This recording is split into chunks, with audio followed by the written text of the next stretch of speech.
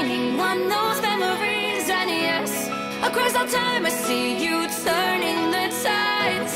And do you see now our time, our turn? We can still fight like the wind and fire. And wonder no more that now is the only time your heart is mine. Light has fallen, darkness grows, and yes, we fight for our destiny and fate. New days smiling for the past and future. Break those chains, lead the way, fight with me. And when you wake up, revenge your rise, raising up your fists and smashing through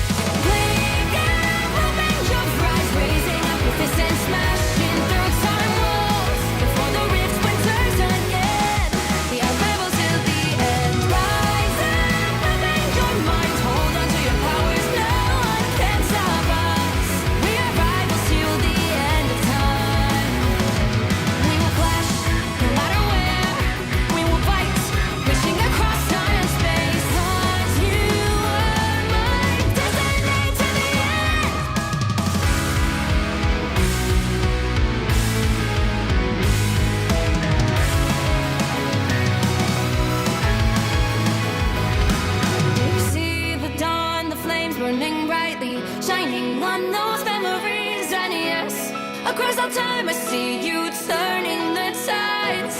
And do you see now our time, our turn? We can still fight like the wind and fire. And wonder no more that now is the only time your heart is mine. Light has fallen, darkness grows, and yes, we fight for our destiny and fate. New days smiling for the past and future. Break those chains, lead the way, fight with me. And when you wake up, open your eyes, raising up your fists and smashing through time walls. Before the rift splinters again, we are rebels till the end. Rise up, open your mind, hold on to your powers, no one can stop us. We are rivals again until the end of time.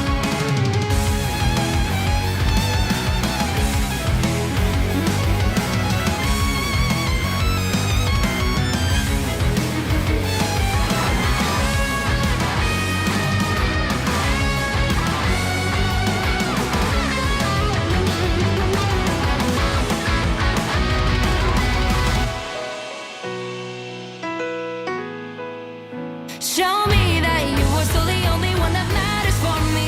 I'll be waiting for you. Wait up, open your hands, holding on to your heart. Look inside you. Can you feel it? The sparks in you. Add it up, unleash it up. Wake up, open your eyes, raising up your fists and smashing through time walls. Before the rift splinters yet again, we are rivals till the end. And rise up, open your mind, hold on to your powers, no one can stop us. We are rivals till the end of time.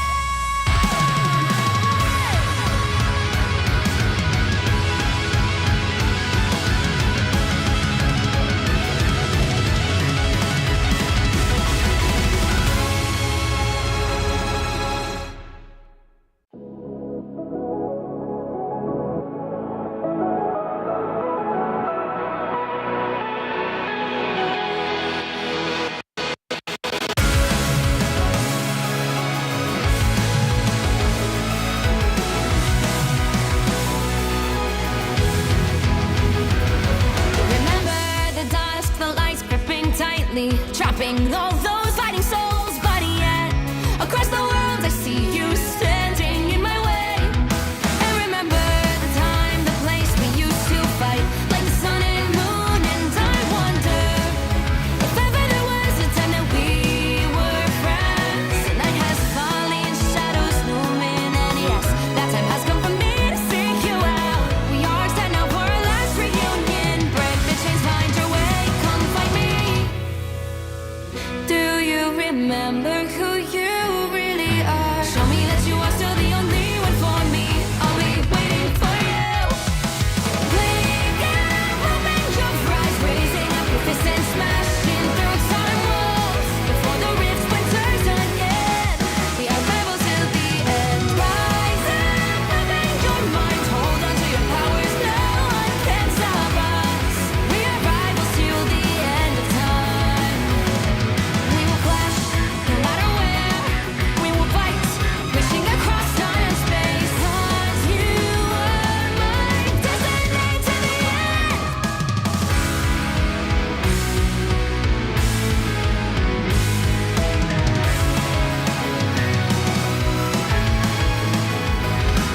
You see the dawn, the flames burning brightly, shining on those memories. And yes, across all time I see you turning the tides. And do you see now our time, our turn? We can still fight like the wind and fire. And wonder no more that now is the only time your heart is mine. Light has fallen, darkness grows, and yes, we fight for our destiny and fate. New days smiling for the past and future. Break those chains, lead the way, fight with me. And when you wake up, open your eyes, raising up your fists and smashing through time walls. Before the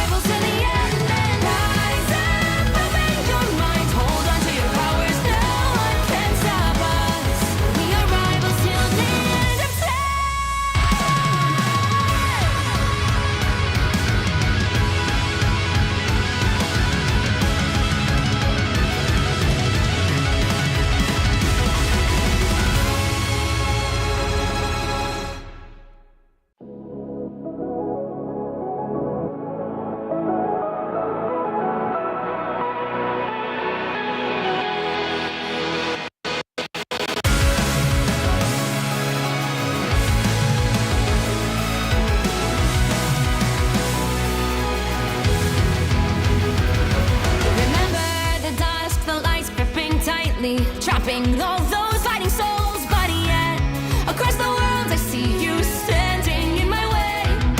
And remember the time, the place we used to fight like the sun and moon, and I wonder if ever there was a time that we were friends. The night has fallen, shadows looming, and yes, that time has come for me to seek you out. We are set now for our last reunion. Break the chains, find your way, come find me. Do you remember who you really are? Show me that you are still the only one for me. I'll be waiting for you. Playing out, open your eyes, raising up your fists and smashing through time walls. Before the rift splinters again, we are rebels till the end. Rise up, open your mind, hold on to your powers, no one can stop us. We are rivals till the end of time. We will clash, no matter where. We will fight, reaching across time and space. 'Cause you are my destiny to the end.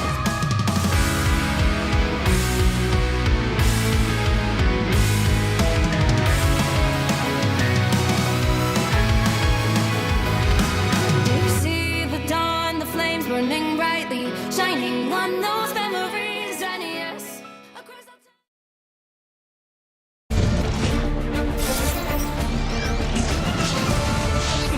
Onto the text here because there's no more sustain. Now the feed is filled with versus glow. The bears, they're feasting. The timer slowly ticking. Will they be able to touch? Benny goes down. Corolla with a great set of push and damage here.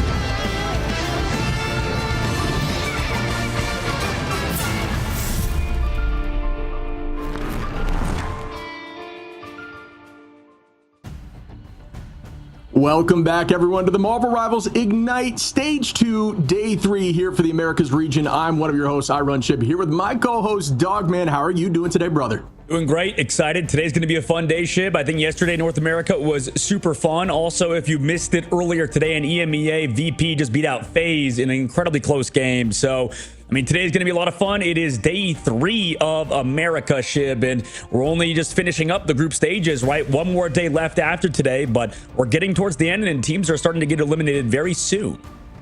Yeah, I mean, it's crazy. And yeah, you talk about teams getting eliminated, but today we're going to have our eyes up on the winner's side of the bracket. So today's competition is going to be insane. We're going to find out who is going to be meeting those teams down in the lower side bracket. But like you said, teams are going to start getting knocked out now, starting up here actually tomorrow, I believe. So pretty wild as we get into those, man. But yeah, ton of fun today. I mean, Envy Fly off the rip. Are you joking me? That's like a storied matchup, right?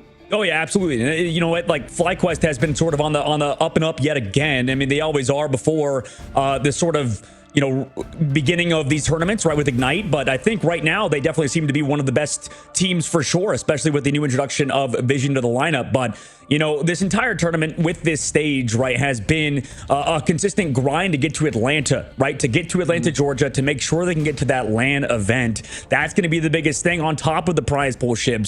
So many things to chat about for sure. But I think, yeah, this matchup today should really tell us a lot about the sort of top teams in the region.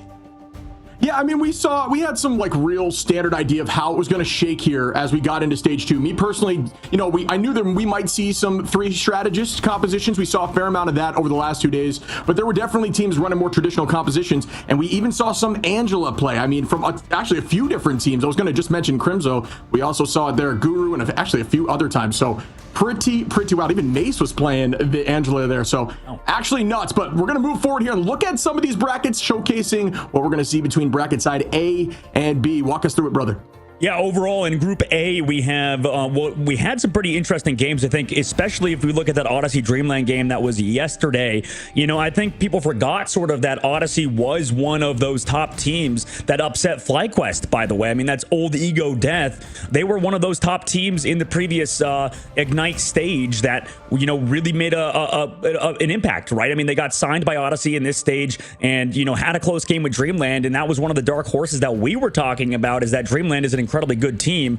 Alongside, I mean, Kiri actually had a close game with Envy, at least in map number 1. And then, you know, FlyQuest versus Fire was actually a close game as well, or was a fun game to watch as well. And then also we got to see the new Rad esports squad, which was formerly a Solaris. You know, I think a lot of people, I think, were somewhat disappointed in Intergalactic's play style, but they always have that lower bracket run they could potentially make, but it's going to be a hard game versus Odyssey.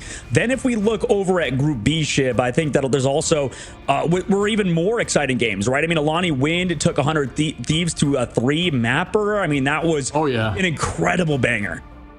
Yeah, I mean, I honestly, you know, I was happy to see it. 100 Thieves, obviously a storied team, a team that's been together virtually one of the longest, you know, cohesive teams with no major changes. So, you know, we expected them to play well, but Alani Wind, I mean, a team that's also more storied, has been around for a bit, maybe less in the limelight. I mean, that was an absolute battle. I mean, but we will be seeing them again as they head towards Busy at Work in the lower side bracket. YFP and DZ meeting up as well. But games we will see today, just to cycle it back, Sentinels here with Nemesis, Extinction, and 100 Thieves. I mean, me personally haven't had a ton of experience with Extinction. I was happy to watch them yesterday and see how solid of a team they are. So that's going to be another crazy game. I mean, we talked about all 4 of our games today, and we will be seeing that on the screen shortly, but all of which I think you and I have been back and forth on who we think could take this thing. I know we'll talk about predictions in a minute, but it's up on the table. These are battles today. Yeah, that's the great part about Marvel Rivals Esports, is that even if you have your set predictions, things can go awry. I mean, so often, right? I mean, one or two bad fights for a storied team could definitely steamroll, right? I mean, like with Extinction versus Busy at Work, and we'll be seeing Extinction later on versus 100 Thieves, but I don't know if any of us really expected Extinction to be this good, and we'll have to see how they are later on. And that's because, I mean, I personally rated Busy at Work to be very solid, and they just 2-0'd them. So I think that there's a lot of incredible games today, and I think it starts off with one of the most exciting games in Envy and FlyQuest for sure. And we both have, you know, pretty different predictions today across the board. Yeah, I think we'll have to talk about these getting shifted up a little bit, because I think you and I had a conversation about how we wanted to see these changed up. But yeah, right off the rip, Envy, Fly, you and I differently. You know, I've got to say, I think Envy, you know, a ton of momentum behind them. They did play second in the Worlds event, but FlyQuest was that team that made the storied run that we talk about still, where they went and got knocked out of the lower side bracket and made it all the way through to lead that whole side of the bracket going into the seeding stages. So really an insane run, shows a team that is playing well together, and they've virtually been the same team besides that addition like you had mentioned. So yeah, I mean, either team, it can go either way, but you know, you and I, a little divided here on game 1. Well, and then speaking about, well, I mean, undivided here in this case, I mean, Nemesis, we both agree, right? One of the best teams, should be able to, you know, win handedly, I would say, versus Sentinels, considering, well, I mean, it's just tough because Sentinels struggle versus YFP, and maybe YFP is a lot better than we thought. And then there we go, difference between Dreamland and Rad. That should be a banger. I thought I would change my prediction to 100 Thieves versus Extinction, but I think we both can say that should be a good game, considering another team like Sentinels that also struggled, unfortunately. And it's interesting that they're both struggling in different aspects, right? Sentinels trying to get adjusted to a brand new roster, whereas 100 Thieves, I mean, yeah, they have a brand new roster as well with the addition of Nuck, but it's still adding that single player, still having the core of Terra, Delena, Vinny, and TTK, right? You would assume, okay, this team would not struggle that much, but honestly, versus another up-and-coming team, they also had a tough series yesterday. So we'll have to see if Sentinels or 100 Thieves can bounce back today, because I know they have a lot of fans in the scene, but also, I mean, they generally are very solid. So right now, North America is getting tighter and tighter in the competition department, Shib. Yeah, and as the competition gets tighter, the pressure raises, and some teams show up in that moment. You talk about 100 Thieves. I think they're a team that just shows up when the pressure's on. I mean, granted, you know, we can talk about the Worlds event where they kind of struggled a little bit. And they did make it pretty far. I believe 4th. I'd have to go back and check to guarantee that. But yeah, I mean, yeah, it's a whole new ballpark and a whole new ball game when you get to that level. But now we're diving into that first matchup we had been kind of hyping up here. Envy, FlyQuest, both you and I on 2 different sides of the coin here. You have Fly, I have Envy. I am stoked to see how this shakes up, and we call it the champion of the comeback versus the undisputed leader. Yeah, I mean, FlyQuest in that first group stage was able to kind of come back through and win in that lower brackets after losing very early on to even claim that first seed, whereas Envy struggled in North America on their side. And that's why, you know, it's interesting because Envy didn't really struggle at land at all. I mean, they were the best team basically besides Rad Esports at land, now Na'Vi, and that team should be good. But theoretically in FlyQuest's roster, right, they just made nothing but improvements. And that's no shade necessarily at Light or Audios when they had them on the roster, but Vision has been a huge increase to this team's firepower. I mean, this guy is so good at Namor. I think you and I both can talk about that to a you know, an incredible lengths. But you know, when we talk about this roster in FlyQuest, you know, they've generally underperformed, I think, when it matters most. So it's really going to be up to them to not only do well on this group stage, but also prove today that they are the better team than Envy. And I would think so. I mean, with the addition of Visions, but there's a lot of difficulty that they have to go against, which we could talk about later. But Envy is a roster that also is good at many different compositions, and both teams have a fundamental basis of understanding that triple strategist composition that we know that is so good right now, Shib. I think there are some slight differences that we could talk about in a second once we go to that ban phase, but we already know, I mean, Envy, one of the best teams, if not the best team in North America right now, and for very good reason, right? Yeah, I mean, they're constantly performing, right? Getting to second place in the Worlds was no joke. I mean, I think a lot of teams put them in the seeding of at least first. I think we had, you know, them seeding first at least, but, you know, it's a totally different ballpark. Like we said, ball game when you get to that level of play and that intense and live and all this kind of stuff comes into the mix. And that is going to continue to happen as we go through deeper levels of these tournaments. But yeah, I mean, they didn't even show their Tap, right? Tap now on the roster. We saw Tap actually in a strategist role yesterday, which if I was a betting man, I would not have guessed Tap would be playing that triple strat role and instead would have been the duelist. But when you have Speedery there, it's like, you know, who do you choose? And Tap did a great job there on that Jeff as well. So we are going to be heading into this first matchup. But yeah, man, a ton of talent on these rosters like you just saw. It's really, I'm just stoked to watch this one. Yeah, I mean, this will be a best out of 3 in the group stages, back to the Ignite banning format that we are very used to now after the last 2 days in North America, also EMEA, Asia, and Oceania, right, where we have these sort of, you know, ban phases that really target the enemy team, right? So every ban that happens, Envy banning out Luna Snow, that will not apply to them. That only applies to FlyQuest on the opposite side. And whereas FlyQuest already banning out Mantis, that is a probably more typical one, but not typical is that Invisible Woman ban ship. That is very interesting that happens so early, and the Adam Warlock ban comes on the other side for Envy. Yeah, the early lock of Invis is definitely different. So yeah, I mean, I was just looking, you know, Envy, last time they played, there was Mantis Star-Lord back-to-back double ban. I think that's more maybe targeted. So they definitely do their research, as it's a totally different look down here in terms of who they want to ban out. I'm sure it's map dependent. You know, that's the coaching stat decision. Look at that, the double Invis lock. It must just be due to the fact that Celestial Husk is a pretty decent Invis map. I mean, there are some off-mapping locations and such like that. So what are your thoughts there? I mean, that's got to be something like that. I mean, I think, well, there's a few things like, you know, Torch potentially is available, you know, because we ban out all these strategists, because they're so good with Ultron, with Mantis, with Adam Warlock, right? That does allow, a Torch to go through, right? And that would definitely be a big part of it, having that team up, having the extra shields, the overhealth.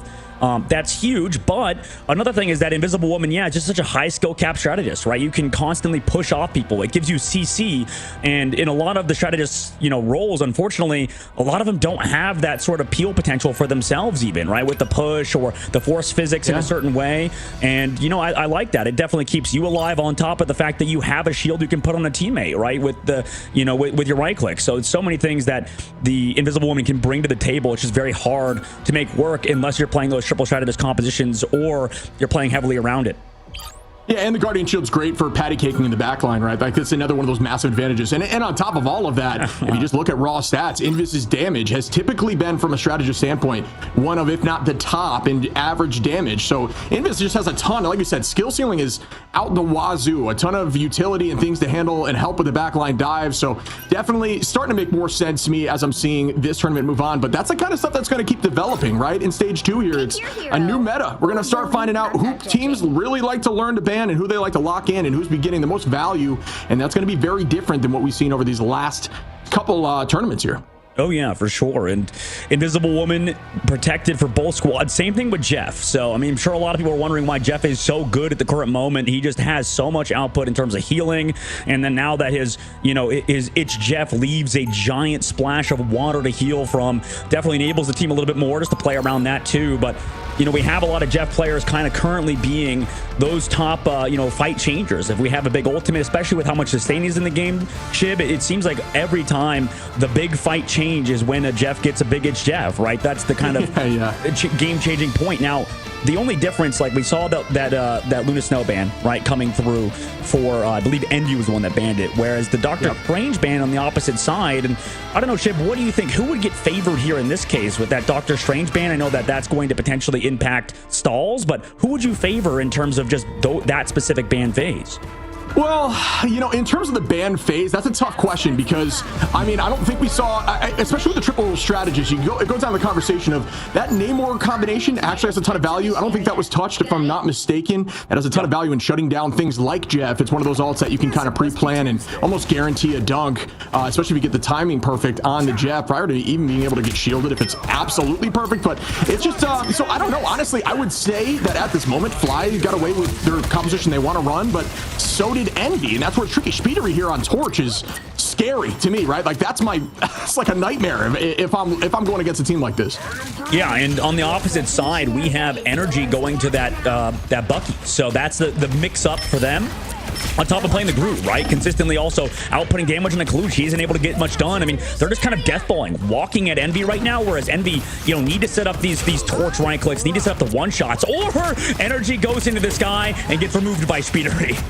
Yeah, and that's going to even the odds here a little bit as they come back. Cal actually going to be into play here on the Luna, so that's going to be something that you and I haven't seen too much of. We've seen Cal on every single role, even mentioning the first time Magneto early on in stage 1 and absolutely popped off there. So definitely a versatile player, just really strong in the hit. Oh my goodness, into hit scan in general. Kalu's going to find Spark Chief though with the damage from Speedery as they still hold on to point 1. 27% early on in this fight, and they are just calm, cool, and collected right now. Just keep that damage out, build towards ultimate, and get ready for fight 2, and they really seem calm as again Nero's going to find Zelos, and Nero is going to be the one on the Jeff in this game. Well, the reason why Envy won that fight was because even though they lost Kalush, Nero was set up on the flank, still harassing the backline, doing a lot of damage, and then Speedery is able to set up off that distraction, right? So eyes off the enemy team, right? Eyes off your main force, and you can take full advantage on that Torch like we just saw in that last fight.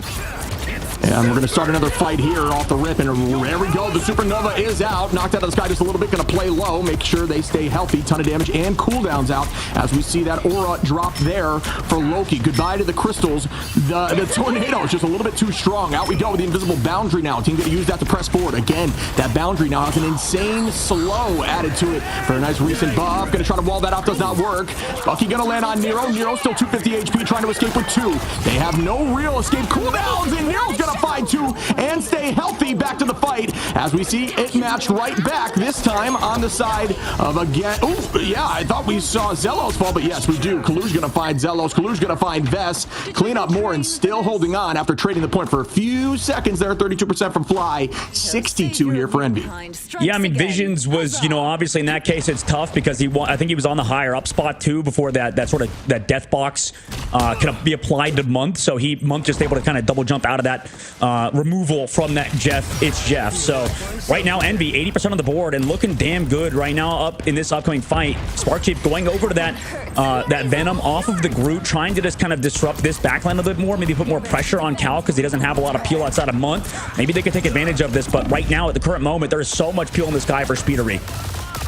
Yeah, I mean, it's, in my opinion, like I said, he's just such a dominant force out there in the sky, and it's tough to not match Torch. I mean, granted, this is a different meta, so we have seen this happen twice in a row, you and I together now, where Torch is not matched, and now Month gonna find Cooper, Speedery out of Zelos, that's 2, goodbye to the back line, and that's gonna buy them a lot of safety. Now you just play slow as a team here for Envy in OT, and this is looking dangerous with the side of FlyQuest. Kalu's gonna find Vest now, keeping the number ticking down, almost another here for Speedery, but onto the back line they cannot touch, and that is map 1 for Envy.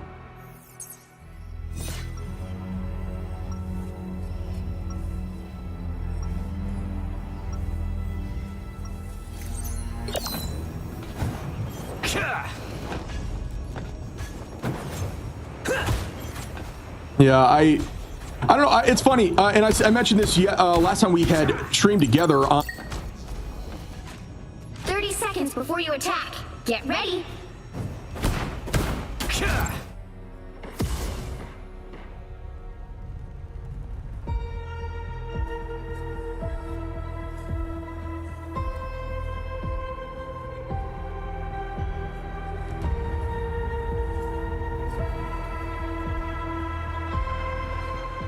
The battle starts in 5, 4, 3, 2, 1. All you need to do is capture the mission area. Got it?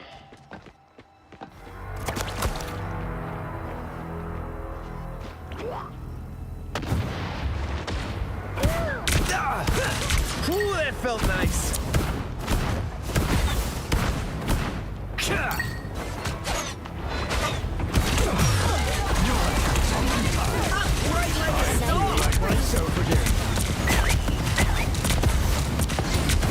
Looks like the mission area is yours to capture now. Keep your tentacles.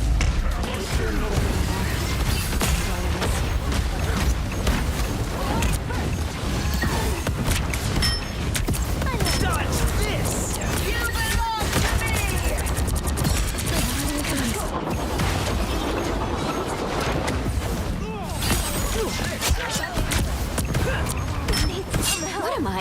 Invisible? The mission area is yours. Snowball fights. A commendable effort.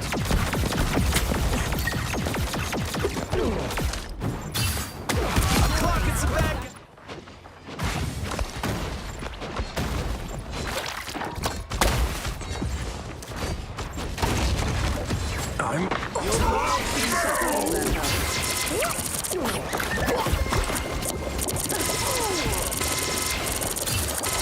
Bless the healing arts. That is much better.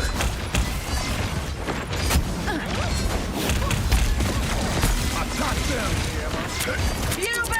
I am ready to put on a show. They could make something huge happen if they win this next fight, and it could get dicey for Fly. They just got to maintain their composure and make something happen. Out this back line, really just kind of making sure that they can't push forward. And at the current moment, we said with FlyQuest, they want to set up maybe that Namor ult on Nero when he comes in with the It's Jeff, right? That could be a good setup, or to go in with this ultimate on the backside because they don't have that, you know, save. But here comes that damage boost, and oh no, nothing out of that whale. And here comes a Meteor M from Window, needs to connect, doesn't. But right now at the current moment, FlyQuest kind of down because they lost out on that Namor ult. That Horn of Proteus being removed is huge. Yeah, we'll start once more. It's still Envy holding on here. Slide off advantage. Out we go. Vision going to find a two-piece on a Cal and Muff, and that's a huge take as Window is going to find one back. Sparching and Energy going to find an additional two, and now Envy are down heavy in numbers, holding on with two for as long as possible. 78% is that number. FlyQuest doing a good job on the retake, but at this point, it is a one-fight situation here, one-fight territory. There is no Strange for the teleport back, so Envy's got to make something happen. They have some time, and they can. It's all about, at this point, winning one big ultimate fight, and FlyQuest making sure they can maintain and hold these ults, finding picks in the neutral prior to that big fight coming. For sure, yeah. Finding picks in the neutral, also building up that It's Jeff, right? These, you know, both of these Jeffs have been absolutely so impactful in the series so far. And Vision's finally getting on the board with his own, getting a two-piece off the map. And, you know, fortunately for both Jeff players, there's not any killer whales in the lobby. Energy, though, finding off the pick on the backside. Nice job from him on that Namor. It's interesting enough that Energy's the one on the Namor, too. Forgot to make that point, is that Vision's on the Jeff is sort of a difference to teams of his own past. But, you know, picking up that Jeff has been huge for them as they're able to find just a neutral fight pick, which is very rare into these compositions, and also for Speedery, who has that Snowflake constantly. Yeah, I mean, there's just so much commitment there, like you're saying, on to Speedery. The double pocket is so threatening, and also that team up. You can't sleep on that team up as well with him outside of having that Guardian Shield from the right click. So much to deal with up there in the sky. But Namor, we've talked about this in the past as well, is one of those picks that actually does a decent job. You don't need to aim, so all the juking everything that can be provided, and just the hitbox manipulation that you can, you can have there with Torch in the Sky doesn't really have that much effect into a turret that does not miss. So these squids have just, 2010 vision and literally cannot miss. But at this point, Envy still doing a good job trying to build. They have 3, almost 4 ults now. Cal had to commit the dance floor there. FlyQuest holding on to 4 as well. They can turn this around now, 85%. And this is a comeback that we would expect from a team that just thrives in the comeback window. Goes off. Does this one land? Bang! It does. Goodbye to Energy. Yeah, that's a huge ult to connect onto, but here's an Itch Jeff on the backside, considering that's the sort of, way forward, I think, for this team, is finding ultimates out of their Magneto player. But right now, Envy cleans it up through that ultimate, and like we saw in that last fight, Windows saving onto that Meteor M specifically for that invisible boundary. And sure, FlyQuest's up 99%, but Sparksheep is getting staggered out in a huge way right now. Yeah, I mean, this is big brain by Envy. This is exactly what you need to do in that situation. Take that to ladder with you, folks. If there's one left, especially something like Bruce, buy time, especially if they don't have a way off the map, and find a pick right before the next fight, if that's going to be the case, or if they're unable to touch, make sure that happens prior. But here we go again with a Supernova on height here from Speedery, who is going to get Cynic seduced. Actually going to stay off, as I believe that's Kaluge, excuse me. Just kind of off in the same direction. Keeping eyes on the rest of the team towards the back line. Energy now has no cooldown in terms of that shift. Goodbye to Energy from Speedery. Kaluge on the Vesh. Energy gets one back on a month, though, with the whale from downtown. And already that's going to end as Envy gets map 2, but that was looking like a lot more of a tight match. Oh yeah, that was a really tight match, and you can see at the very end, FlyQuest actually did a pretty good job stalling out, considering how many cooldowns they were forced to use because of the Supernova, right? Like you said, with that Namor, and then also with the Loki regenerative crystals, right? There was so much trying to sort of, a regenerative domain, trying to stay alive, right? They were just committing everything early, and it didn't end up working out, right? I think that Envy, in terms of, if we go back to that draft phase, the fact that they were able to keep Luna Snow wasn't touched really enabled them. I think FlyQuest banning out Doctor Strange and getting a Doctor Strange of their own didn't really end up mattering, sadly, because they only got to use the Doctor Strange portal basically once. So Envy, because they were always in the advantage, sure, FlyQuest was able to go up to 99%, eventually able to win that fight, and because they had the Luna Snow, it just enabled them so many times. We see that Zelos going 1-7. It's just not able to live, just on the back foot at all times because of Speedery. I mean, 11 final hits. I've seen comments of people asking, like, okay, why is Speedery the best player in the world? It's because, he's on one of the best teams for sure. I think that's a big point, is that Speedery is, on probably one of the best teams, if not the best team, but also he takes advantage of that hard pocket, right? He, rather than a lot of other duelists, is able to really get maximum value out of things like Human Torch, and is, if not the best Human Torch in the game. So right now, this team looks so good, and it's because they were able to play Human Torch alongside that Luna Snow. It's funny you mentioned that, because it's just a conversation where something like, oh, this is going to be a dunk here. Notice real quick, just a call out. Notice how everyone put commitment onto where initially Magneto was aiming, and then at the last moment, the flick away towards a more vulnerable backline, or whoever had just used cooldowns. Big brain there. Make sure you understand that. So forcing cooldowns out and then throwing that rock somewhere else is definitely the way. Again, looking at Speedery, 23 KOs, only falling 2 times with 11 finals is obscene. And just circling to your point, that pocket, right? That pocket, if you can commit and actually get value with the pocket, it makes the pocket worth it. Whereas you may not always see that in ladder. If you're pocketing a torch that isn't providing, it may not be worth focusing all your energy there.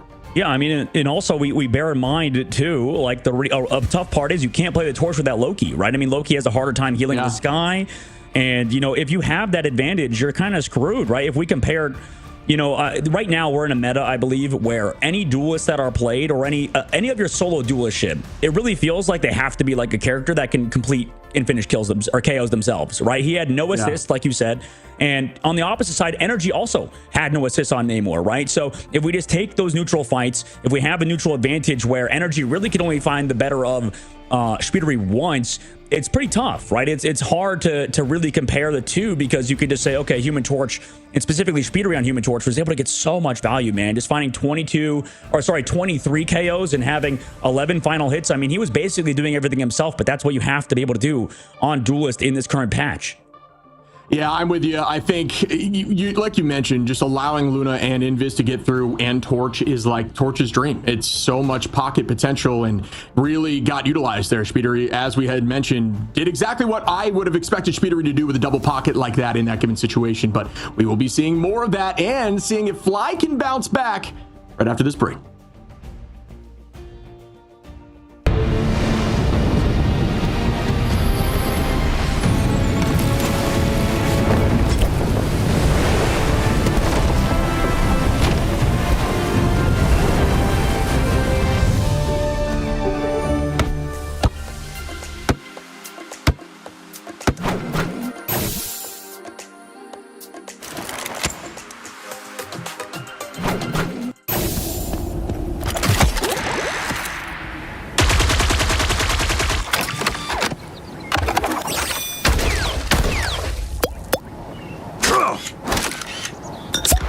Screen.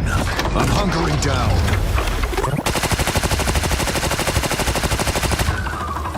Judge, jury, executioner!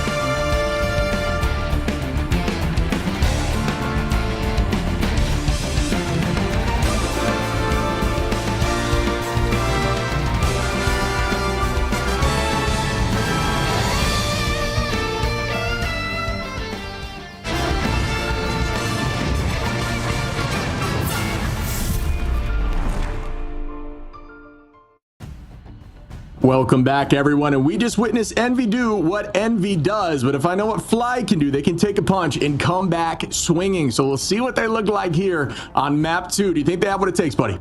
I mean, I think they do, yeah. I mean, FlyQuest is a solid team. I think they just have to go back to that draft phase, and especially as we move over to Convoy and Convergence, I believe that's one of Envy's best map types, and I mean, it's tough to say because they're pretty much good at everything, right? They've not lost a map so far, but, you know, we still have an entire tournament to go on moving forward, but this team is pretty much good everywhere. I think the only problem is that they sometimes Envy maybe struggles on Convergence and Convoy comparatively to Domination. Now, a big tough part, the biggest thorn in the side of FlyQuest is their best composition, like I was telling you earlier, is that Namor Hulk composition, right? Playing heavily around it. It was a little bit different this time. Obviously, putting energy on the Namor is very interesting. Also putting vision on that Jeff. But at the moment, I just feel like Envy's really good against that composition. And if they keep playing it, I just don't have a lot of hope for this team moving forward. But if they can avoid maybe allowing Envy to play their best compositions with that Human Torch and stuff, for example, I think that would enable them a lot more. But, you know, both of these teams are really good at triple strategists in general across the board, Chip.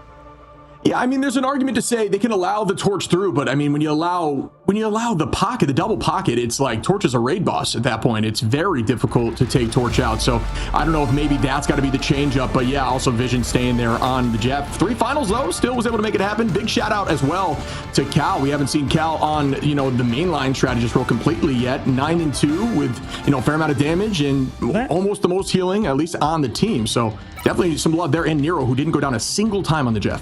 Yeah, that's the benefit of this team, Envy. I think just to sort of hammer home your point, Shib, is that, like, yeah, it's just they have two, you know, former professional league players in terms of their strategist gameplay, right? Cal used to play so much support, so much strategist, and now over to this game in Marvel Rivals has been a duelist player, so he's able to kind of flex back. Same thing with Nero, and Tap is also a great player too that they have on the bench. So this team really does have a huge amount of firepower across the board, especially in the strategist department. Yeah, absolutely. They can just play virtually anything. It seems like almost everyone's willing to flex to some sort of role. And Month just been a mainstay on that back line consistently, though, again, with that invis. Well done there as well. Again, look at these bans. Very different than what we've seen is the double Emma ban off the rip and the lock-in of Strange. And this time, that's going to be locked in from the side of Envy. So that's a little bit of a change up here. Yeah, that enables these triple Vanguard comps for defensive side. Leaving it for yourself for defense is going to be huge moving forward. We have a Magneto Protect also coming through to make sure they can continually play that. But a group ban comes out as well to make sure that if they do play the triple Vanguard compositions, they aren't matched in that department. Whereas FlyQuest still going for that triple Strategist ban alongside the Emma bans is definitely interesting, like you said, Shib. I think the biggest reason is that Emma in general is just really good, especially on Convoy Convergence, when this character can just hard anchor that payload, hard anchor that cart. And realistically, when you have, for example, Kaluge doing what he does on the Emma Frost, I mean, they haven't lost with him on the Emma Frost just yet as well. So I think that really enables this team Envy whenever they can play that Emma Frost. So it makes sense to get rid of it. Yeah, definitely in the conversation for one of the top Emmas. And I do think right now, based on the banning phase, this is another really good ban here for the side of Envy. I love that call out of the triple hold, because that is where they excel in allowing that to come through and guarantee that they can run that triple, which they found, like I said, a ton of success with. And then shutting it down on the side of Fly is a major play, especially at Yggdrasil, which we've seen that on both sides 1,000 times. Remember, folks, this map is selected by FlyQuest. It goes random domination first, then the losing team then chooses if they want Convoy or Convergence and which map, and then if it happens again, it goes back to the other side and they choose the final mode and map. So that's kind of how this breaks out. But yeah, I think again, I mean, my personal pick here is I think Envy's ban, at least for their strength, is a win here so far. Yeah, I mean, the only problem is that if we look at the overall meta, right? I mean, in terms of triple strategists and what teams are valuing at the current moment, I think that FlyQuest actually did pretty good in the ban phase in terms of just being able to play those comps, right? But to your point, it's a very map-specific ban phase, right? And that's what Envy's banking on, right? They don't get to play the Mantis, but they allowed FlyQuest to play the Mantis. Theoretically, just because of that fact alone, if we're not taking in account maps, right, in a vacuum, FlyQuest should be able to, play the Mantis, play the other high-damaging heroes. They also got rid of the Torch for Speedery's side. But I think that the Vanguard bans actually make a ton of sense for Convoy and Convergence. I think you're right, and I would actually agree with Envy's ban phase. But like I said, in a vacuum, I mean, which we're not in, Envy, FlyQuest comp is actually very solid just because they're able to get that Mantis unmatched, and same thing with that Ultron. So I don't know. It's going to be a very interesting map to learn, I think, a lot for both of us and our viewers to see, was that Vanguard ban phase really the way forward for Envy? I mean, the viewers think that Envy has made the right choice. As we see here, 92% to 8% as the teams are going to be setting up. I have no doubt, at least on the defense, we will see triple hold here from Envy. But we're going to find out together what Fly wants to do. Looks like they're running more traditional here. And that is their play of giving some space up and not holding directly on the card. And they are going to be running that actually 2-1-3 composition, which, is very close to what we'd see on the defense, but a little more traditional here as we start off now. Cal going to be over on the Warlock. We have seen that in the past from Cal, which has had a ton of success. And Kaluge going to be on that Strange, who I think is taking a jump up here in the meta with that recent change just because of how fast you can expel that dark magic. Yeah, that is interesting. They don't want to play the Mantis, and they also don't want to play the Ultron that they protected on the side of FlyQuest. But I guess it makes sense, too, with Invisible Woman, potentially in the sky, pulling in that Ultron. And then also Jeff, with the Jeff, just can change the fight entirely. So, prioritizing the Jeff again for FlyQuest, whereas Envy taking, like you said, that opposite approach with Cal on that Adam Warlock. But Ultimate's coming up soon, Shib. We have a friendly present from Window being built so quickly because they get that Groot unmatched. Yeah, I think Window, obviously, also a very strong Groot. Oh, I believe that was Eden, yeah. Actually deflected. No, deflected by Strange towards the back line. I'm 90% sure. That is crazy. But still, we're going to find some value as Vision does go down. Still walking forward. Not 100% sure on that, but we might have to go back and check that out. Energy. Now I'm going to take some space, potentially use the Beyblade strategy. The melee animation canceled there with Phoenix, who has just been massive in the meta. Speeder, we're going to find one on the Energy and just trade that battle, making sure that they can claim being the real Phoenix, not just Jean Grey. Now we're going to start pressing in here with Kaluge, who's going to be slightly slowed up as the rest of the team is going to drop back. Very smart play by Firefly, good pull in. Kalush just barely able to hold on. Really well done by the backline of Envy to hold on. And here comes a big eye. Does it find value from Kalush? Shield plus also Meteor M, so that guy totally CC immune. Also, with this ultimate for the Ensong Inferno from Speedery, not finding anything necessarily, but creating some space. Here's that itch, Jeff. Month actually gets picked off by Energy before he can come on through, which is a fine take until that res comes through. And because they're in that full advantage ship, they get everybody back here in a moment. Even if he goes down on this front line, they all get resurrected. And Window back onto that Groot, able to pump out so much damage alongside getting another trailing present. Yeah, I mean, the amount of value on a double res into a pick is obscene. Really well done again for them to take this point relatively early. 4 minutes, 14 on the clock still for Envy, who looked absolutely clinical there. FlyQuest did the best they could prior to losing a little bit too early to the fight. Just in those neutrals, the losing one is very detrimental. When it happens to Envy, we've seen it happen to Envy a few times. That's all right because you do have that res. So that is the change and the mentality shift you need to have. When you go down in numbers, you got to realize that if that ultimate has been calculated properly, those numbers have not been truly lost, and they will come in with a ton of HP. Yeah, right now switching Envy over to, or Energy over to that Star-Lord. You said Vision over to that Ultron. So they're really just trying to play quick, fast-paced gameplay, throwing the drone on Energy. Energy just goes out with those blaster barrages, able to take down Speedery. And right now, Envy doesn't have any ult, so you can take full advantage of this neutral, right, just with pacing. But the matter of the fact is that Window's going to build up this Strangling Prison so fast because he's playing that Groot unmatched. We'll see what the opposite side could do if they could go for a eat on Vest. Spark Chief's off that Captain America as well. They really just want to keep up this high-paced tempo. And here we go with the Galactic Legend goes off. A ton of damage out. Invisible Boundary saves of literally single-digit HP. Down goes Energy from Kalush, who jumps up into the sky. I am Groot as we see the group hug goes out. Does not find too much. Still pulls out some cooldowns. Out we go with the strategist line now up again. Rage of Ultron has been launched. Still didn't find too much. Kalush going to take out Zelos. Numbers up again for Envy. Walking in with a big meteor. Down goes Cal from Vest. But that res could still be there. And that's the downside to looking at that right side of the screen. That feed, that KO feed is not always telling the truth as Cal comes right back. Speedery gets one and then falls to Energy again with these back and forths. And the res of Destiny. Everybody walking forward once more.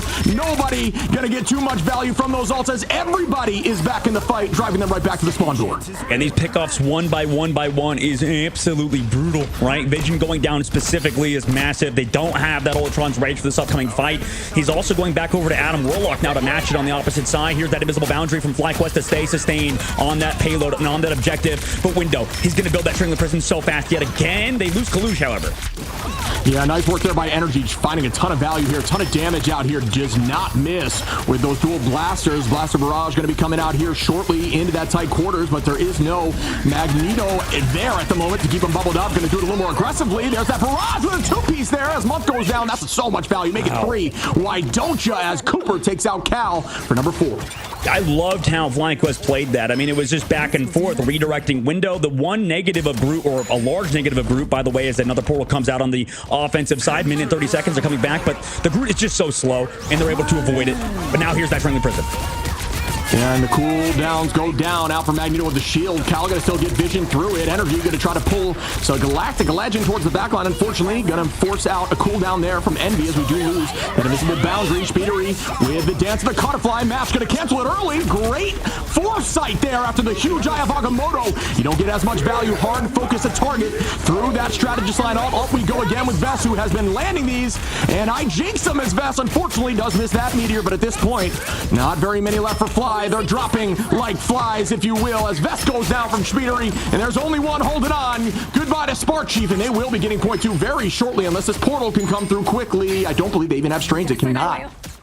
Yeah, and this team really does have like an incredible amount of riches in terms of the bench. I mean, considering they have arguably the best Psylocke 1 and 2 in North America in Speedery and Tap, and you can see exactly why in that last fight, Speedery is one of the best Psylocks, right? Like you said, the coordination, canceling his ultimate to make sure he can secure those eliminations through those shield blocking of the heals from Kalush. So huge work from him, massive job from Envy, and you would think after the Psylocke nerfs that this character would fall off a cliff. No, not in this case. Envy playing that character to a high level. And now this upcoming fight, FlyQuest do have that res available. They can now finally match that sort of res firepower that Envy has, especially this Strangling Prison.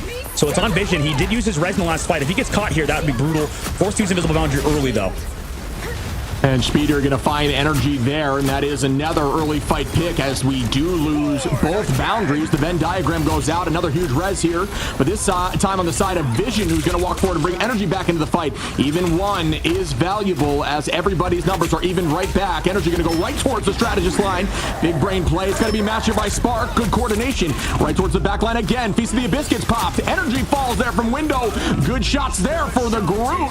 I am Groot, but that was not a huge eye from Kalush, who did try to make something happen. The rest of the team dropped backward. Good idea, but just no real commitment as it does not land again. Vess is going to find Month. Out we go with the dance floor, and everybody's pressing Q as Cal brings Month back. I mean, huge dance floor as well. And yeah, like Cal, like you said, just able to find these picks though. So, you know, with that, able to find those coordinated eliminations. Here comes a huge fate of the Cutterfly, or Dance of the Cutterflies as well. And there is nothing here, Shib, in terms of that soul bond to keep him alive, but he does have self-res to come back. Wow, Beth's going to find another pick there from Speedery, and the eye again. Wow, that was incredibly quick how fast that eye came back, and that's just crazy as Zelos goes down. Cal going to find Cooper. That might have been record time there. Well done again by Kalush, just finding a ton of damage and getting that eye quickly. That's another one of those slight buffs you don't notice from getting a faster cooldown on that ease. The raw damage you can output means faster ultimates, more Eye of Agamotto's means more W's, and that's a big pick again onto Spark Chief, who thought that they had escaped, but no, Zelos is going to be able to res Spark Chief. They should have one more huge 6v6 fight here. 6 seconds on, they do have to touch, and Window finds Cooper. Spark Chief gets a 2-piece in the back line. Make it 3, why don't you? As Kalush takes out Vest, but at this point, numbers now are up for FlyQuest as Energy takes out Speedery. Cal gonna res. Does Cal have the team res available? Not quite yet. Gonna try to build that, but it won't happen before the natural reses come through. Spark Chief again on Window. Vision onto Vest, bringing Vest back. Energy onto Cal. Vest on a collusion. That should be a hold here, unless a portal comes through at the last second, which Kalush just falls. Not sure that it can, but I've been wrong before. No, it does not.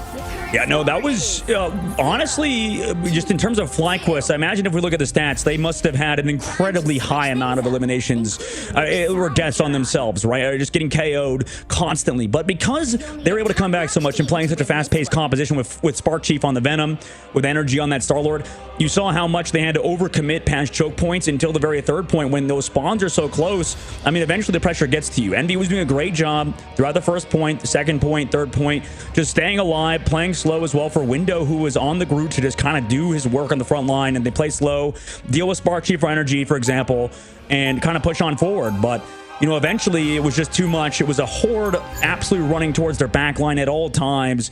Just looking at the stats now, yeah, I mean, there was 7 eliminations onto Energy, right? Most in the lobby, but his entire goal is to not really just, I mean, obviously you want to live, but he needs the hard commit on these dives, get bubble from Vest, and go in with Spark Chief so they can set up one-shots, because you need those. That's the way forward in the current patch of Marvel Rivalship is, you know, getting these one-shots either with the Meteor M or combinations of that Venom.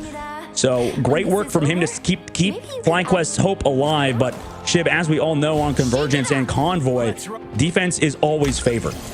Yeah, absolutely, especially when you are very confident with the triple composition, which we will see here. Electing to have that Warlock again as one of the triple strategists, and you saw there was a Mantis, Invis, and we had a Jeff there for the side of Fly, and that's going to stay consistent as they move forward. Energy going to get a little bit more of a damage boost as you'll constantly see those arrows upward. For those who maybe didn't know, if you see that symbol, you do have damage boost. Make sure you keep that in mind. It'll help you not have to look too far to notice that you are getting a little bit of extra damage out as we are walking forward now. The team is playing very aggro as is expected. Everybody holding directly on the cart. And as a team, if anyone falls, the rest of them will fall on the cart. And that is a massive part of this level of play. Speedery is on the Magneto now, finding Cooper. Cal going to take out Vision. It's working exactly as they would have anticipated, at least on this first fight. Well, so they put Envy, or they put Window on the thing. He comes back to peel for those strategists because those are the only way Envy wins, is if these strategists are still alive. And from the opposite side on FlyQuest, the only way they win is that they go for the hard dive onto those strategists. They switch it up, though. They realize, okay, the peel is too much in this comp. We need to counter the thing now. And the anchor, it's not going to be as strong, obviously, with the Emma Frost, and that's why you have to have both Magneto and Doctor Strange, but counters on the backside, able to find the picks is Team FlyQuest. Yeah, and that's what they needed here. They can't lose too much time, as there will be a guaranteed 3-fight situation with Strange on the table. So as a team, notice how all of them are now heading directly to the point. That is where you need to be KO'd. You do not want to be KO'd off point. Don't get free space. Come back together as a unit. And if they can hold, they might be able to. What? Cal with a 2-piece after the fact. Great usage there of the clobbering time by Window. Gets a 3-piece in combination with the team, and they may be able to hold. They do use that portal back just to keep them at the point. This is absolutely wild. Envy's triple comp is absolutely insane. Yep, it is. I mean, now they're switching full to this sort of like bulwark comp, right? They could rotate Window back to the front line. He doesn't need to peel off the dives now because they're off of that Star-Lord Venom comp, and now they're just on Venom itself. They come back through. Also, huge Eye of Agamotto. And up we go with the Meteor. Bang! It does find one, and Speedery takes out Cooper, and there's Vess, who just barely misses there. Speedery with that early Meteor battle. Kalu's going to take out Vision. 2 minutes on the clock, and they are still at the door, and this is what Envy does. Up we go now, Energy. I like this pick here. Back on the Phoenix. Going to drop back, break some of these shields, give them the loss of overhealth even when Adam brings back the team. All that is potential with that ultimate. Phoenix in a very good spot right now, and now Energy making that shift. I do like this team composition. They are going to try to get out of this door, and we've seen in the past Storm comps seem to work against the triple. This team electing to not do that, instead just going to use raw damage from Punisher here, as well as the Phoenix, as they're still holding. Good movement here by Spark Chief to try to get eyes towards the back line and set it directly at these Vanguards. Yeah, but they're playing for res right now. Right now on the high ground, we see Cal just hiding the whole time. Haluj goes down, brought back by Resurrect. Obviously, you do commit that Rocket Raccoon ult, but everybody's going to be brought back by Cal's ultimate in the meantime. So even though you find picks, and Speedery gets picked again, they're going to come back. Yeah, I noticed how Cal was moving forward after using that ult. We talk about it all the time, but you need to move forward as Warlock, because that ultimate is actually around your body and not the location of where you launched the ult. So you can find some reses if you just move forward after the fact. So well done there by Cal. Launches it backwards and heavily plays forward. Vess going to take out Cal. Res may still be up here for Cal, though. And there's that Meteor M. Does not land. Cal's res is up. Cal's back in the fight now. Numbers even again. But FlyQuest have almost every ult in the game. Here we go as Vision now. Going to pull out that final judgment. Vess up in the sky looking for the Raccoon. Instead, gonna dunk it on a Month, who was jumping, I think, invisibly up in the air, and that's a 4-piece. But at this point, 27 seconds left here for FlyQuest. And it took so many ults to win too, man. It's brutal. Right now, the hold of Envy, their triple comp has been so clean. For FlyQuest, they're trying to find a solution, right? And that's kind of, if they found it, right, if they could win this upcoming fight, it'd be massive, right? Because they spent the entire time trying to find an answer to what Envy is doing. They're going to be able to come back now, though. They have Speedery onto the Psylocke to switch off of his hero to make sure they can go for maybe hard dives, maybe set up Speedery too with Kaluja's Eye of Agamotto to collapse on and actually get somebody that can secure those eliminations. Yeah, and we are going to see again just a really strong performance of that triple composition from Envy. At this point, needs to be expected. It's all about working through how to get through that as a team. It is very difficult, I'm sure, through these banning phases. Speedery now going to be on the Psylocke, looking for some strong damage in the back line. No longer on that Magneto. Going to burn here into the Punisher. Heavy focus, as Punisher is a big body, and you can hit a ton of damage there with the Psylocke, who falls from Energy. Energy on a nice off angle. Notice how those duelists are constantly looking at other positions and playing off way left to right to try to keep eyes away, or at least to get some free damage, as Energy now going to use that spin to win technique to take out Kaluj with the melee animation cancel. Cal onto Kaluj, bringing him right back into the fight, as Cal with another huge res is going to bring back the team, and nobody's technically down here for Envy, and that is a wild thought as we go up again. Vess and Energy, the combination, break the shields, launch the Meteor, and it finds value as Zelos goes down. Or excuse me, as Vess is going to take out Month. Excuse me, Window is still going to get a pick there. We see Cal onto Vision, and it's just back and forth here for days. FlyQuest down in numbers, though. This is looking dicey for them. Cooper going to take out Speedery, Kaluj on Energy, and still they are down, but can they come back? The stall tech here for Spark Chief. And they're stalling. They have both Vanguards here. You have Jeff Heals coming through. Window trying to block off the healing on the backside. They're able to maybe get Vess low, but the healing from the Loki is still there. They're banking heavily on the Loki at the current moment. No ults yet. Vision maybe can build up an itch Jeff. Into this upcoming fight, it will be versus Cal's Res. That's going to be the matchup we're going to have to see. Yeah, I mean, that was a great tactic there to try to wall off the heals there from Dr. Strange or Kaluj to keep Vess away, but Vess just rotating those cooldowns beautifully. Still on the point. Great eyes there by the strategist line, and this could be a huge Jeff. Right on to Cal, at least. Going to have to escape and find a way through Vision, and that's not worth it. Unfortunately, gets picked there from the focus of Kaluj. Vess gets Speedery. Cal going to bring back the lot of them again, and everybody's still in this fight. That would have been a huge Jeff. Unfortunately, the timing just did not work out. Now we go with the dance floor. Month with great positioning here. Going to use that shield to stay together as a unit and holding on to that invisible boundary. These have been wild fights. Up we go again, this time with Window, who does not land it. Month gonna pull out that invisible boundary as discussed. Sparksheet gonna use the feast. Cooper is matching an ultimate. Up we go with Energy now with the Galactic Legend. Bond goes out. It's matched by a rocket with the rocket, excuse me. Everybody healthy. Can FlyQuest do this? They're shoving forward as Energy takes out Cal, who does not have that ultimate. And Fly is so resilient as Energy gets speedery. Cal onto Cooper with another. Cal just keeps getting picked onto the back line. And Locomotive's here. Does it connect on the Zelos? Or Energy does. But does he get a one-shot? No, he can't because Vest eats all the damage. This was an incredible comeback from FlyQuest. Overtime ticked down for the last 10 years, Shib, and they're able to get towards the very end. Are you kidding? This is a masterclass. I do believe Portal is probably back by now, but it does not matter as Kalush falls at the end of that fight. But FlyQuest, they need their flowers, folks. That was a masterclass on retake and slow pace and making sure your team got back. I mean, Spark Chief holding on to the point, rotating out with Vest, who then holds on to the point. Even through Doctor Strange from Kalush rolling off heals, Vest still manages to rotate those cooldowns, stay on the point. The team holds on, and they get through point one. That was cinema. Well done, FlyQuest. Absolutely. We'll see if they can keep it up, though, right? The reason why, another reason, too, is that they just kept having Cooper alive on this Loki, able to do so much. Also, everybody taking eyes off of the front line with Speedery. Also, Vision just missed his ultimate, though, on the backside. Everybody disengaged it on NB's side. They've switched sides of the map, and it's kind of working out for them. And Spark goes under again with a feast. That one does not manage to do too much besides buying a little bit of over health here. Energy going to reset. Like you said, they have switched positions here. No Fly is a little bit back behind them. It's kind of like a game of hopscotch as everyone just keeps slowly jumping over each other towards their spawn. Vest going to find Mon. Spark Chief for the two-piece now. Cooper on the window and Vest on a Kalush. And they're riding this momentum, but that was a tight hold, and it did buy some time as there's only a minute and 15 left on the clock here for Fly. Right now, they're making Speedery's life incredibly hard, right? You know, utilizing these regenerative domains at the right time, at the perfect instance, right? You know, Loki did get some nerfs in the recent patch, but if you can play around his cooldowns well, if you can constantly distract, set up your clones in good positions that are kind of annoying to remove, you can really hinder Envy's performance and impact. But right now, they are down in ultimates. Here comes a very early Galactic Legend met by Meteor M. As we start again, Energy in the Sky does bring out that dance floor. Fate of the Abyss is, or excuse me, not Fate of Both Worlds, Fate of the Abyss.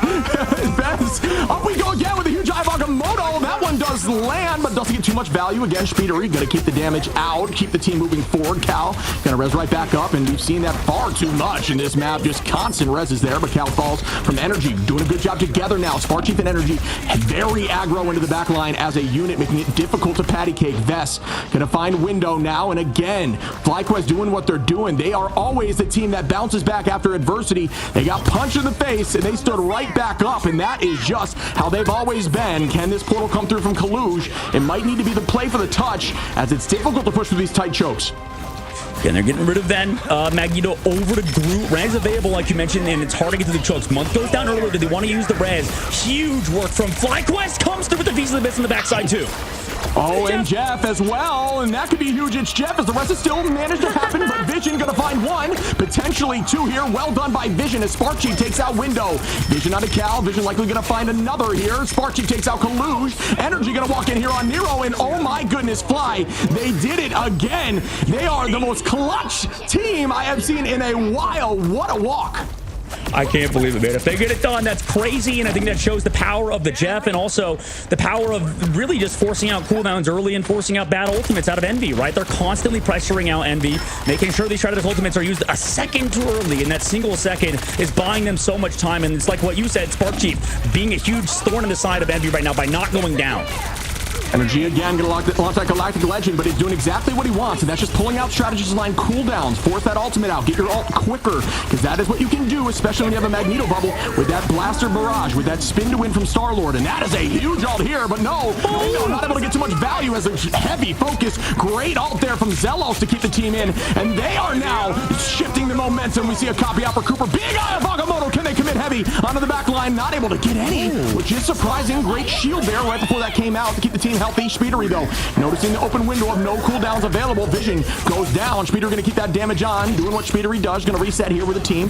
Drop back before Vest can hawk that down, and Vest is doing a good job of finding these off-angle picks. Did you see the raw damage here of Magneto on a player like this who just does not miss? It is a huge threat as we start off for our next fight with 15 seconds on.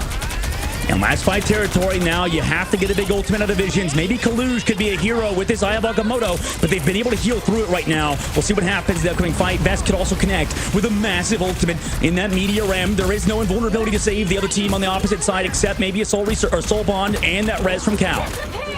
Yeah, and this is a very much back and forth situation here. At this point, it's another stall tag game where everyone just wants to make sure they're healthy. Yes, gonna turn it on Speedery, like I mentioned, faking the backline out, force those cooldowns and look elsewhere. Cal gonna res Speedery right back. Those numbers are even. Out we go with another Galactic Legend and a big it's Jeff here. This one from Vision with 2 of the Vanguards. The team needs to be walked right now while Jeff has this, trying to look towards the spawn door, gonna shove him back into the corner and get back with the team to try to make this happen. But now you got Vanguards in your backline. You need to be careful now as another pick goes out against Month. Numbers up for Fly. Energy onto Cal. Is that res back? And does Cal have team res? No, Cal does not. This is still going. It's still going. It's Sparks Feast of the Abyss. He can go to the backside too. Maybe go for one shots. Cal get resurrected, but he doesn't have the ult anymore, right? And Speedery, with this Dance of the Butterflies, would have to go huge, but Cooper has been avoiding him, man. He's been just impossible to kill, to KO. Speedery's down. Cal as well. VideQuest, they might do it.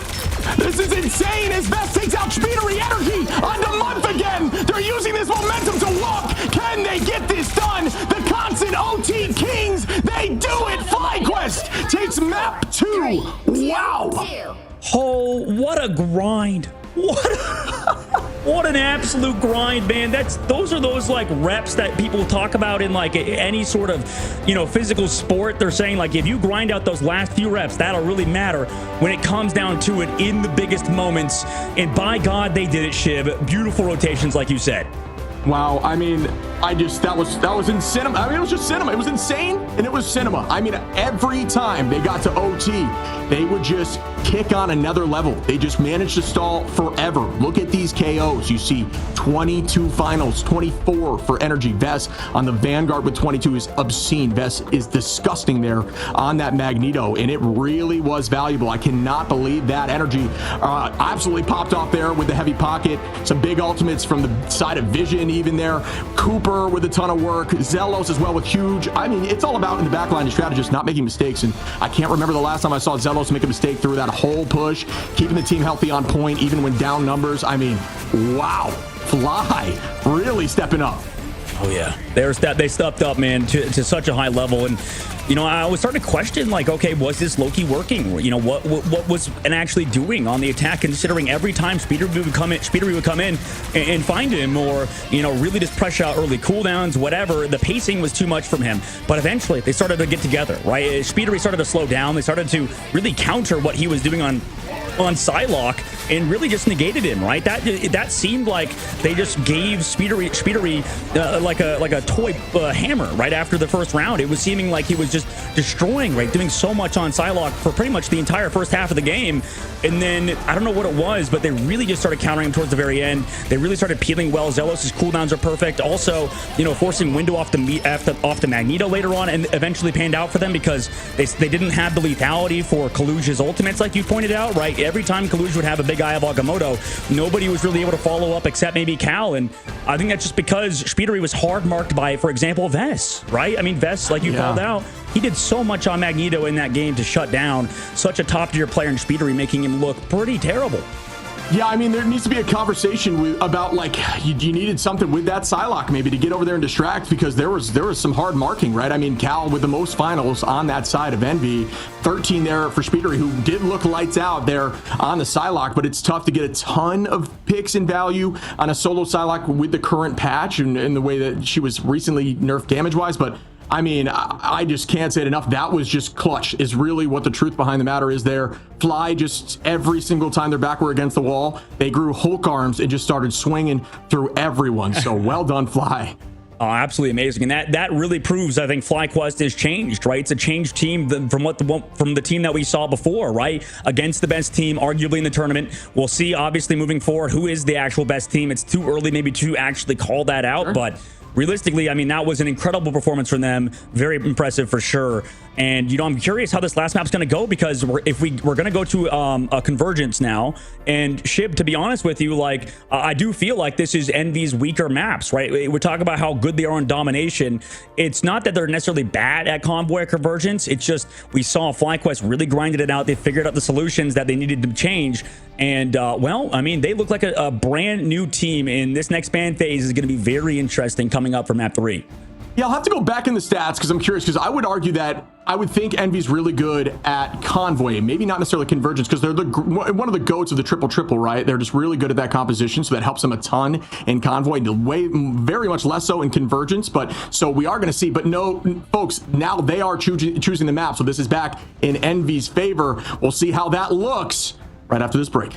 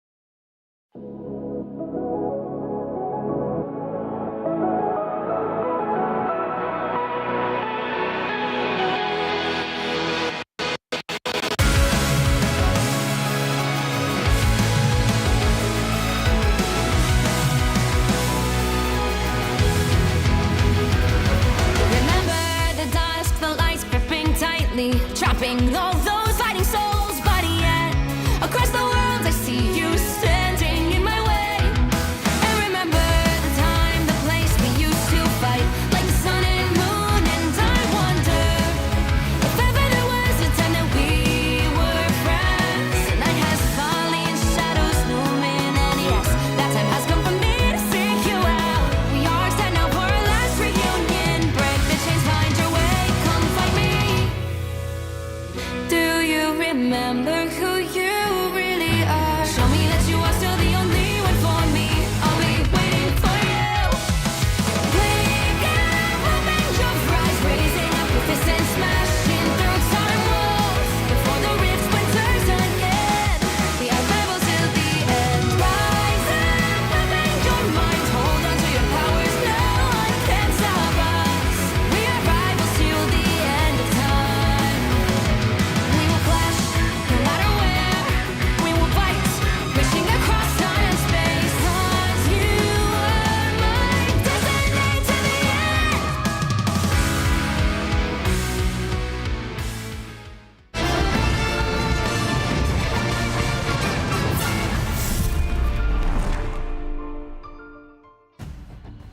Welcome back, everyone, and that had my heart pumping. I'm sure it did to those in the audience as well. What a battle there by Fly to come back and push through all three to get the W against Envy. Series 1-1 to game 3 we go, buddy. Oh yeah, game 3 is probably not what we expected after that first, pretty much 3 minutes was off the clock on the attack of FlyQuest. So we're heading into the next next map now, as it's only game number 1 of the day, everybody, in this best out of 3 Shib. That was such a tight comeback from FlyQuest. Has to be up there with one of the best comebacks we've seen, at least in North America. Yeah, agreed. I mean, it was so much fun to watch. It was every single time it was an OT. I mean, they pushed that whole first or second corner. The first, I mean, I can't fathom how long that stall was on the first point. I really thought, and I think even potentially Envy had thought that they had won that fight and it was over, but what a stall. Again, got to show some love to the Vanguard line. Spar Chief and Vest rotating like absolute kings in that moment, being able to get healed up by a very strong backline of Cooper Vision and Zelos, and staying in the fight until everyone came back and just coming back through all those ultimates, getting the win, even through a Atom Res, which put them heavily down in numbers. Yeah, that was a huge comeback from them, and it's what we talked about at the break. I think that Cal having the most final hits is not what they expected. I think that maybe realistically they were trying to rely on Speedery, maybe some one-shots from window, but they didn't really come out, and they relied heavily on those Iwagamotos connecting through from Cal. Now we head to the next map, heading to Central Park, and it's like you said, this is Envy's map choice, and that's always going to be a worrying factor, but for FlyQuest, they also start banning out their Johnny very early, right? That's been a big thing too, is that they don't have to worry about Human Torch on the opposite side. However, because they go for that Phoenix first ban, that's leaving Emma open at the current moment for Team Envy. Yeah, I agree. I think we might see, I don't know, I'm curious to see if they're going to be able to get that through the whole way or what might change, but I'm with you. Just bringing it back to that point on the not seeing Speedery get as much finals as Cal. Cal was getting a ton of finals, like you mentioned. It's very difficult to go in with a Psylocke into a triple strategist backline, especially a very strong Loki like Cooper, who is, disgusting on Loki. Ton of healing, I think 62k in that match alone. And folks, that was not OT. That just goes to show you how much healing these teams can output, even with triple. Remember that, folks. There is triple, still 60 plus K on either side is wild to me, as we see Ultron, and on the side of Envy, they're going to get rid of that Venom, which I think is a pretty smart decision. Yeah, 100%. You're right. That's going to be a big factor for FlyQuest, so they just want to keep out at least Captain America for Spark Chief on those moments when he wants to stall. They also make sure Vest can get Magneto, right, prioritizing their Vanguard line, keeping it healthy, also making sure Envy can't run that triple strategist line. Also, they ban out Torch, so they want that group matchup, as we've seen. They also, at the moment, are getting an Emma matchup for free. Yeah, definitely at the moment so far. I think we might see the lock in here. Well, I would assume we'd see a lock into Emma, but I'm honestly not sure if they, okay, that's what I thought. Just going to give Kaluj that opportunity unmatched here with the Emma. I think, they are going to be attacking first. That is another one of those. Being able to defend second, in my opinion, is just very, very nice, because you can really put all your eggs in one basket. You can understand when you really need to teleport and use certain cooldowns, and it gives you that little more wherewithal of when you can be safe and not commit ultimates, and all that stuff comes into a major advantage here at this level of play. We're going to see Sparchi potentially on the cap, who is also insane in this current meta. Yeah, I mean, this is okay. They actually got so many bans focused from that last map, though. That's the craziest thing, is that they got that Venom ban. They also, get rid of Human Torch and that Emma, like we saw. But the big thing is now they're at least forcing Envy to be on the back foot, right? They also got rid of a lot of the good comps. They obviously very highly rate that Jeff, but now that Human Torch is removed, maybe because we see Spark Chief hovering that Hulk could potentially mean, now that we don't have Speedery on that Human Torch, you're enabled a little bit more on that Namor Hulk composition. So this is a position that you would like to see if you're a FlyQuest fan, to make sure that Team Envy is at least on the back foot in the ban phase. Could not agree more. As we start off here, folks, this is one of those maps that you will see sometimes Strange being banned out, because Strange does a good job of retaking point one. I'm sure you've seen it 1,000 times in ladder, just because of the nature of being able to hold that convergence point and how close the teleport is, so you're virtually always able to get there with the portal prior. And it does a good job of blocking off that initial wall, that initial lane where you walk down, so you can even cut off some strategist lines of sight, or LOS as you might hear, as you're climbing, and that could be a huge benefit. But neither team, that will be on the table on both sides, I do believe, as we start up here. Vision playing a little aggro, just scouting a bit there with the Jeff, and we start up again.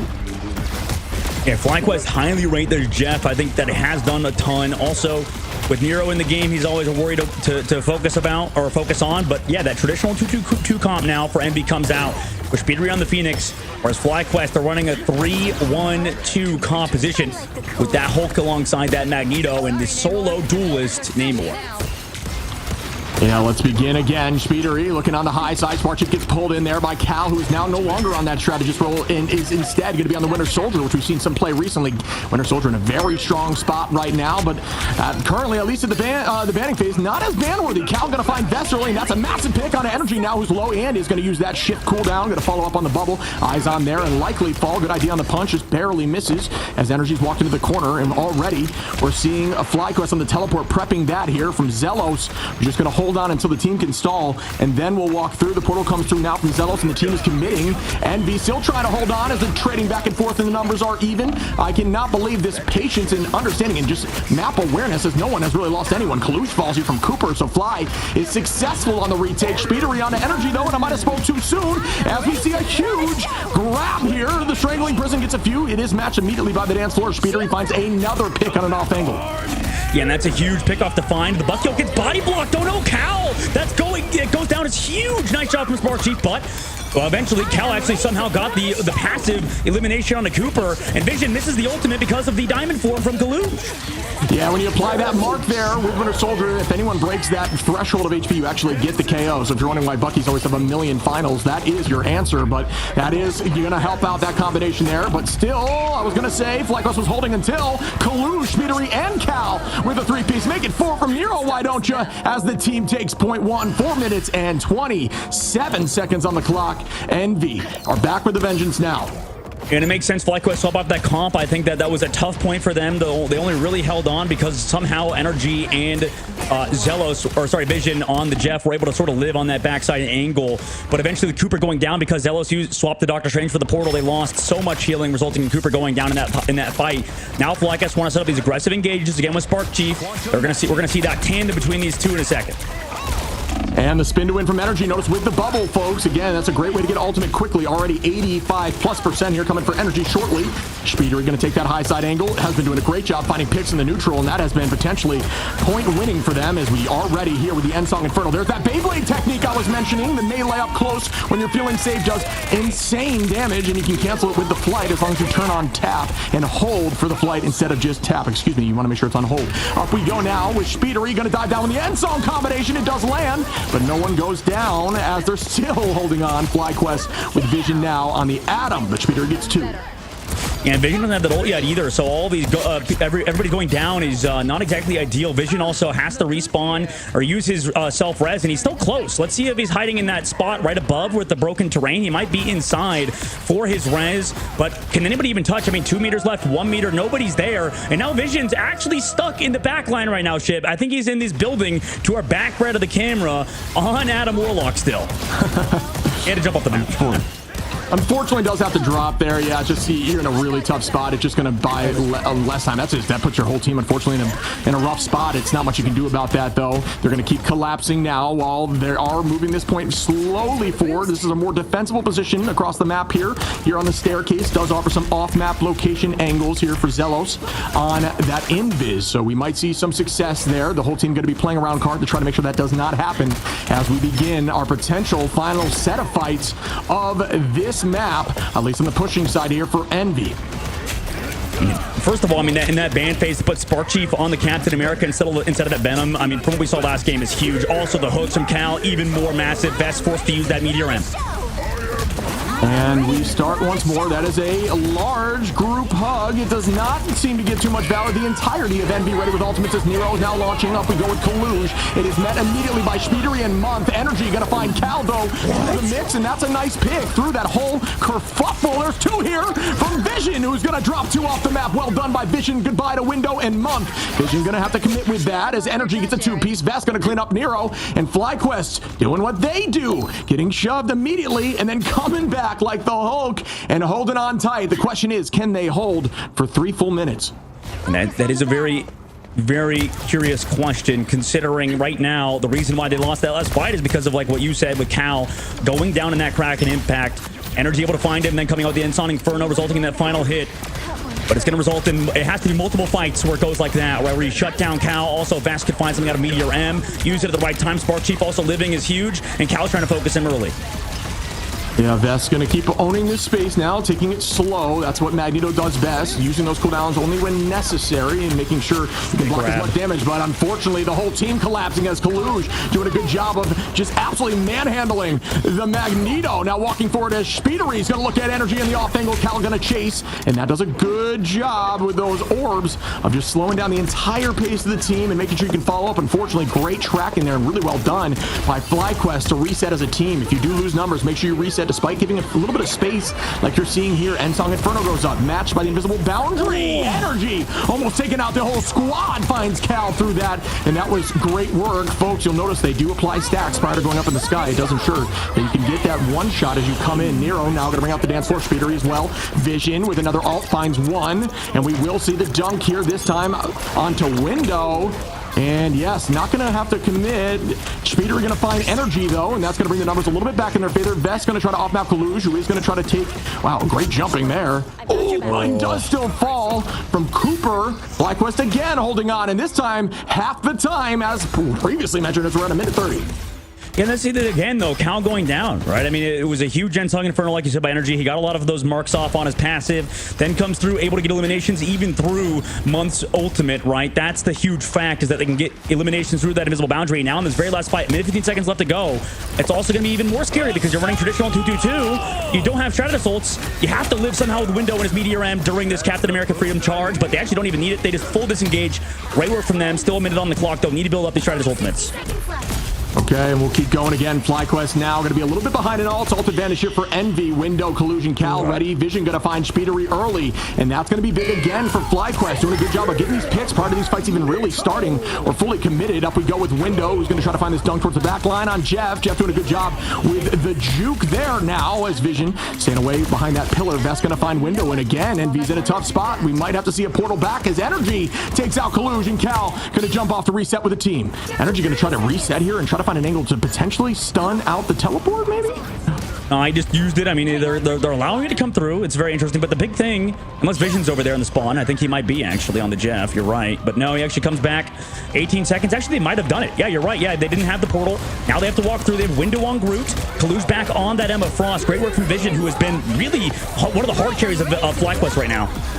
Oh, and a dunk from Vess again. Goodbye, Nero. Vess doing a ton of work with that. Out goes Cal with a big ult, but it's immediately eaten by Jeff, who finds two. Gonna have to throw the Vision again, and that is such a defensible point, and that is why Spark Chief gonna find Month Energy onto Collusion again. FlyQuest showing up and holding before point 3, and that is just the same song on repeat here for Fly, who stop Envy once again. What? How did they do it too, man? I mean, that was completely different scenario than we saw on Aegis Path, right? We went to already overtime by the time that Envy got stopped in third phase. Vice versa, different entire situation, Shib, as we had 4 minutes on third phase. In every single fight, they were able to find Cal. He wasn't able to find really anything out of that Kraken impact, and it was the tandem of both Vision and Energy, also Spark Chief living. I think Vision has been amazing on Jeff. Really has impressed me, Shib. I'm sure the same for you, as this guy on Jeff has been really a thorn in the side of Envy.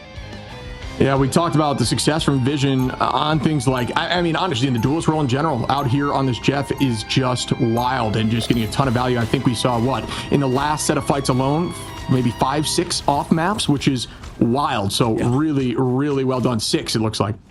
Yeah, 6.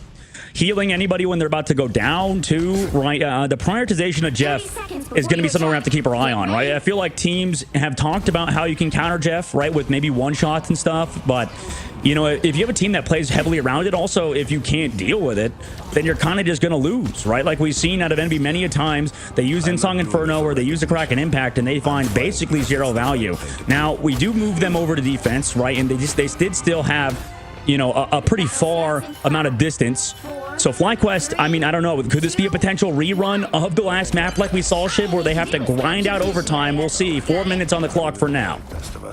Yeah, still gonna run that triple strategist line here for Envy in FlyQuest. Gonna do the same, but the only difference being, like we had mentioned, that Jeff and Adam, and we see a ton of reses, and then again, just the eat potential, the it's Jeff. So much threat there. You gotta make sure, like you're saying, there's some sort of answer for that, or gotta have eyes on, but Vest's doing a good job of making sure that there's a bubble on top of that Jeff to make it even more difficult. Great wall out here from the side of Envy with Window, but the team gonna elect to drop back as a unit, still holding on, doing a good job burning those walls. Make sure you do that as you're climbing. It does help a lot. Equipment needs to fall. Make sure that is a priority because it helps your whole team fight. And Speedery on this right side off angle, not getting looked at by anyone. Just going to put a ton of damage there into Spark Chief, who now has to drop back. See the Kaluge Emma side playing around that pillar and using that natural cover. Speedery going to find Vest early, and that's one up for Envy as they walk forward.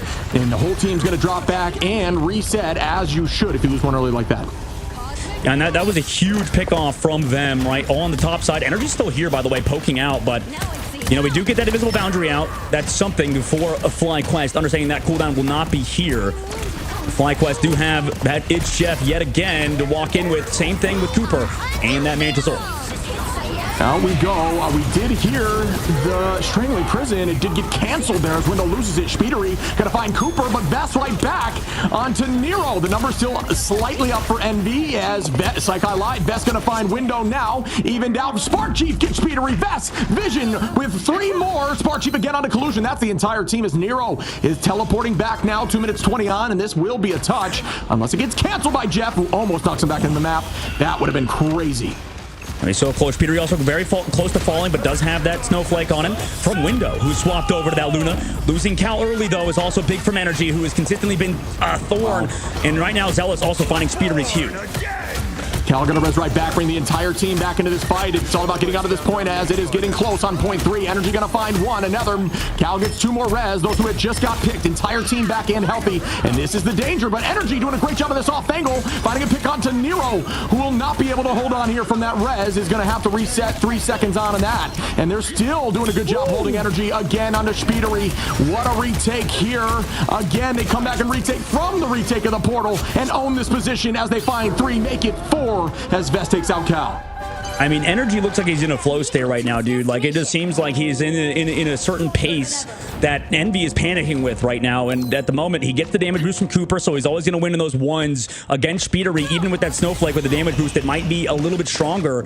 But also, we talked about it during the break. I feel like, I mean, I've not really rated Vest as highly as I probably should be. This guy has been huge with the Meteor M's in the series so far as Envy comes back, only with the Invisible Boundary, and Song Inferno comes through and actually gets deleted that time. First time they've ever deal with this time, or this time around. Yeah, Vest absolutely disgusting on the menu. I do agree. Cal gonna find Energy here, but already a ton of space taken here by the Vanguards. Numbers now up for Envy, who need this to start working in their favor if they want to take this W home. Month gonna take out Zelos, though, as we do lose an Invis to an Invis. Speedery gonna try to step up and take this space right back from them, get on the point as is needed. But again, like you're saying, I do think Energy is just stepping up right now on this duelist role and just getting value and resetting, and always ready here to get an early neutral pick, which has been happening virtually every single fight there on point 1. But this is a defensible position again before we get to point 3, which we did not see Fly hold for very long. We'll see what happens, though. Freedom charge committed early by Spark Chief, who is still running around in the back line. And the idea is Envy wants now to get that huge... Oh, during the prison! It doesn't get anything!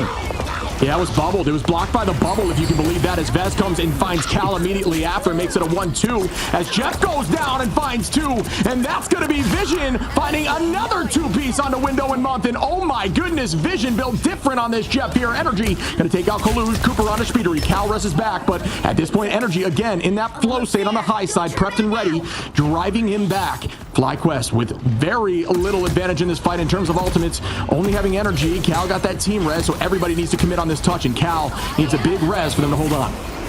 Here comes Ensong Inferno on the backside. That res will have to, come through, but Cal went down. Oh no, Spark Chief, huge. Yeah, I mean, that's just target priority right there. Understanding that that res cannot happen and fully committing as soon as you see with an ultimate. Really well played again by Fly, who is just always making the right decision in these tense moments. Month gonna pop out with all Cal. Gonna try to get back to get this res to happen, but has a cap on his forehead. Can Spark Chief make the play happen? The res right in front of everyone, but they've got to hold on. They've got one body on a meter away. 3 now as Energy keeping the damage on. Gonna try to find that off angle, get another pick. Cal brings back everyone, and they get the point. This is the tough part with Adam Warlock, man. It's like every time you get a big res or something, you're still giving up like objective in this case, right? So they have to come back, also regrouping in the middle, inside of that map. And FlyQuest are really making Envy look panicked. It's impressive how much they're able to really do. But here comes BDM from Vest again. He's connected every time so far. Can they negate it? Finally, they avoid the one shot, but also another one shot in their own spawn. Goodbye. See you, Invisible Woman. Oh man, unstoppable vision is actually Jeff, I think. That is crazy with another find there and going to take out Cal after the fact. And yeah, great call out there. Talking to, I think we need to mention Spark Chief just kind of tracking that Adam and not allowing Cal to get a good spawn location, forcing more eyes there to even make it happen. And that just drove, the strategist off the point completely. So they got that point and they were guaranteed to win that fight. And FlyQuest did just that. 2 minutes and 12 on. This was held last time, okay, by Fly with 4 minutes on. Envy has to do just about half. And I've talked to you about this many times, Shib. A big benefit of Captain America players that are good is not dying, not going down, not getting KO'd. Spark Chief, I don't know his exact stats at the current moment, but I would not be surprised if he's less than 2 KOs. Here comes the Freedom Charge from Window, trying to find at least something, maybe with Kaluge. Able to find Cal, though, his energy. So, and already removing that advantage. Holy. Yeah, I mean, energy is popping off beyond control right now. Another 3-piece. Vision going to take out Kaluge. Calrez is back. Zelos onto Speedery. Spark Chief onto Cal, and that's all of them at this point. Going to have to retake. Cap is holding on, but not for long as Window goes down.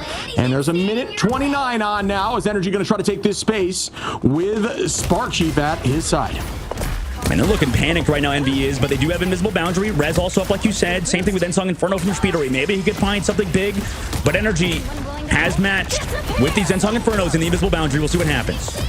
Using that early is a win in of itself here for Fly, but they do lose energy early to Speedery, who does a good job making sure that that is the target priority. You can just see how strong energy's been, who maybe is riding that wave just a little too much in the momentum, taking a little bit too much space, a little away from your vanguards there. But 56 seconds on, we're getting into final fight territory. Ultimates are roughly even, just slightly in the advantage of FlyQuest now. Folks, this fight is everything. We find out who takes the series right now. It is go time. And that puts you in the top 4 if you were to win this today, or at least top 3, getting into that upper bracket finals. Now they come back through with that Mantis ult, and guess what's up, Shib? It's Jeff and Vance with that Meteor M. You got to keep eyes on and be prepared for that. And here we go. Is Energy going to find one? Vest takes out Nero. Cooper onto Cal. Uh-oh, folks. If you're looking for Envy to win this is looking dicey as another Jeff ult finds both Vanguards. And Fly are walking forward. They have everyone down, and they do it. They take the series. FlyQuest win against Envy. Holy crap. What a series, Shib. 2-1 win for FlyQuest. Reverse sweeping in a best out of 3. Now, it is just the group stages, but what an impressive win from them, Shib. What a comeback out of this team, making a team like Envy look like amateurs today. Wow. I mean, if you look up clutch in the dictionary, you see FlyQuest. They just always seem to make it work in their favor in a moment that may not have always worked. It's just calm, cool, and collected under pressure beyond belief. FlyQuest, once again, look at energy. 19 finals, 40K damage. Most in the game by 5K. So well played. And this goes back, Shib, I think, all the way to the ban phase of this map, right? If we go back, we see the Mantis ban first. We see what's played is a Mantis alongside that Phoenix, allowing energy with that damage boost the entire time to have 5,000 eliminations more than Speedery and basically win in those ones. 19 elims is insane alongside of Vest having 14 on Magneto for sure. But this is what I was talking about before, man. It just feels like Envy having to react to the last map, didn't realize what was in store for them on Central Park, which is that Mantis Jeff composition. And right now, this FlyQuest team looks to be pretty flexible as long as they're adjusting at the right time windows, right? Getting off that Namor comp earlier when it's not working. Also, switching to these one shots alongside having the Jeff play. It's beautiful out of FlyQuest. This team is going to have a lot of potential worries now in the ban phase. Looks like Vision trying to take a title of one of the top Jeffs, and I can't even, I'm excited to go back and count that. I don't even know how many off maps there were, even pulling into the spawn door, the relocating vanguards. There's so much value in that, and stalling and staggering with Jeff ult. I mean, wow, so well played again. Vision lights out as we're seeing another big Jeff ult here. It's just been on repeat here, and Energy again. Big shouts to Energy, who is just lights out. There's a 3-piece right there with the melee animation cancel. And what do you know? Another full Vanguard pull away to win as Vision throws the Vanguards back into a corner. And that might be the first time as well, Shep, that we've seen Kaluj lose on Emma in a while, or at least it has been for sure. So, I mean, that's huge to make sure you can get that win today. And I don't even know if I could really give an MVP specifically to anybody, man, because that was a team effort for sure. We'll give it to Energy. But damn, I mean, just like, for example, on the second map, I think Cooper on that Loki started to pick it up in the backline in general. But then we moved in round number 3 and, you know, having that Mantis damage boost the entire time, having 0 downtime, and also, you know, Cooper living and stuff too. I mean, like, everybody was just stepping up to such a high level on the team of FlyQuest. I mean, insane cooldown management there. If you're playing Mantis, we talked about it yesterday, not a ton of escape. I mean, obviously you have ult and then you have your sleep. And outside of that, you're kind of in the danger zone. Only falling 3 times, the least in the entire game there on that Mantis. So you got to show love there. I mean, like you're saying, it's very difficult to pinpoint where the strengths were. I think everyone performed. And that's what you need to do if you're going against Envy. Yeah, and well, we'll talk to one of the members of FlyQuest, I believe, right now. It's going to be Vess from that squad, a man we were obviously giving praise to in the previous series. So we'll have to get his words. But Vess, are you there? What's going on, man? Congratulations on your win versus a top-tier team in Envy. That's got to feel really good. Yeah, it feels great. It feels amazing. Our whole team's like, you know, we're super hyped. Energy's high. We feel great. Yeah, perfect. I mean, speaking of the energy being high, and it's good to see you again, buddy, as always. Speaking of energy being high, can you give us a walkthrough of, you guys are so clutch when things get dicey. What are the comms like? Are you guys just like, lock in, let's just do this? Or is nothing changed and it's just consistent? Yeah, no, on the first map, you know, we were kind of slow. Comms weren't great. You know, we just came out of warm up and, you know, we were like, oh, this is going to be whatever.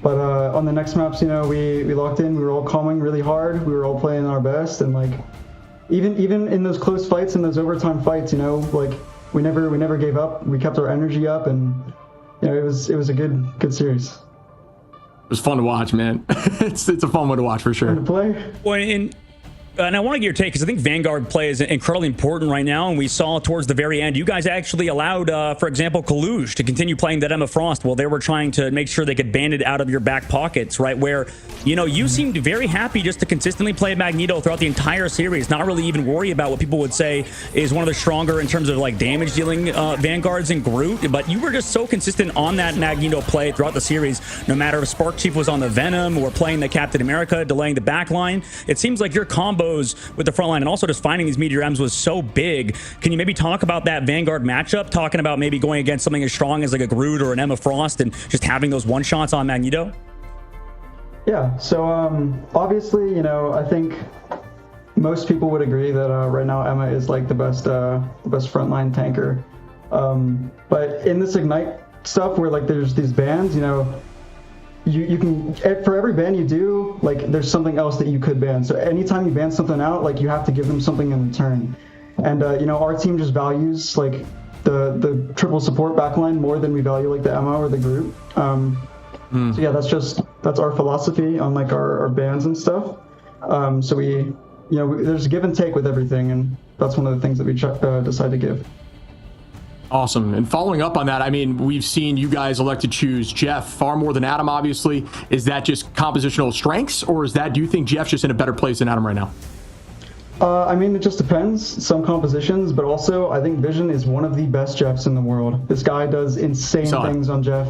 He's getting big eats the whole series, like saving the game. He is incredible on Jeff, and you know, we want to like lean into that. Absolutely. Yeah, and well, I mean, like, honestly, we're at a loss of words from that series. I think because, you know, you guys specifically, last time in this group stage, it was, you know, an early lower bracket run, which you guys did get the first seed in your group back then. But now, what makes this FlyQuest different? Is it that addition of Visions? Is it that addition of, you know, the coaching over in legit RC? What's the reason, in your opinion? Because we talked to Energy yesterday. I know he said his, but what's the reason why FlyQuest is a different team now, and why your fans can be very hopeful for you guys moving forward in this group stage? Yeah, I mean, I think we've always been a strong team, but definitely we have had a past of like, you know, underperforming in official matches. But adding Vision has definitely helped. He's an incredible player, and having a coach of this caliber, you know, he really helps us like, you know, work on ourselves and our comms and like playing together. So we've always been strong, but now with these 2 extra pieces, like we're at the very top. Crazy. And we just had eyes on there. Dreamland Rad is your next potential matchup. Do you have any feedback as to, you know, are you feeling confident going into those teams, or is there a team, I know we're getting dicey with it, is there a team you'd rather go against, or how does that look for you? No, I don't really mind who we play, you know. Our eyes were on Envy. You know, we think that Envy is probably the best other team in Americas. They were who we wanted to beat. We beat them. We qualified for playoffs now. You know, we're obviously going to do the best for the rest of this group stage run, but you know, we're incredibly happy with beating Envy here. Awesome, man. Oh yeah, I bet. And well, I guess last question for you. I mean, out of those 2 teams, I mean, who would you say is the better team, just real quick, in your opinion, between Dreamland and Rad, so we can get the crowd's take on it? It's a tough question, but you know, in your opinion, who would you say is the squad that you think is going to win? You know, I don't know. I guess it really does depend on like the bans and the drafts and stuff.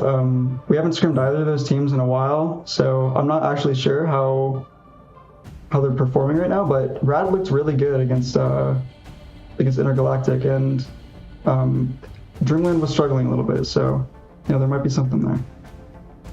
Awesome. Well, anything you'd want to say before we say goodbye to you? It's been a pleasure having you on here as always, buddy. I love my team. I love our coach. Like all of this, I'm so grateful for it, and I'm like so happy we're here. Awesome, man. Well put. Really well done, and PR trained, it seems like. So well done, Vest. Thank you for your time, buddy. Thank you. Awesome. Well, you know, sometimes Vanguards don't always get their flowers. Dude had 22 finals there on the first game, maybe even 24. I don't even remember at the top of my head. And then I think like 14 in the second game. And I mean, just obscene. I just constantly finding value. Or 22 in the second game, 14 in the third. But really well done. Yeah, that was a banger matchup. I mean, not to, you know, maybe look too far in the future or jinx it, because obviously things can change, but that very well could be our grand finals in North America after we're out of that group stage, and we already saw a best out of 3 of it, right? Obviously, there's other teams that are at a top level. We'll have to see, but it's as Vest said. I mean, they were looking at Envy as that team to beat, and they just beat them early on in the group stage. That's got to feel good. Yeah, I mean, absolutely. It's wild. It's so awesome to see games like this at this stage in the competition, and to say Envy is going to be in the lower side bracket now has got to be a fear for a lot of the teams on that A bracket moving forward. So that's something to keep your eyes out for. And there is potential for them to be knocked out. But before we look into more of that, we've got something to show you, and a personal favorite skin of mine in the game, at least for Hella right now. I know you play a little bit of Hella. Look at this puppy right here. Yeah, this is, you know, I would say inarguably the best Hella skin in the game now. You know, it's tough. I mean, okay, the skins are opinions, obviously, but the Grim Lady is here in the shop, ready for you to purchase. And I'll tell you what, Chip, my bank account is not enjoying how good this skin is, because I'm going to pick it up immediately, or I already have, rather. And, well, I'm not regretting my purchase, I'll say that much. Yeah, no cape either, right? A little more no vision cape is there. a big one, yeah. You know, it's kind of cool. So we're going to glance forward here at our next matchup. And yeah, what do you know? Another insane series. And that one lived up to exactly what I wanted it to. My voice is already shot, but that was so much fun to be a part of as we head towards Nemesis and Sentinels. Another banger matchup. Yep, this is a banger. We'll have to see in a second. I don't want to underrate Sentinels, but, you know, we'll see how they can perform with this brand new roster against Nemesis coming up after the short break. We'll see you guys in just a bit.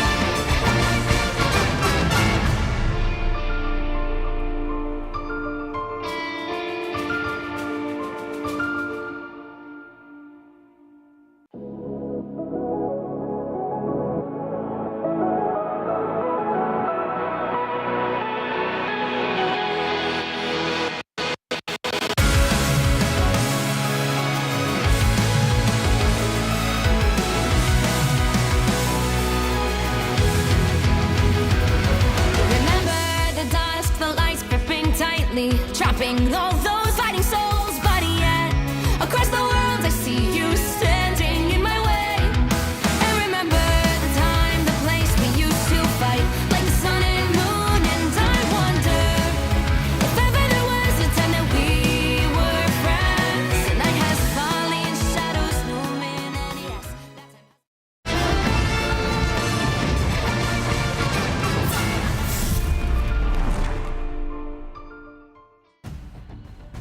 Welcome back, everyone, and what a series for game one. Are you kidding me? That was wild to watch, and I'm stoked already as we head into Nemesis and Sentinels. Buddy, what do you think? I'm excited for this one. I mean, right now, I don't want to underestimate Sentinels like we were talking about before the break, but, well, they didn't look the best versus YFP 2 days ago. We'll have to see how they are today, but this is a brand new roster, basically, right? So that's what we talk about, the new blood versus the best fit. Is Sentinels going to be ready to go for Nemesis, right? Because Nemesis has had top performances previously and have stuck as a unit, right? They haven't really made any roster changes in the past, or at least in the past couple of months when all that roster mania was happening. Whereas Sentinels releasing both Rymazing, Karova, or all three, Rymazing, Karova, and Super Gomez, in changing their entire roster basically is going to be a big deal moving forward. Picking up now Renko and, you know, on the opposite side in the duelist department, Avery. Yeah, we talk about synergy building, right? I mean, obviously, Avery, Renko, newer to the roster, like you had mentioned, but, you know, it's all about how are they fitting as a unit, and they may just be learning together, you know, starting to figure that stuff out. But when you look at the opposition, that's a team that has been playing together for so long that stuff comes naturally. I know Sentinels had been doing that for a while, too, with their stack, and I know that four of which are very locked in together and understanding each other's, you know, ins and outs and things that they may not need to communicate, but Nemesis has all of that down pat because they stayed at a unit as a unit for so long. And it's interesting because Sentinels was always the team that we talked about having that sort of team synergy. And for Team Nemesis, now they're entering that same boat, like with 100 Thieves, except not making really any changes. Staying with this backline with Dinks and Ricky, who looked phenomenal when they played. And then also with Melophobia, who has stepped up consistently over these past few months alongside Amadian, playing a lot of those hit scan duelist roles, has been awesome on Hella. And then Scatter, Gengi, and Krasming as well up there in the top Vanguard. So this team is also really good and I think has a good shot versus Sentinels today. But like I said, anytime that we've doubted Sentinels, they seem to win a lot. So right now, this is still up in the air. We'll have to see what happens between these two top teams in the group stage. Yeah, I think one thing that Nemesis really excels in is just that triple, you know, strategist line, which I think Sentinels, you know, although we've only had eyes on the team as a unit one time, it's a new team, cohesive team, you know, we haven't really had the experience of watching that, but I know for a fact that Nemesis has that in the bag. And at this current meta, that is very strong, as we're seeing here, especially with that Jeff and Warlock taking far more, the front stage is taking play. And, you know, things like Invis and Luna now being more meta than Loki, everything has changed. And that's definitely shifts up, you know, which team can handle or has a better meta, like which team performs in a specific meta.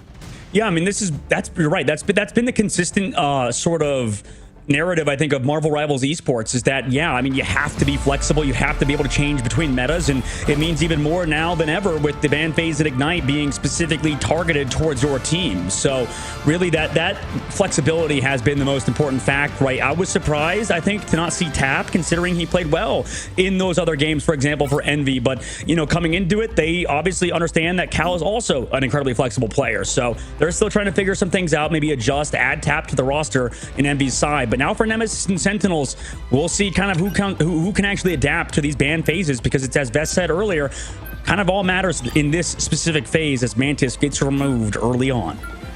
Yeah, that's something we've seen these teams do consistently.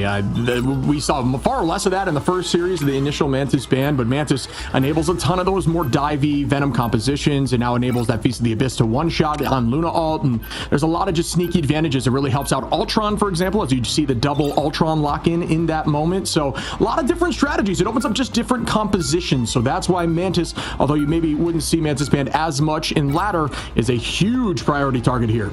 And here's the first difference of opinions. You know, we already have Luna banned on their side, Invisible Woman, and then, well, never mind. It ended up being the exact same. You know, just in opposite orders, as Invisible Woman and Luna's banned on both sides. And Shib, it's looking like we're back in MRC days right now, as both teams have the exact same ban protect.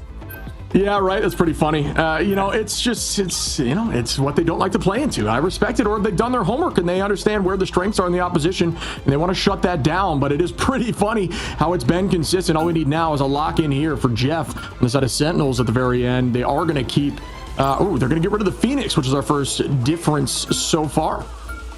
Yeah, I mean, in a Jet Protect, yep, okay, well, we'll see what the ban is on the opposite side. Is it going to be Torch, or is it going to be Phoenix, or is it going to be Emma? You know, we'll have to see in a second what Nemesis are thinking. It could be something completely different, like Adam Warlock, but no, it's Star-Lord. Okay, yeah, I mean, that makes sense. I think with the Mantis, well, actually, yeah, I mean, I get with the Jeff and stuff going through the Ultron, you know, a lot of people like to go hard, engage with that Star-Lord alongside Venom. So that's that is an interesting ban on their side, and Phoenix on the opposite side from Nemesis. Yeah, Vanguards have taken much more of a step backwards, I would say, in terms of ban priority, at least from what we've seen over these last 3 days now of watching these bans. I think Emma's been banned a few times, and we'll make sure we compile all that data for you later on as these weeks move forward. But this is just, it's definitely different, and that's what I like to see about Rivals. The constant updates heavily changes the pro scene. We could talk again about strengths and weaknesses of different teams in different metas, and the beauty of this game is that since it's changing so much, you just need to be versatile as a team. You need to be good players. It's not just good at a specific comp, because things could very much change by the time you, for example, go to a World's Finals or something like that. Yeah, exactly. Got to be thinking long term. I wonder if these teams are in that position, Chip. You think they are? You think they're preparing for that future already of LAN, or are they trying to maybe think in the moment, you know, trying to get, you know, one step at a time, some might say? I mean, I think it's more so about planning a team rather than a specific composition. I truly do think maybe early on in the scene, that was the idea, is who can run the most meta composition. But now, just knowing how frequently the game is changing and how metas are shifting, I think you just need to find players. And look again, Nemesis Sentinels, 50-50 split. You got to love to see that before we start off our first fight here on Domination. They're coming out with Aramori on Rocket Raccoon, of all things, right? You're setting up that BRB, making sure you have a res at the very beginning. But it is interesting, right? Nemesis trying to go full in with that Cloak and Dagger. They've also been one to prioritize that hero. Not banned out in the ban phase, by the way, because Invisible Woman's has taken the forefront in that department. But Sentinel with the Rocket Raccoon is also a very interesting take. And here we go with the Median early on, spinning to win, trying to get a little bit of damage down very low, but does find that bubble to stay healthy from Ricky in the back line. Going to drop forward, just trying to do a ton of damage and get that out quickly. And that is the whole idea. It's very similar to Storm playstyle with Star-Lord. Farm that ultimate and use it at the back line, force out strat line, cooldowns and ults, and do it on repeat as fast as humanly possible. Avery going to say, nope, not at my house, as the Median goes down early in this fight. This is going to give Sentinels the advantage here on this point, and we know how important point is early on in Domination, especially in a setting position of map 1 like this. Zaramori now finds Dinks, Crimzo on a scatter, Nectar on a Melophobia, and now Nectar's on Duelist. Nectar's been playing literally everything, although they are a duelist typically. Yeah, that is interesting. I think the biggest thing, the interesting factoid is that, remember yesterday, Sentinels, they were struggling keeping their backline alive, so their adjustment is not the Vanguards, like you mentioned. It's just swapping to heroes that can survive, and Rocket Raccoon running around with the double dash, right? You play Jeff, you play Ultron. Now they're set up for a dive right now if it's Jeff, potentially from the Captain America. Yeah, I think this is the comp they really like. They ran that similar comp with Techie on Venom and Crimzo on the cap yesterday, and they actually had to get banned out when it was finding success. So I do think this comp plays into their strengths, at least at the moment from what I'm seeing. And you're right, it is just a survival comp. It's about who can not get KO'd and not have to look at each other, really. Keep that Ultron drone in the back line if need be, and allow your two Vanguards that have a ton of survivability to do their thing. Up we go as it comes down. Nectar going to find Melophobia. After that, it's Jeff, and that is a ton of value, as that's essentially a 2 take right there, especially if anyone was eaten. Didn't have eyes on that as we're moving forward here. Nectar going to get the stun off, finds Ricky Techie onto a Median now, and Sentinels once again are off at 50%. And well, the hard part is we're talking about how comp synergy and stuff, right? At the moment, I think Sentinels with their play style, with the playing the Captain America alongside the Venom and like that backline we talked about, and also Nectar on the Phoenix, they can just live forever. Whereas Nemesis, you would think, okay, with Jeff, we want him on the flank and kind of on the back line. But unfortunately, because they're forced to play Cloak and Dagger, they're just always playing together as a unit. They're really trying to take advantage of these Terra Capes, but that's forcing characters that I think do good on flank angles to play as a cohesive unit, and it's just kind of strange.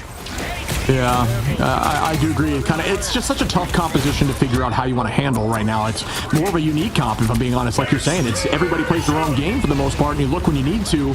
But Nemesis, one of that more traditional composition now with the Gamma, and that's going to be a pick here from Craze, who finds Aramori, and that's going to be their first major take early on in a fight, and they need that now, as it's 94% up here for the side of Sentinels. And out we go with the Whale. Amadian finds Nectar. Craze Man goes down and finds Crimzo. Scatter onto Avery, and that should be enough for them to get the point. But at this point, did they have to commit too much, as all they have is going to be Ricky and Mello, Phobia into Nectar, Renko, and Techie. Yeah, that's a great point, Shib. I think that Whale is a big one, right? The way forward for Nemesis is Amadian either finding a pick or just, most of the time going to be with that Whale to counter Renko. But Renko's coming with his Jeff already. Where is he going? He's just going to wait this across out. map. Wait, what? Yeah. Wait, just setting up towards the point. Interesting.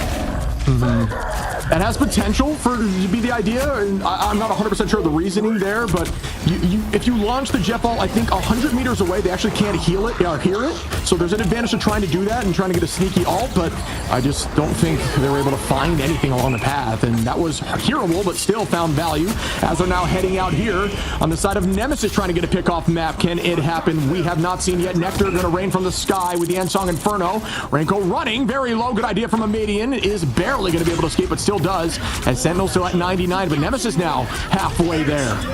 I don't know if using it to just reposition is exactly the way forward, but we'll see what happens for Sentinels, right? They still have time on the clock. They do prioritize this point, right? Putting them in a weird position. Now they come in with Ultron's Rage, but the Nemesis live. They have Whale ready to go, and who's coming out of an ultimate in a second? It will be Aramori, who's now on Cloak and Dagger. Yeah, I mean, that can be tough, too. Namor can do a pretty good job. If you can read where that is going to land with Cloak, you can have a pretty large Whale that also cancels all. And out we go now with... Oh, is that going to find it? Turnabout is out, but I thought they were going to try to make a play off it. They do. The Whale's out. It does land, as I had mentioned. Amadian going to find Aramori. Avery onto Ricky, exactly like we just discussed. Nectar now onto Dinks, though, and Sentinels are still up. Just barely in numbers. Make that by 2. Back down to 1 as Craze finds Nectar now. And losing that duelist, Nectar's been popping up, is going to be valuable there for the side of Nemesis, who are still holding at 95 now. And that's a big eat by the Jeff now, too. Renko bringing him towards the outside, who has that Hulk available. Melophobia trying to go for the counter eat, too. Comes back to the point.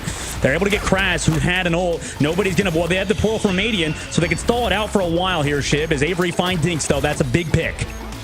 And they come in heavy with Scatter on Emma now to try to buy more time, but at this point, you're on your heels. They have 2 ults ready for Sentinels. Craze going to come back in as Hulk now. No real ult available. And Scatter's going to be close. Dinks almost there. Craze does have Hulk, though, and that could buy a ton of time. Aramori finds 1. Nectar and Techie find 2, 3, and that does enough as Sentinels get map 1. And right now, Nemesis are struggling, right? Because we see so much priority in picking off Aramori when they were on Rocket Raccoon, when Aramori was on Cloak and Dagger with the Whale, right?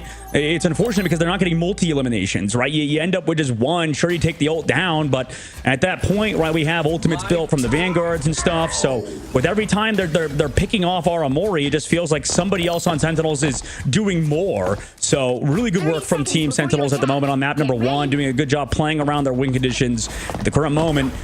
And right now, Nemesis, with this Hulk Namor composition, might have to change it up. They're putting Melophobia over to Bucky at the moment, so giving up on that Jeff comp entirely, it kind of makes sense to me, Shiv, because I don't think it synergizes with this Cloak and Dagger all that well.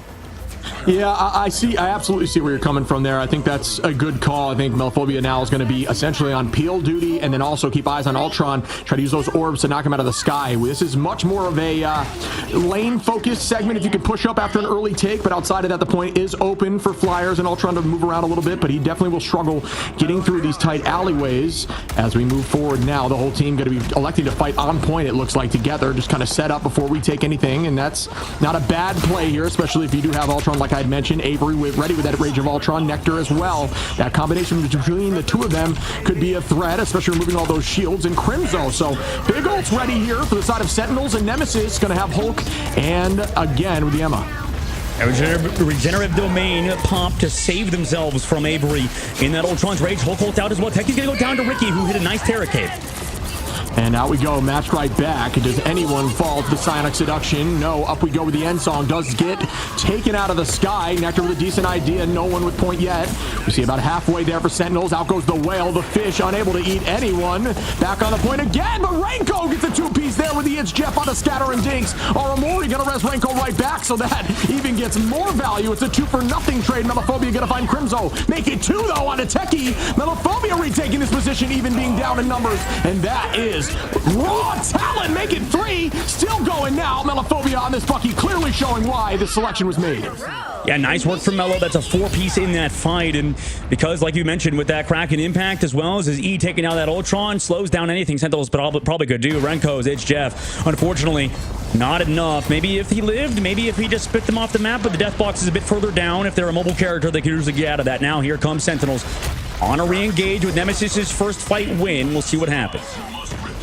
Yeah, Techie on the high side, just setting up here. Sentinels do have Rocket ready with the Sia. Avery going to be there with the Rage of Ultron, and Techie close too. You can actually combo there the Rocket with Techie on Venom as well. It's a pretty good combination. Similar damage, actually the same exact damage boost as Luna on damage boost mode.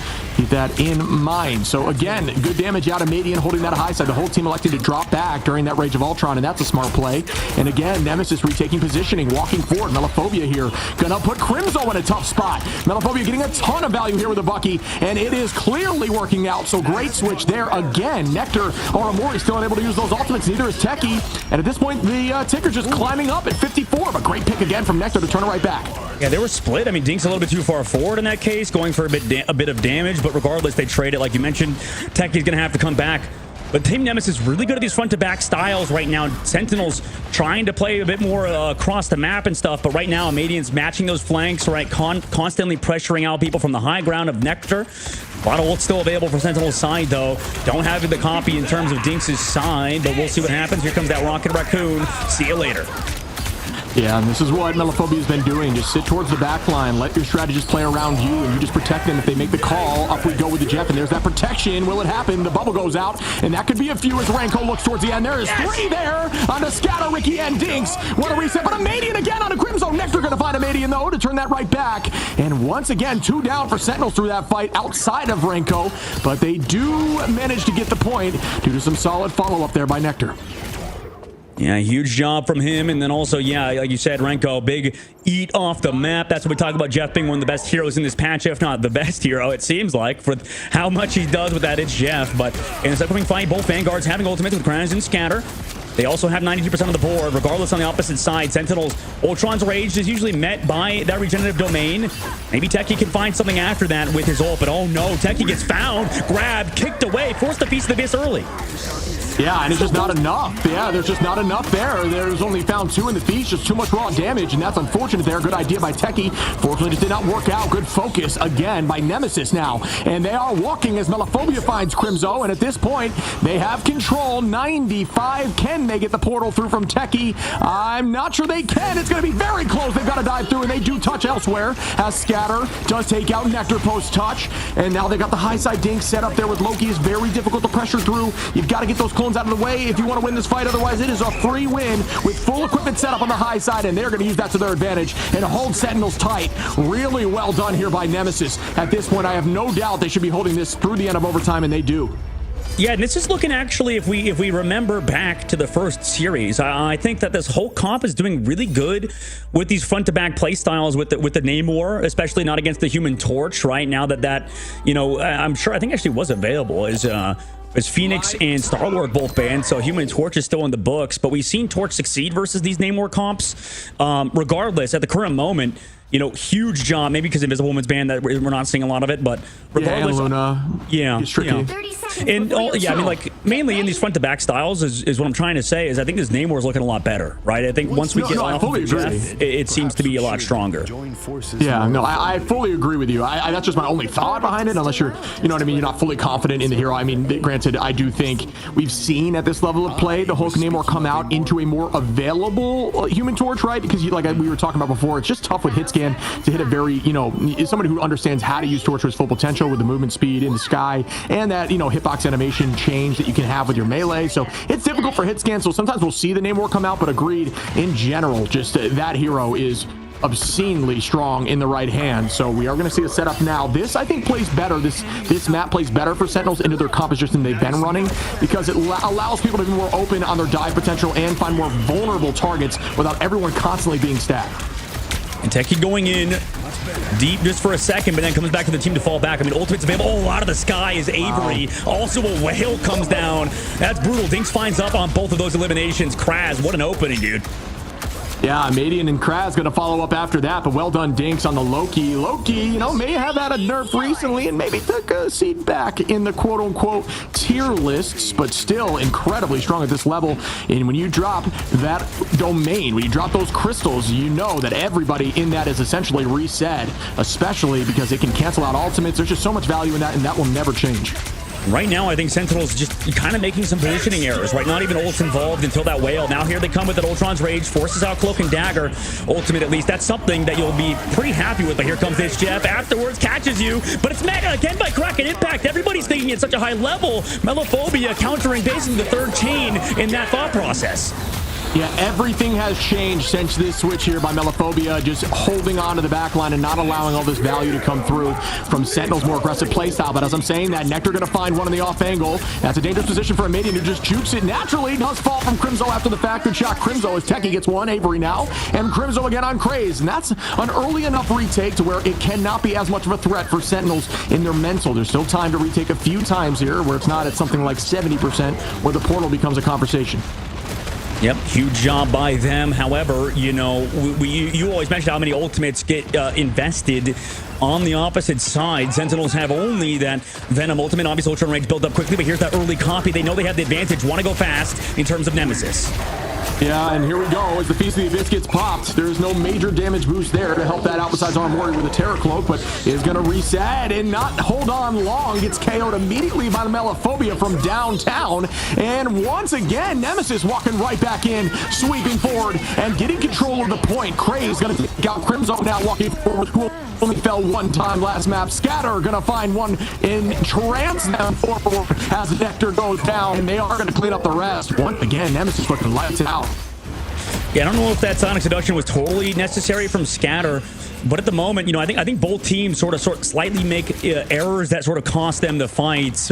Right now, Scatter going back to the point, though, for that Venom who gets CC'd by that Hulk, has to come back to the main side. We'll have to see. Techie has played so aggressive throughout this series, but right now, oh no, Melophobia gets stunned by Nectar. It actually pans out this time. That aggression pull in of that Venom. Oh, and we might have seen a commitment there. I'm not 100% sure if we saw the all.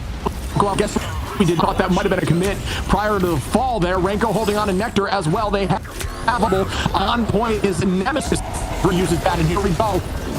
Renko, does this one land? It finds at the moment just one, and I believe it was an ally, but unfortunately right back onto the point. They're still holding. Sentinels have Nectar, Armory, and Crimzo ready as Crimzo launches that meteor up in the sky.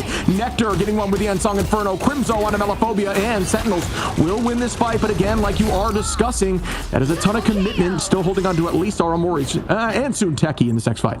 All right, well, in this upcoming fight, Sentinels, can they sort of close down on Nemesis with these ultimates that are available? Techie's been using his ult, I think, more for survivability or for one-shots. And at the moment, Nemesis have not conceded to that combination from him. We'll see how Sentinels play this upcoming fight, as they do have that Cloak and Dagger Eternal Bond ready to go, as well as the Ultron's Rage. Usually like to start the fight out with it.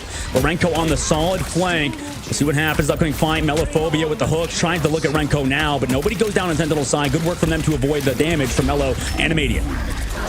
Yeah, as we start again, Techie gonna find Melophobia early on in this fight. Sentinels need to keep doing that now. We're getting to that 70% where it gets a little easier for them to take this home. Armory gonna commit, though, with the Eternal Bond, keeping the team healthy on point, biding time, and at this point being up a number. The whale, does that land? Armory gets a two-piece there onto Amadian and Ricky. Dinks falls to Nectar. Nectar again onto Scatter. Craze gonna reset, and we might see a potential portal play here, but we might see a potential cancel if possible from Nectar. Yep, huge pick off from Renko and Techie to come together, really harass Melo, then eventually go for that one shot. Melo on that left side alone, has to touch with that Kraken Impact like you said, but he's going to go down for it. Yeah, and Avery gonna find that Mello early again. That's the second fight in a row. Mello doing so well during the series, unfortunately falling twice now in a row as Nectar takes out Scatter, and that's 2 numbers up. At this point, they have to play slow. Out we go with Ricky with the Eternal Bond to bide time on point. We will see Jeff trying to make a play now. Gonna go on to Dinks. Dinks did make that transfer, but still finds Cloak, I believe, and that is gonna be worth it, as off the map immediately goes Ricky. Techie gonna find Dinks. Melophobia now coming back out on the Human Torch and touching. Is gonna get a pick 2. Up we go with Crimzo. Bang, it does land, but onto a Hulk that is holding on to the Venom. Now down into Bruce form, still holding on to this point. Now we come in with Sentinels as Nectar comes in as Strange right after that ultimate. And this is a crazy hold, but they still get it done and they cannot touch. Nemesis falls as Sentinels takes home map 1. Yeah, and this is why you can't underestimate Sentinels and what they're able to. I think that it's, you know, still early on in the roster, and I think they're proving at least myself wrong. I think at the current moment is they looked very good towards the end. Those one-shot combinations, as well as Renko looking very good on Jeff. Yeah, that was very impressive by Sentinels to pick off Melophobia. And at the current moment, I mean, Nemesis are now on the back foot, going down the first map. Just an incredible series from Sentinels to kind of work back themselves into it. We had Nectar with 17 final hits as well on that Phoenix, and on to pretty much every other hero. Flexing, like you mentioned earlier, has been a huge mainstay for Sentinels for a good reason. They are very good. Yeah, Nectar was picked up, you know, in their last rotation in terms of change of the roster. And Nectar, they like we have mentioned, incredibly strong, but have played literally every role, and you know, definitely picked up as a duelist, but has been seen in the back line as well on the Vanguard position. So they can really do it all. 17 finals, you know, 6 more than the opposition, coming up 6 more than even Avery, who was at 11 there. So really well done. Renko with 8. Renko 26 and 3 on that Jeff, like you mentioned. So yeah, a lot of good stats on this team, willing to kind of do it all and play that really obscure self-survival composition. I don't even know how to call that composition. It was like everyone kind of playing their own game at first. I thought was very unique, but I do think that the Bucky really helped shut that down. Yeah, it might be like I've heard, you know, very, you know, high-level people in this game, and you know, other games in general talk about how, you know, I think it was Vest specifically also that talked about it too. It's like once you give up something, you know, once you go for something in the target in the ban phase or the protect phase, you're giving up something else, right? And when you're committing that many things, for example, even in the in-game, you know, going over to that rocket instead of cloak and dagger, you know, you're giving up maybe too much in avoiding things like the Jeff or the hard dive from a Cap and the Venom, right? So once they're changing off of that and they go to the Cloak and Dagger, it really ended up working way better for them, and they started winning a lot more. So great work from Sentinels to close out. I think at the current moment, we're really seeing the evolution of the meta in front of our eyes, Shib. It seems like Jeff, kind of, you can't not play. So, you know, when you switch to that Namor comp, sure, it looked better with the Jeff, but it ended up biting him in the butt because you're stuck with the Bucky and the Namor, and it didn't seem like they were either having enough healing or enough distraction towards the backline because Aramori and them were just living on that third round. Yeah, agreed. I think we might get into the position here where Jeff becomes a target priority in terms of banning. I mean, that is something that's been happening a little bit in this tournament so far, but I agree. There's just so much value in Jeff right now with these late picks, these, you know, forced staggers, these huge, even if you're just relocating Vanguards, for example, there's so much value in that and biding your team so much time to just play ag. A lot of value in Jeff right now. I mean, season 1, would you have imagined us saying that? Probably not. Probably not. And also, I mean, he has kind of turned into one, at least at the high level, one of the most annoying characters to play against, right? He just already was. Like, he was already good when he had all of his bubbles, you know, had like 5, had infinite time underwater. Like, that was probably the most annoying version of Jeff. But we're still in a period of time where now they buffed it so his left click does damage and healing at the same time. So you saw, even from Renko's perspective, I mean, there was no downtime of that character. Whenever he takes even a lick of damage, under the water real quick, comes back, heals up with a bubble, and it's tough. Yeah, and then there was that strategy early on where we saw the off map and then you immediately get rezzed by Rocket. So you just commit to the off map and you come right back, and no matter how much you commit, it still gives you that advantage as a team. Yeah, right now Jeff is so good, man. I don't know. Like, I you know what? Hopefully we should go to a break in a second because I need to, you know, keep my tongue in my mouth when we talk about that character. But we love him. It's a great time to have him in the meta, and he's definitely here. We're gonna go to a short break. When we come back, we'll see you for map number 2.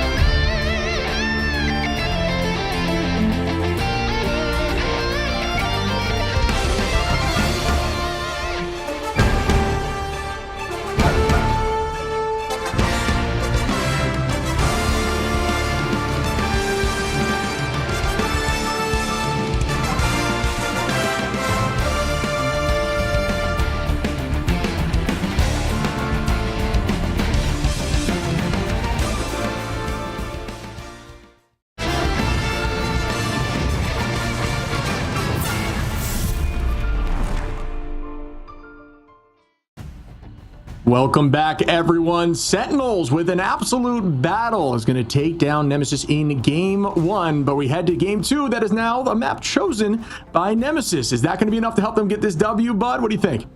It might be, but you know what? I think after that first map, for sure, I think we can definitely all agree Sentinels looks like very good, right? I think we underestimated them. I think that's maybe because YFP is a lot better of a team than we thought, right? I think that that game was such a close game that, you know, we would like, oh, okay, maybe Sentinels aren't that good. YFP, you know, coming out of MRC, Cafe Noir, they won. You cast it, I believe, Shib, too, for that season 2 of MRC. I mean, they won the whole thing. Sure, there was teams in Ignite that weren't playing, but regardless, they were still the #1 seed over teams like Extinction, over other teams that were top tier. And you know what? I mean, Sentinels look still as good about as ever. Yeah, I think that this, you know, it's a testament to the roster. You know, even the first week, maybe it was looking a little dicey, or they were trying some stuff out, and they struggled a little bit. They looked a lot more like themselves in these games, and they were willing to switch up composition when need be, and it clearly worked. Even when they were struggling into that Bucky, they made a change and held on as we go over to Symbiotic Surface. Symbiotic Surface, both Mantises removed, and I think another thing is both teams actually, I think in the ban phase, are doing quite well, at least just targeting the general, what we assumed is meta, besides that Jeff at the current moment, right? Ultron protection early, that's a bit different than maybe protecting the Invisible Woman, or, you know, the Luna, or that Jeff. And Luna on the opposite side already banned, so both teams prioritizing that Ultron specifically. But I don't know. I mean, it's interesting because eventually Sentinels gave up on it. So yeah, they just go over to Invisible Woman instead, making sure they keep on to that hero. Yeah, I think we're going to see virtually the same ban line. I think both teams probably felt confident. Domination, for those who don't know, you know, this level of play, teams largely consider, although it's a battle and it's definitely a test of skill, one that teams can still get away with, even if maybe they, you know, shouldn't have in their eyes or whatever may be. So they don't always take it into consideration as they go back into the bans, but I do think it is a good testament of understanding strengths of teams and maybe using that to come back in the ban phase, which I'm sure these coaching staffs are not taking lightly, as there goes that Jeff, and that is a good ban on my side and what I'm thinking for Sentinels. Yeah, I wonder what the protection to be now. Is it going to be that Adam? Is it going to be the Luna? Okay, they're prioritizing keeping Luna alive and the Invis in this ban phase, but Sentinels, they could ban out that other off healer in Adam Warlock right now if they want, or, well, the Phoenix in this case, because they don't want to play against it like we saw earlier. And, you know, they did have also a Phoenix of their own earlier in the series. It wasn't banned out this last time. We'll see what their protect is on the back end of this map on Symbiotic Surface. As you know, a big thing is as well is that we do have Torch going through right now too, because Mello can play that character as well to about a high of his level as like Speedery, for example. Yeah, I mean, this is something I'm curious to ask, you know, whatever team may get through. It's just my understanding of where Torch is against these compositions. It seems like at this level of play, it's nowhere near as much of a priority nowadays.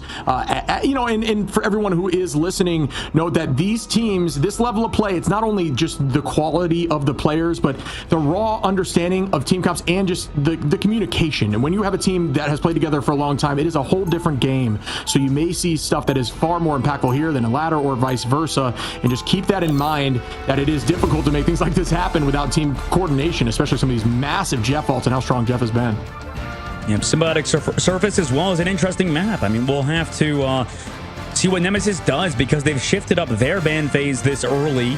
You know, we're already making sure Phoenix can't be played on the backside angle, and I think this team is really good at that Namor Hulk composition with 222, but from everything we're thinking about, I mean, yeah, you get rid of that Jeff, so that's not a problem. Well, actually, no, they didn't, because that was Sentinels getting rid of that, right? So, actually, no, it wasn't. Sorry. Yeah, I think right now, the biggest thing is if you go for these, you know, triple composition dives, at least without that Jeff, right, for Sentinels, then how does that do versus that traditional 2-2 comp? Because I think really Nemesis is really strong at this Namor whole composition. That's kind of one of their favored comps.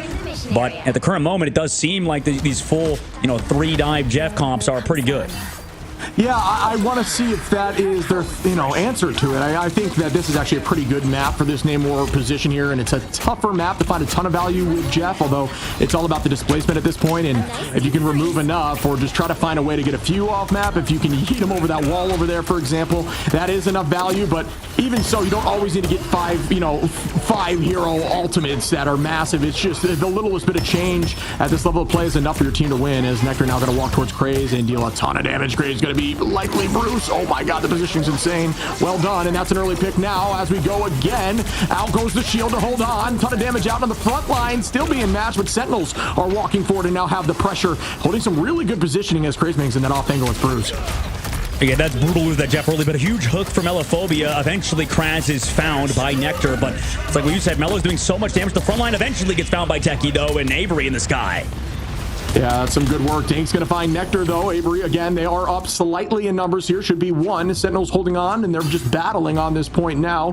Going to try to see if they can get the ticker moving, and they do. Here comes the portal through, though, and this could be from the side of Crimzo, just to try to come in if need be at the right time to wall off potential portals coming in. I think that is the idea. You're going to see one and likely see another right after the fact. Oh, it doesn't even matter.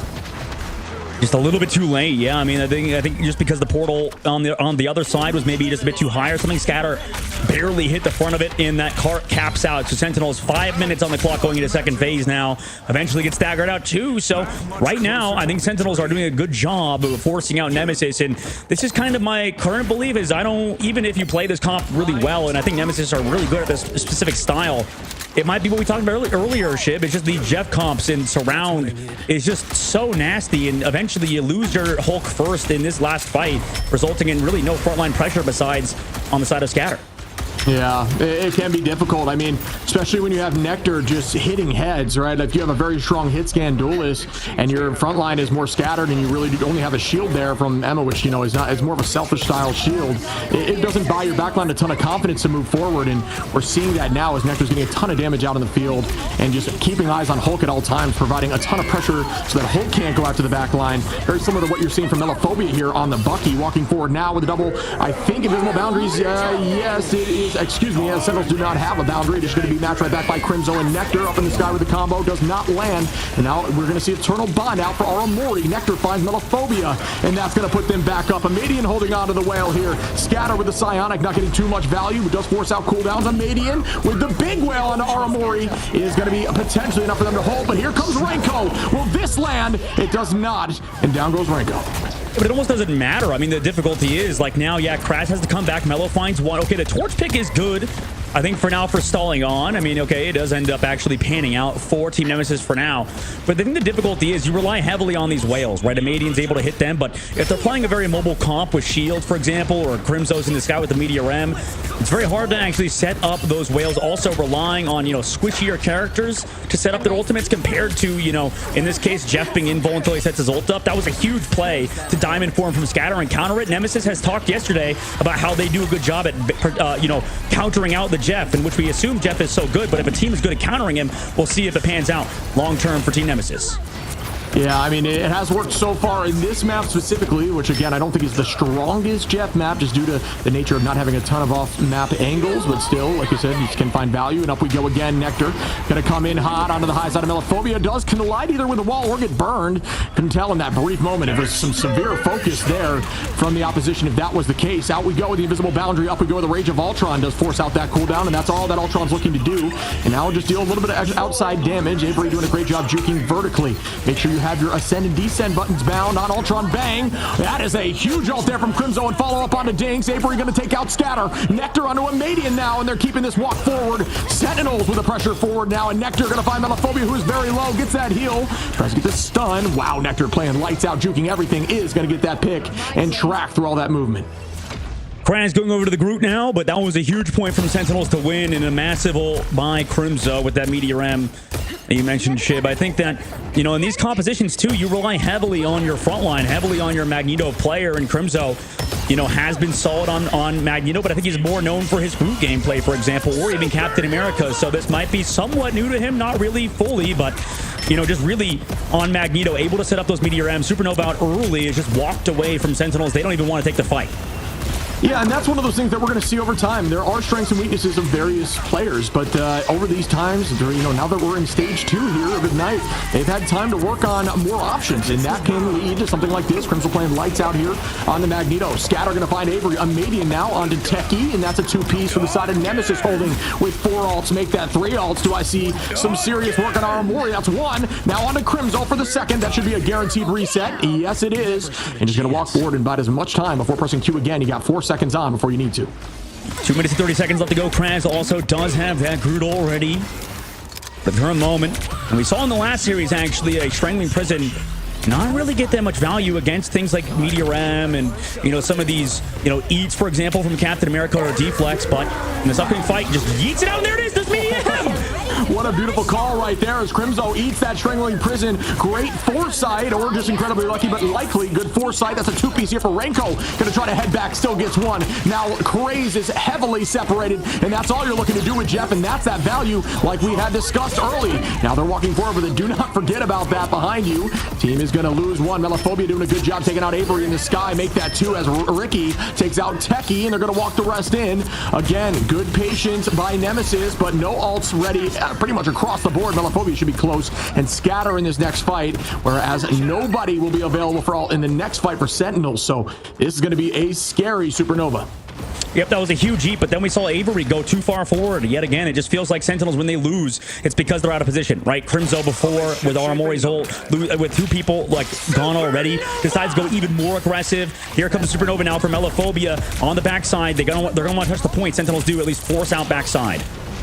Yeah, and this was a good setup here by Renko and Crimzo, who try to make a flank angle onto the back line, but still great positioning by Nemesis to rotate in front of point and stay together and not have that pressure on their front line and just use them to drive away the back line. Melophobia gonna find Techie, who is also pressing that right angle. Crimzo gonna have to drop back, actually, towards the angle he came in on attack. So into that flank, still has a ton of HP, and that's what Crimzo does. He is Captain America at this point, is one of the best caps in the game right now, and we see another reset. This time Sentinels will have ults, and this should be almost a full suite of 6 ults in this next fight. I think both teams right now making sort of positional errors. That one was just capitalized on a force physics from Ricky. This Invisible Woman panning out. Here comes that Sonic Seduction early on. Sentinels, did they disengage it? This time they do. Met by now a late Eternal Bond. Yeah, it's going to drive them forward, and nobody goes down just yet. And here comes that Groot hug, and that's going to be slammed as a maiden gets 2. Do I hear 3 towards the back line? Yes, we do. Aramori goes down. A maiden with that damage boost. Groot is a crazy Strangling Prison, and now here comes the cap stall. It's all about can Crimzo hold on, but it is scary into a bucket. Does have help from Renko, who dives into that Invisible Boundary and the Freedom Charge. Also the Itch Jeff on the backside. Invisible Woman using her jumps. This should be a big Itch Jeff. Yeah, that's a 2-piece there on 2 valuable targets. Dropping backwards, trying to head to the spawn. Not sure it can make it in time. Will not be able to, but still. Oh, right towards the heel, unfortunately. Is going to get frozen immediately. Good work there. And follow-up as down goes Renko from Craze. Techie finds Scatter. Techie again onto a Median, though, and this puts Sentinels up in numbers. And they're going to come back in a guaranteed stagger. So that Jeff ult was absolutely worth it, as they are going to find Craze now and buy more time before that spawn comes through. Well done by Renko. Even though it may not have looked as successful, it very much was. Yep, no ults though on Sentinel side, and Supernova is available, right? Unless they absolutely shut down Melophobia in the sky, which is really hard to do because of what you talked about earlier with these really good torch players that can avoid damage. I mean, he's known as one of them, right? That's the only wing condition. No ultimates on the side of Sentinels. Maybe destroy a backline or something, but they have to shut Melophobia down, and he has all the resources. Yeah, and OT we go, folks. Melophobia immediately. Supernova goes out, damage for days, and there we're going to start seeing them build, and that's very difficult to hold on to on point. Melophobia playing around this natural cover. You will see players at this level consistently using walls that are unbreakable as cover, so you don't have to force cooldowns. Big ult here, Ricky. Melophobia with a 2-piece on Nectar and Techie after the group hug from Craze. We see Scatter with a pick, and that's enough for the hold as Nemesis holds them before point 3. I mean, Sentinels in the last fight, the ult sort of disadvantage was too much, right? I mean, they eventually built up the Eternal Bond, but it was way too late, right? They took already so much damage from that Supernova. That's how they built that ult so fast in the first place. So realistically, Sentinels, they got the car very far, right? Now it's all up to their defensive angle, right? Finding pickoffs, it should be somewhat easier, I would say, versus Nemesis, who, you know, the onus is on them to take that space, especially on Groot, and, you know, you're going to always deal with that Jeff. But to be honest, what we saw last series was also, like Beth said, one of the best Jeff players we've seen so far. And I'm not going to say we haven't seen that at a Renko necessarily, but I don't know if the impact is as felt until, you know, just every single fight. Now, if we take a look at the stats, you know, only 2 final hits. You did bring them out of the fight, at least on Renko's side. But it was still a little bit too reliant, I think, on Nectar at the current moment. We need to see a little bit more out of the rest of the team, maybe slowing it down a bit, because sometimes they go a little bit too aggressive, as we mentioned earlier. But for Nemesis, you know, they still are on attack now and have to, or sorry, on defense now and, or no, attack now, and they have to claim that space. Yeah, yeah, I've got to say, I think you're right. I think that was a good call out. I am curious here because I know how defensible point 1 and 2 can be, but it's all about steamrolling. If you keep the momentum through 1 and you take that high side on the left as you head through point 2, and I'll show you what I mean as we head there, if it gets there here for Sentinels attack, you can really steamroll through the first 2 points if you're side of Team Nemesis here and just walk through and give you plenty of time on that final take. And that is something that we didn't necessarily see here from the attack side of Sentinels. They weren't able to get that momentum going, but they still got it relatively early and just got held off at point 2. So it's all about this first take. If you can take this quickly, this typically gives you enough time to make sure point 2 is doable, or at least get that point right to the very end there. And here we go as Amadian going to try to take Avery out of the sky with a pull. Does bang? That's some follow-up and down. Oh wait, I almost went too soon. This is not enough follow-up there from Amadian. Yep, great peel. I mean, that was a huge job to keep Avery alive. Avery is just not looking towards this Bucky, though. Like, I don't know exactly what's going on in Avery's brain, but right now I'm just not liking the gameplay out of this Ultron. Right now, pickoff's happening, too. I mean, this was happening in third phase as well. Like, it just feels like maybe that's due to not Avery playing bad, but also just Ricky finding huge pulls every single time, setting up his Bucky, right? This is like, you're playing the comp that surrounds, right? And we're getting surrounded on, like, that's terrible, no? Like, that just is such a bad precedent for our comp moving forward. Sentinels now, you know, give that point even faster than they took it on attack. And I think we're in a strange position here, as I believe now the Strange is going to drop back. I think we're going to see Avery make that change, but I was wondering if no, Avery still has to stay on Strange. We might see an early take here. We're going to have to see a change up with Renko and Aramori being the only strategist at the moment, as I believe the portal play was coming through for Avery, but unfortunately essentially gets locked out and commits to it outside of here, and they are going to keep walking. Nemesis is doing exactly what I had mentioned, just using this momentum. Down goes Jeff, though. Will this land? As we see Sentinels on Renko using that height, and so getting the sweep to find one. Gonna try to get away. Good escape here. Deal a ton of damage to the Bucky, but Bucky has some self-sustain, and Bucky goes up with it all and gets matched immediately. It does not much here. Does force out a few cooldowns, but if they can keep this going, this could be massive. Craze with a huge strangling prison, but still not able to get anything through it. That is wild to me as Aramori gets a 2-piece. Avery now finds Scatter, and well done from Sentinels to come back from this as Avery gets that pick. Techie finds Melophobia, and they do walk them back to the door, even committing a ton of ults from Nemesis. Well done, Sentinels. Huge fight win indeed. And I mean, even bigger, they got out ults, right? No more ults on the board except Scatter with that stunning seduction. And Sentinels now, I mean, they could also send up that Eye of Agamotto, but for Team Nemesis, and also actually they're on Ricky with the Rocket Raccoon. I mean, they know nobody can really find. Well, no, Ricky's going back to the Invisible Woman. Okay, I wonder. Oh no, to give Melophobia the jump, obviously the Rocket Pack to make sure he can go for a kidnap. In this upcoming fight, they don't have Invisible Woman to counter Wolverine, so this is a decent change up as well. We haven't seen much Wolverine so far this tournament. Yeah, only a few times is right. I mean, it does a great job of countering Groot, but now that Invis has been taking a push forward in terms of the meta, it makes it more difficult, especially at this level. These Invises understand about utilizing that cooldown to counter and really getting max value out of it, which makes Wolverine in a much harder spot. There's an ult goes out for Avery. It does land on a bunch. Avery coming in heavy with a 2-piece now on the follow-up of a huge Eye of Agamotto. Really well done from Avery. Nectar gonna find Craze. Techie finds Ricky, and Avery again onto Dinks, and that is so much value. Really well done there by Avery. And the bubble play coming through from Crimzo to set up that Eye of Agamotto was massive from Sentinels. And now in this upcoming fight, still having that ult advantage ship, but we talk about how important that is. Mello also, crucially, that was such a fast fight that he wasn't able to build much towards that last stand. So Sentinels countering out some of the plays from Ricky, and really that comes down to, you know, we need to see a ton of this Magneto gameplay pop off in this Emma Frost, considering this is also a large source of your damage in this upcoming fight with the Meteor M. And here we go with an early Sonic Seduction, and Amadian going to use cooldowns to just essentially relocate and wait that out a little bit. Dink's going to find Techie early is massive. Up we go with Crimzo again. Will this one land? Looks towards Dinks. Unfortunately, good movement there by Dinks to escape that Meteor M from downtown. Amadian going to get stunned up, and here goes the combination. It is huge, at least on Allies. Finds 2 enemies, but no, not going to matter as Renko gets taken out by Amadian. Unfortunately, the whole team was eaten by that, so there's no real protection. They do drop back together now, but Amadian is up with the Kraken Impact with 1. Aramori gonna pop that ult to keep the team healthy. Amedi not gonna be able to get that reset now, and that's a good counter ult here. Team Nemesis now gonna have ult advantage slightly here with Melophobia, Dinks, and Scatter all popping Q. Crimzo gonna take out Melophobia. Post that last stand. Ricky onto Nectar. Here goes another eye from Avery, and it's massive. Will they be able to follow up? They get 2, 3, 4. Yes, they do. Avery is bouncing back like a champion here on this Doctor Strange. Yeah, this is a huge comeback from Avery, like you mentioned on this. Doctor Strange has been doing so much work, and also, I mean, it's just back and forth. We saw the Jeff ult get countered by a Kraken impact, saves his team, sort of breaks the eggshell of the Jeff to save everybody being kidnapped by him. And right now, Sentinels, you know, now we're towards the very end, though, because of, like you said, Ayabogamoto mid-fight, not kept track of, and Nemesis, they're struggling against Sentinels comp, which shouldn't even be that good, theoretically. And here we start once more as the whole team is going to elect to drop together on point. Ult advantage going to be slightly up here for Nemesis. Immediate and Craze is going to be ready. Ooh, excuse me, as we will have Techie and Crimzo ready from Nectar as well. Ranko's close, so I lied. Sentinels should have advantage in this long sustained fight, but it doesn't matter as Immediate gets 2-3. Are you joking? With the Kraken impact still going to turn this right back and get a 4-piece and walk them to the door. A minute on, though, a defensible position. Maybe a portal player may not be needed, but either way, it is difficult to come back through these tight chokes. Well, Avery's going over to the Adam Warlock, so I guess they're banking on the ladder.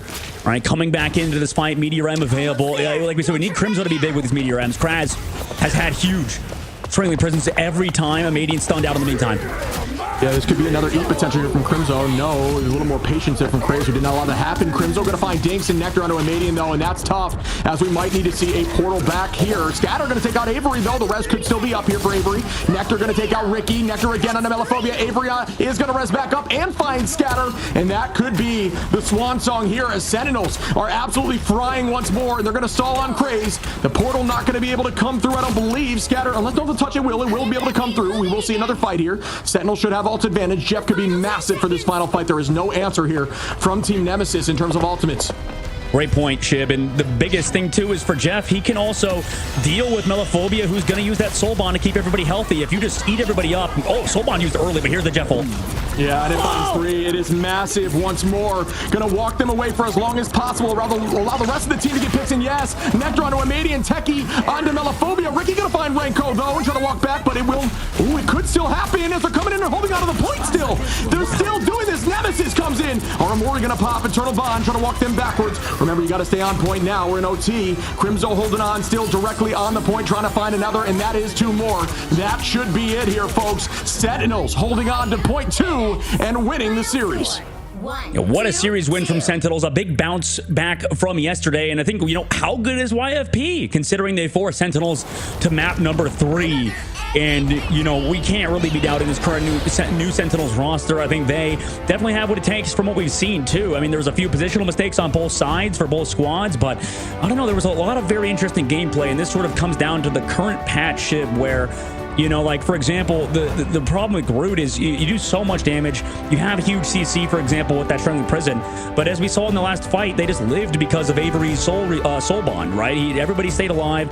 Avery kept everybody healthy with that Adam Warlock, and they were just able to live out that ultimate. Whereas on the opposite side, Crimzo just dunks down onto one of your backline on Dinks and finds the elimination, and it's just over at that point, right? Magneto is one of those characters that can just absolutely carry games just off of one Meteor M. Yeah, I mean, you can get so much value with the Meteor M. Not only do you eat damage, you know, up to 800, you essentially can cancel out a strategist line ultimate virtually, you know, as long as the cooldowns are, obviously the proper cooldowns are there and you land it. But yeah, so you just get easy trades. As you see, Crimzo here going to find a 2-piece just to clean up the back line and the front line. And then Nectar, I mean, and more love here to Nectar, who is frying and not missing and the torch in the sky. Absolutely. And well, the biggest thing too, Shib, is like the trade-off is we have overwhelming damage on the front line, right, with Emma Frost and that Groot. But I mean, once they come in with the Meteor M, for example, like the only way you really counter a Meteor M is with a Magneto of your own, right? Because, you know, how do you save people? Like we saw, there was instances where Dinks or Ricky was just left out to dry because Kraz is on Groot and Scatter's on Emma Frost. You know, once Emma Frost uses her shield, oh great, now that Meteor M is just going to dunk down on her backline and there's nothing we could do. Yeah, I agree. I mean, you're like one of your last-ditch efforts is to throw out a Groot wall and hope that your team can juke around it, but it needs to be late enough to where Magneto can't take the height. So, yeah, I'm with you. I mean, there's really not much answer into Magneto when you're not running that mag or a Strange that can constantly have a shield up at the moment, and there was no option for that. So you're right. These Crimson ults were just consistently landing, and that is such a difficult thing to handle, especially because it turns the whole tide of a fight. When your Magneto's in the sky, there's really not much answer besides trying to live through that moment, not get KO'd through that moment. And again, huge ult here at the end from Jeff, just popping off. So well done there again by Renko. Yeah, absolutely. And I think this is also a testament to why I think when we talk about these 2-2-2 comps and we even go over to Torch, I mean, they were on a 3 Vanguard comp at one point. So, you know, I guess the comp didn't matter too much. But from what we've seen, I mean, like you said with Jeff, I think that character is just so important. And Renko really started to come online, like you said. Nectar was consistent throughout the whole series. That's the player they played around heavily for good reason. I mean, Nectar, I know we were talking to Nectar at the LAN at the midseason. Nectar was like, oh, I'm going to switch to strategist. I'm going to go play a support. You know, I might as well, because there's not many good strategist players, for example, right? I might as well make that switch over roles. But, you know, obviously that was a bad idea. I mean, that's just like Nectar is an absolute freak in terms of being able to flex to basically everything on top of being that consistent on Phoenix. So yeah, this team is looking damn good, Shib, and really is a testament, I think, to composition wise why these Jeffs are just so good in the current patch. Yeah, I mean, we've seen Nectar on strategists. They're willing to play whatever. It's funny because just the raw passion that they have for the game, right? We had that interview with them at Midseason Worlds, like you mentioned, and, you know, they got knocked out. And we said, what's next? And they said, I'm grinding ladder. I'm going home and grinding ladder immediately. You know what I mean? And I love that. I mean, just the passion to want to try to succeed and get better and get stronger. We've seen Nectar absolutely pop off. Well-deserved MVP with 19 finals and 35k damage, 10k more than almost anyone on the opposition. So really, really well done there. Yeah, that's a good point you bring up. It's just like, you know, that's what separates the mentality from, you know, the top tier players from, you know, just the pros that are there, want to just make it and then leave, right? That was kind of, for example, with me, I had struggled with burnout when I played professionally for a few years, right? It was, and I'm sure you could attest to this too, Shiv, if you're playing the same game, no matter how good it is, you're eventually going to get tired and you have to manage that unless you're built differently. Like Nectar's like, I'm just going to go home and play ranked, you know, screw burnout. I just grind like a madman and just one of the best players. So huge respect to that mentality. It's very rare, I think, in esports in general. Yeah, passion is very important. It's just like the need to also feel confident. I think if you feel confident, especially in the duelist role, you perform better because you need to be willing to make those more aggressive plays. But we are going to have an interview here coming up with McGravy, who I do believe is ready. Ton of stuff to ask a coach. Very stoked to have you. Welcome in, buddy. Hey, what's going on, guys? Hey, McGravy, you're looking like a ghost over there, dude. Jesus, what is this lighting, man? Oh my god. bright monitors, bright white lights. You know how it is. I gotta stay locked in on the game. I need all the attention. I don't want to get sleepy. Gotta be focused. You know, locked in.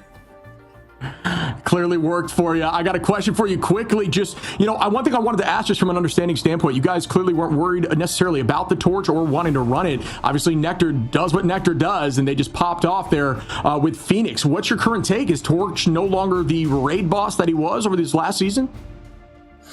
I think we still think Torch is the raid boss, but we think there's just a certain level of resources the character needs. And if we ban out certain characters like the Ultron and the Mantis, especially with like the damage boost on the Torch, it's kind of hard for the Torch to do everything. We still think the Torch is powerful and is impactful for the enemy team, but we think if we play the Ultron and we play the Phoenix and we put a lot of pressure on the Torch, it's really hard for that character to solo carry, depending on the player. Great insight. Yeah, makes sense to me. Yeah, and I think a big narrative, I think, going into this stage and, you know, in general right now is a lot of people are picking up like coaches, for example, like you, who have experience in the hero shooter genre. And, you know, not to specifically call anything out necessarily, but with Rivals specifically, what's the transition been like for you as the head coach for Sentinels to have to worry about a ban phase and Ignite and then also have a different one in MRC and stuff? But what's it like for you as the head coach of Sentinels with this roster who has had success such as winning the whole tournament? Yeah, I think the concepts for the hero shooters coming into this game are kind of similar. So like the in-game stuff, I think I'm pretty familiar with. But I think just like you said, I think the draft is kind of the big part of it. And I think I'm pretty blessed to have such a smart team. I think particularly Crimzo used to be the coach here as well, is very well versed in the draft. And we also have Avery, who's coming as a super grinder. He puts a lot of time in. He has a lot of time thinking about the draft as well. So not to say that I don't do anything in the draft, but really like it's Crimzo and Avery that put a lot of time and effort into that, and I think they really helped me out. They've really kind of helped guide me into this game. I do have a lot of experience. I've been doing this for almost a decade now at this point, but Marvel's definitely different, and I think with time I'll get better, and I think we're doing pretty good so far. Absolutely, looked really good. I like, new changes coming in and getting 2 back-to-back W's like that moving forward in this tournament. It's got to be exciting for you. A question I have for the composition, which I have yet to see, which I thought was really interesting, was that Rocket, Jeff, Invis, Venom, Cap, play your own life composition. I have yet to see that. My question to you is that just against triple strategists? It's more so to just scatter eyes everywhere? What's the thought behind that comp? We feel like we're a really strong dive team, and what we noticed was a lot of teams in NA especially end up banning 4 supports. I think I've seen it in Europe as well, just with the patch and how few support characters there are. We run into scrims. I think we were having some trouble with people banning 4 supports, and there's just like a lack of options, and we were like, why don't we just try this? You have the res. Rocket itself is really livable, so we have a backline that isn't really easy to run at, but also we have a lot of pressure up front with the double dive tanks, the Star-Lord if we play it, Phoenix, so we have a lot of damage as well. So it's a backline that doesn't die, but also a front line that's super survivable. If we do die, we have that rocket res, and we just keep the pressure on 24/7. Awesome. Yeah, that's great insight, man. It's good having you here, McGravy. And, going back now to maybe look ahead, well, rather to look in the future, right? You guys potentially will play against either Extinction or 100 Thieves. And I know that people talk about how, we don't scrim these teams that much, for example, with you guys, I imagine, because they're in your same group and you don't want to give them a ton of experience. But, what do you think about that series coming up in a second, McGravy, with Extinction and 100 Thieves? Who do you think's going to win it, first of all? Or rather, who would you play? Who would you rather play? Right now, I think it's really up in the air with this meta with triple support. It's kind of up to teams like adapting. And I know like a team like 100 Thieves relies on their DPS, playing DPS characters a lot. I'm not well versed in the whole rivalry or like the history of like Marvel Rivals and these orgs, but I know Sentinels and 100 Thieves kind of have a thing going on. So I think I'd like to play against 100 Thieves and kind of put my mark on this team and this game and this era. So that's kind of what I'm looking forward to. Better team, worse team, doesn't really matter to me. We're going to have to beat everybody anyways. So send up 100 Thieves and keep the send 100 Thieves going on. Oh, yeah, for sure. And also, yeah, you guys have already qualified for the playoffs, too, right? To get the top 4. And I'm sure that means a lot for you as the new head coach of this team. Is there anything that you would like to say before we let you go on the day? It was great having you here. First of all, McGravy, I know that, we have experience as former players and you also as a coach of, championship teams. So anything you want to say for you, Sentinels, or your team right now? For our team, we just got to keep going. Like I said, we have to beat everybody. I'm happy with the win today, but I'm not satisfied with the results. I think we can win even harder, and I think we can win better maps. So team needs to keep chugging. I'm happy to be a part of Marvel, and just appreciate everybody for watching and all the support. Awesome, man. Awesome. Really well put. We appreciate your time, and wanting to be part of that legacy is awesome, man. Wanting the team to run through a brick wall, just get excited over stuff like that. So thank you, man. Appreciate you. Appreciate you guys. All right, well, you heard it there. Wants to be part of the legacy, doesn't care who they go against. They just want to win. It's all about just taking on everyone. McGravy seemed very composed, really humble dude. So you got to love to see that as a coach. Yeah, I think it's very interesting because as a player, he was a very, very passionate guy and has not necessarily lost that passion, it seems, but definitely has transitioned it into being a very well-spoken man. So it's great having him here. Awesome. Obviously, like he said, he's been doing it for a decade. Next series, man, is going to be so much fun, Shib, as we just finish off that one. 2-0 for Sentinels. I think surprised both of us, but we have an incredible series coming up in just a second with Rad and Dreamland, Shib. So we're both pumped for that one. Yeah, two teams that have a ton of fans, a lot of streamers on these teams, really competitive and incredible gamers as a whole. So very exciting. I've done some more unique stuff. I'm stoked to get eyes on this next matchup right after this break.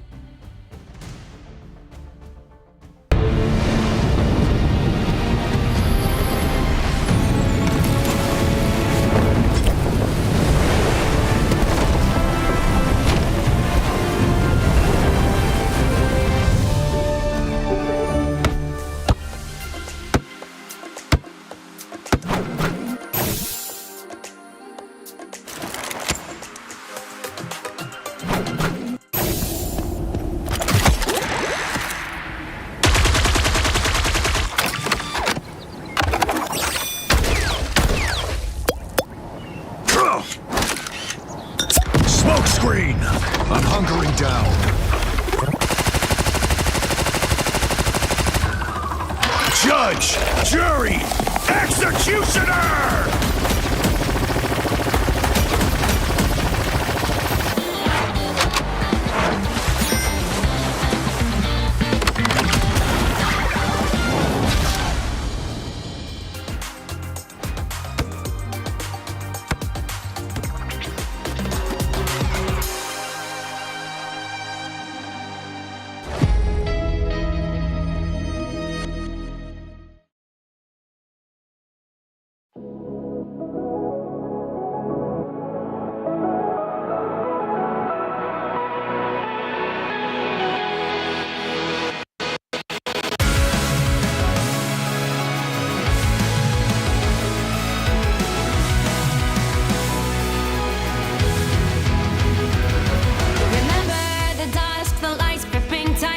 Trapping all those fighting souls, but yet across the world I see you standing in my way. And remember the time, the place we used to fight, like the sun and moon. And I wonder if ever there was a time that we were friends. The night has fallen, shadows looming, and yes, that time has come for me to seek you out. We are set now for our last reunion. Break the chains, find your way, come find me. Do you remember who you really are? Show me that you are still the only one for me. I'll be waiting for you. Wake up, open your eyes, raising up your fists and smashing through time walls. Before the rift splinters again, we are rebels till the end. Rise up, open your mind, hold on to your powers. No one can stop us. We are rivals till the end of time. We will flash, no matter where. We will fight, reaching across time and space. 'Cause you are my destiny to the end.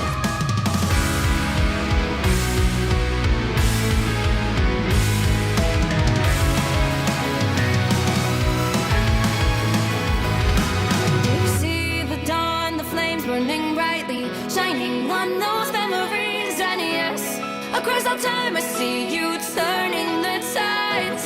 And do you see now our time, our turn? We can still fight like the wind and fire. And wonder no more that now is the only time your heart is mine.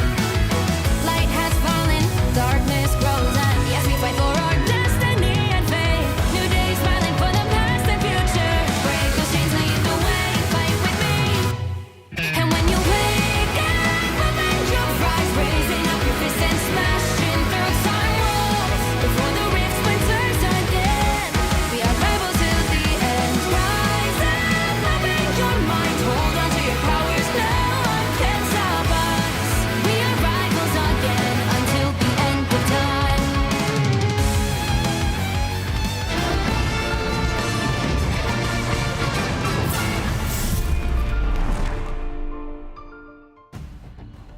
Welcome back, everyone. We just came back from another banger series. This one went to Sentinels, but now we've got a matchup that people have been talking about. I'm sure fans are ready to see. We've got Rad versus Dreamland. Are you ready to see this one, buddy? Oh, absolutely. I think that, yeah, I mean, yesterday was a fun first look at Dreamland for a lot of our fans, and now today we'll see if they can qualify for the playoffs against another team that is well versed in the qualifier department. Both teams made it through those qualifiers. Two of the best teams we've seen on the come up and on the up and up, and we're gonna see them go head to head today.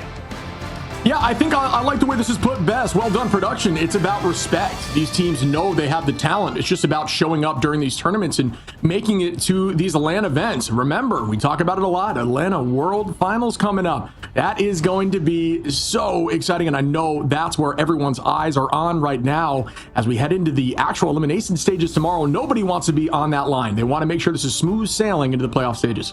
Oh, yeah, absolutely. Smooth sailing indeed. And if if we have any viewers already booking their tickets, getting ready to go to Atlanta, Georgia. I used to live there for a year or so, Shib. I can give people some insight on the best places to go. I know there's there's actually an awesome park there, downtown Atlanta and stuff, but we could talk about that another time. Right now, we're going to talk about Rad Esports, right? Formerly Solaris, getting signed by Rad is huge, and I know they have a ton of fans, like you mentioned, Shib. A lot of these guys bring a lot of viewership to their own Twitch streams and also practice incredibly at a high level.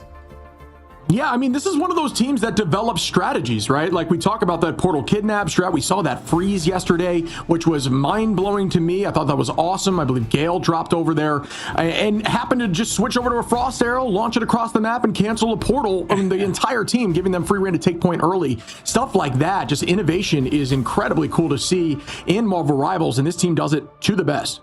Yeah, gonna bring back Hawkeye meta, man. Hopefully in the future, maybe. I don't know. That definitely, that nerf to that was huge. But now coming into it, like you said, I mean, this team is so innovative. They do a lot of like solo Vanguard, triple duelist at times. But now on the opposite side, they're gonna be going Dreamland, who is yet another team with, you know, top tier players. I think that Chime and Stinkers in this duelist line, they're so flexible. But also Stinkers has just been insane on Star-Lord. Alongside, you know, they have Chuckles, that up and coming prodigy, and then their backline of Gibbery and Valentina.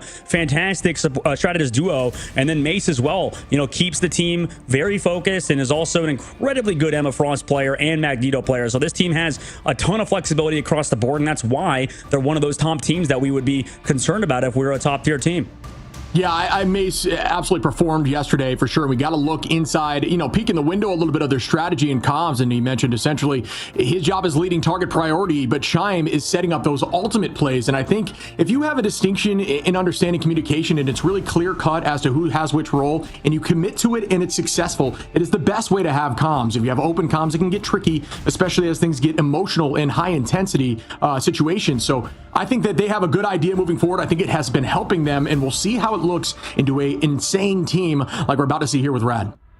Yeah, there should be a banger, but we'll have to find out who the better team is between both Rad and Dreamland. And I think that's a good point you bring up. Like 6 people is a ton of people. You know, it's like actually unbelievable. But also with how many people that do talk in a voice chat room, there's always somebody who tends to be quiet that you wish could speak a little bit more. But yeah.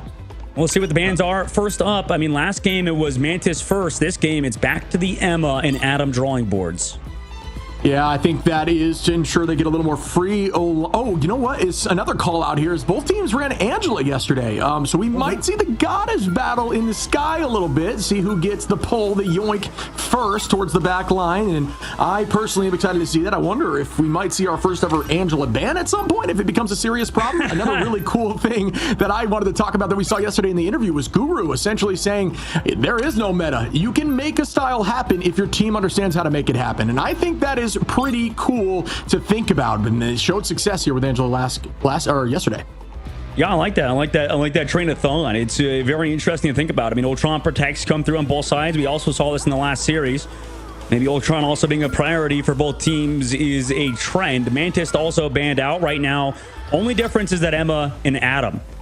We haven't seen Thor alongside Angela though, right? We haven't seen that team up really, right? Just yet? Haven't seen Thor just yet, at least not in this region. I think it's tricky because I think Thor and Angela as just a Vanguard line, it doesn't provide a whole lot of frontline protection. They both kind of want to do their own thing where Thor can find those off-angle picks and make plays and then come back around and Angela's doing the exact same thing. So it's tricky. If you're running triple Vanguard, there might be a conversation, but we have yet to see those those Vanguards together yet. Yeah, it's a good point. It might be in those comps that's like what McGravy talked about with the Rocket. You know, maybe you need a backline that can just live or something like that. While on the other side, Jeff banned and protect, and we saw how important that character was. So already removing the 3 best sort of off-healing type strategists, and Venom removed for Rad Esports, focusing more on those Vanguards. And we'll see, you know, in the matchup, which kind of benefits them, right? They get rid of the Emma, they get rid of Chuckles on the Venom, and I think we've seen some Chuckles on the Thing, for example, but let's see how it pans out as Rad protects the Emma, leaving Dreamland another ban on a strategist or a duelist like other teams have done. And we will be starting up here shortly, folks. Locking in that Emma is going to help them just kind of bully any of those, maybe, you know, off, or it's not necessarily off meta, but off Vanguards, if you will, something like Cap, just going to mark the Cap there. We likely will not be seeing that Thor shown from Gilbert Noodle, but hey, never count anything out with these teams. They're not afraid to run stuff that's a little more crazy as we start off here on Burn and T'Challa domination. Once again, Gilbert making that switch over to Groot. Yeah, they did go for the Hulk ban, so at least you're removing both. I mean, it's kind of a duelist ban by proxy, just getting rid of Hulk, getting rid of Namor. You know, you can't really play the Namor without the Hulk. I mean, you can, I guess, if you really want to, but you'll be losing out on that Gamma Squid. And, you know, now coming into it, on to Burn and T'Challa first round, it's going to be interesting because yeah, you still have the Star-Lord, the Ultron, but you know, you're offered a little bit more space in the Strategist department for the side of Dreamland. So this is going to be a fun one, I think, Shib, to see. You know, back in the last series, I feel like we learned that strategists are, you know, some of the most important things to ban, and they still seem to be for most teams. But obviously, every team adapts differently. And in the last series, we saw a good team play, you know, Namor Hulk compositions and still didn't pan out on 2-2-2. So let's see how Dreamland adapts. And we will start. No portal kidnap strategy just yet. I might have spoke too soon. No, yep, they are going to take that left side tight angle. We haven't seen a team run in here as a unit yet. So again, this team not afraid to try to find some unique strategies, just as well as Rad, who does the exact same thing. So both of which are going to be doing some stuff that you maybe haven't seen. Chuckle's going to go down the low, slow side. Chuckle's one of the younger talents on the field. You mentioned Prodigy. I'm sure that word has been thrown around a few times. It has been playing very well, and very much a feast or famine, can absolutely do some serious work to carry. May's going to find bedtime story early, though. BTS goes down, numbers up here now for Dreamland, who have priority on point with Mace. Yeah, big poke from these from Mace, and it's about that, you know, or sorry, rather from Rad Esports, right? Just to, yeah, for Mace to find that pick, right? Magneto play has been the forefront of a lot of these teams succeeding. You know, Mace taking advantage of it today. Unfortunately, lose Valentina though mid-fight, so Rad bringing themselves back into it. Yeah, right back into it as two go down here. Pizza Demon going to find Jabori in the sky. Jabori, if you will, walking forward. BTS going to find another on to Chuckles. And again, on to Stinker's Pizza. On to Chime, finding these picks. And yeah, we talk about Luna Snow being an incredibly strong strategist, but why not be a duelist with the way this hit scan can work, especially with the clap in the sky? Yeah, Pizza Demon alongside having that peel, able to kind of pop off on that Luna. Definitely is one of the best Luna Snow players. And that new pickup of Forky Dog, also keeping themselves alive on the inside. Great peel from the strategist line of Rad Esports. So able to come back into this upcoming fight with that point. And first take is always super important. Now we have Ultron's Rage on both sides. Gale starts off with his first, met by Jibri on the other side.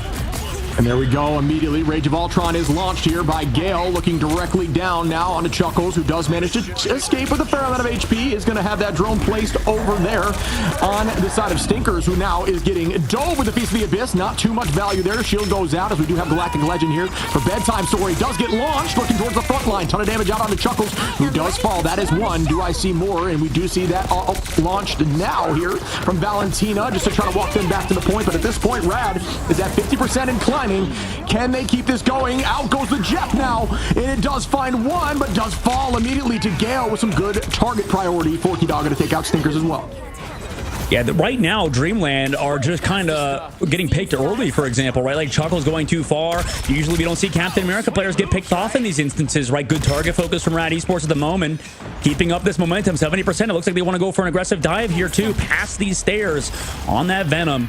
Could potentially build up ult fast. They do have the advantage in terms of ults this fight, Dreamland. We'll see if they can take advantage of it here.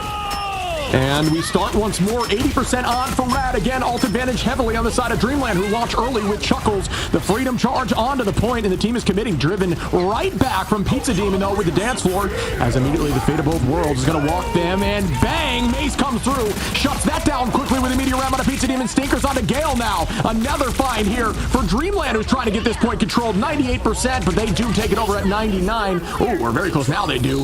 Where that is a ton of percent here for the side of Rad, who can take it easy and just win one big ult fight.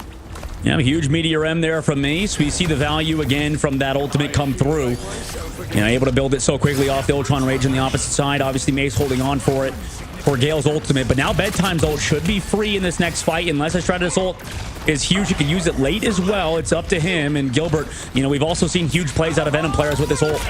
Coming out early is Bedtime story, though. Maybe trying to counter with Ultron's Rage, but it's met on the opposite side by a nice rotation by Dreamland. They eventually still lose Valentina.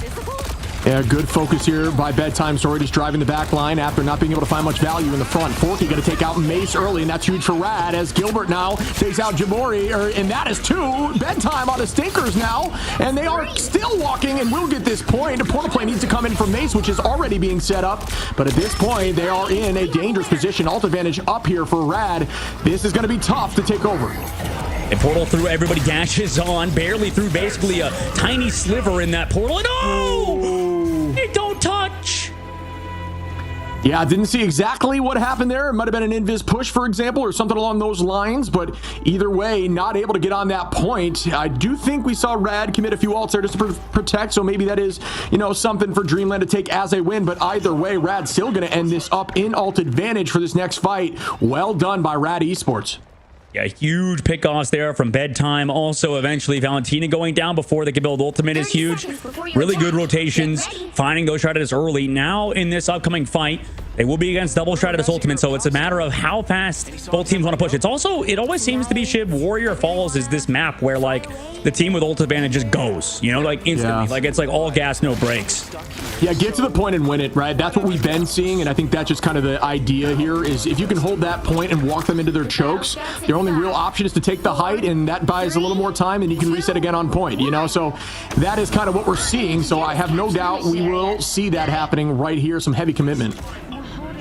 There they start off, you know, both teams sort of looking at each other for a sec as we have 22 seconds, the point unlocks, and no team actually trying to go aggressive first necessarily. Maybe Dreamland trying to fake out a right side angle sort of push, but at the moment they just both go to that point like you mentioned earlier, and Bedtime Story setting up on this flank, trying to force out that Jeff for now, and actually doing a good job making sure that flank angle doesn't come through from him. Here we go with the Blaster Barrage. That spin to win with Ultron over the head gives him a little more ability to play aggro. And here we go with a big Jeff opportunity. Does this find value? It does not here, as that does not land. And they're still keeping the pressure forward as Chime was not able to make that work.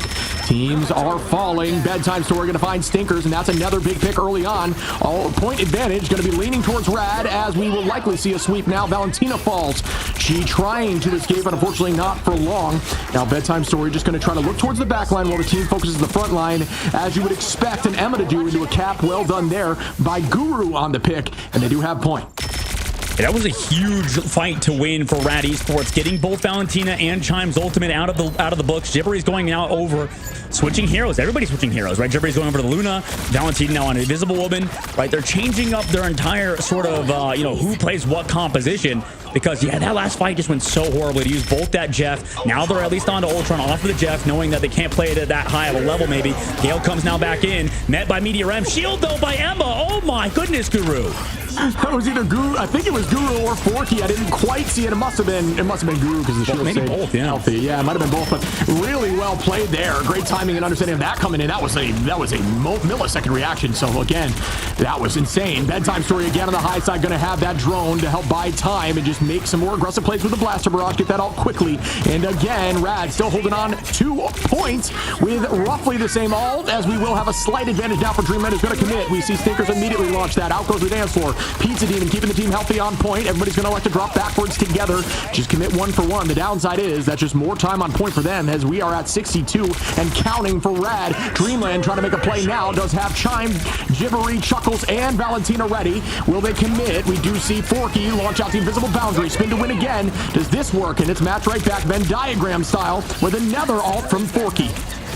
Yeah, but it's a little bit far back, so they have to still reclaim space. Guru on the main side has been keeping the front line stable, and now here comes also Ultron's Rage alongside the Star-Lord ultimate, but actually Chime on the backside to find 2. Yeah, that's insane work. That's a 2-piece through that mix. A lot of damage out there. Chime, well done from Dreamland to press in, but at this point, again, we're at a 91% situation, 93 and counting. Chuckles finds Guru, and Jibbery finds Gilbert Noodle, but still, again, 96%. It's a one-fight game. It's all about Rad now, stacking ults together, trying to make them commit like any sort of ultimates in the neutral if possible, and then win one fight, and it should be over. Yeah, it looked like Rad maybe a bit too focused on that mainline side with Bedtime and alongside Gale, forgetting that, you know, Forky and Pizza trying to live back there. It's not really doable without any Stratus ultimates. Now this upcoming fight, Dreamland also have Capult, started off with Freedom Charge, just to maybe try to find this backline early, set up towards the potential Stratus back here who have nothing, and eventually, yeah, they get taken out by the Blaster Barrage. That's pretty much a fight win off of a single ultimate, but they actually, oh my god, they don't give the point. Somebody touches in the millisecond before it gets capped.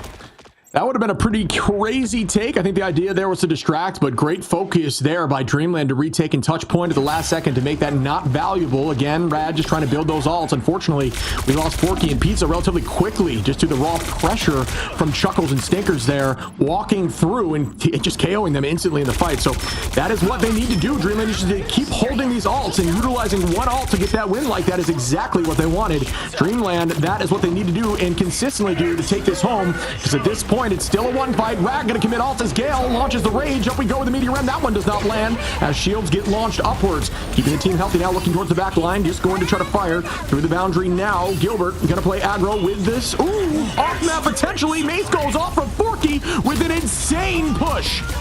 My God, Forky has been such a huge pickup for them, able to find that pick, but on the backside, can he find anything even through this invisible boundary? No. Good invisible boundary timing as well by Forky, keeping the team healthy at the very last second. Everybody's met by Sonic Seduction 2 ship, and they're just cleaning him up at this point. Gale with a 2-piece.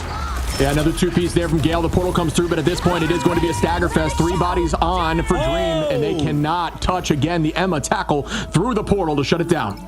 Yeah, well done, Rad, with a 2-0. Wow. I mean, yeah, Rad looks damn good after Warrior falls to go up 1 in the series against Dreamland. And I think that, yeah, they just outpaced them, right? There was so many ultimates used a little bit early, I think, for example, on the side of Bedtime Story, or not Bedtime Story, out of Dreamland. Dreamland, Bedtime Story, interesting combination of player team.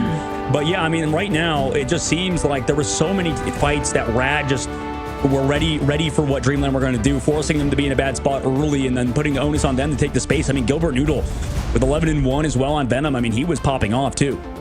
Yeah, for sure. I mean, and doing what Venom does best is just holding on and staying, you know, not getting KO'd even through crazy commitment dives, just with your escapability and with your shields and the Feast of the Abyss buying you more time. Gilbert Noodle popping off there. We see BTS again, 6 finals, ton of damage out there. I mean, yeah, like we said, getting the point early in each map and essentially just holding until 90. And then at that point, it's a one-fight game. They just stayed calm, cool, collected, and won just based on using those ults when needed and not, you know, not too early, essentially.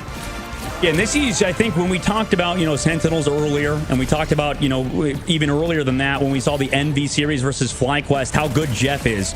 I think it also goes to show that, you know, maybe sometimes you kind of need a heavy amount of practice on these heroes to actually make them work. And it's not that Chime is necessarily maybe bad at Jeff. It's just like the team is just not playing around the Jeff comp at all very well, right? It's just like you would miss Jeff ultimates, right? The HF would miss, and then they would need to swap because, like, yeah, it's almost just because something's meta, it's not all the time do you want to play it. And that's exactly what I believe Guru was telling you, right? It's just, you know, just because something's good and just because what seems good in the ban phase is the way to go. Sometimes your team maybe can't play it to that high of a level, and you need to go to something else, something more maybe off kill.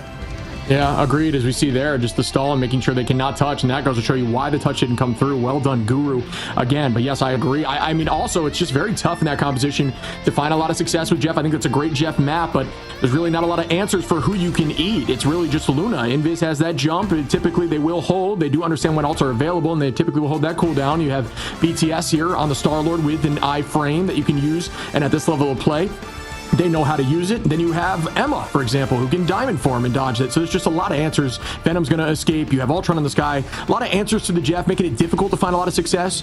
So maybe that is the thought process, is just having a comp that makes Jeff eat very, very difficult. And it clearly worked for him here. Yeah, I want to see in the future what happens to the ban phase if we try to even ban and protect Jeff maybe on this upcoming map. And, you know, I think that it seems like Rad's sort of idea of keeping the Emma, right, making sure your Vanguard frontline panned out, right? I mean, they got the Venom and they got the Emma. So with those two heroes, didn't even need to really worry about the Hulk that was banned out, really, because they could have just relied heavily on, like you said, Guru's diamond form, and then also constant pressure from Gilbert Noodle. So that was excellently done in the ban phase for this team, and they definitely knew what their win conditions were.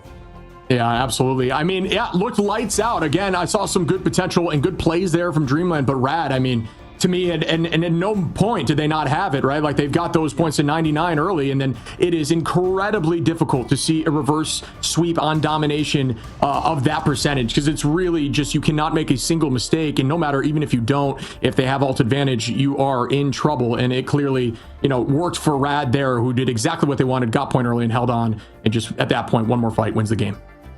Yeah, this team is looking good. We'll see if they can close it out maybe and get a 2-0, right? This is a best down of 3, our third game of the day. But before that, map number 2, we're going to go to a short break. We'll see you guys in just a bit.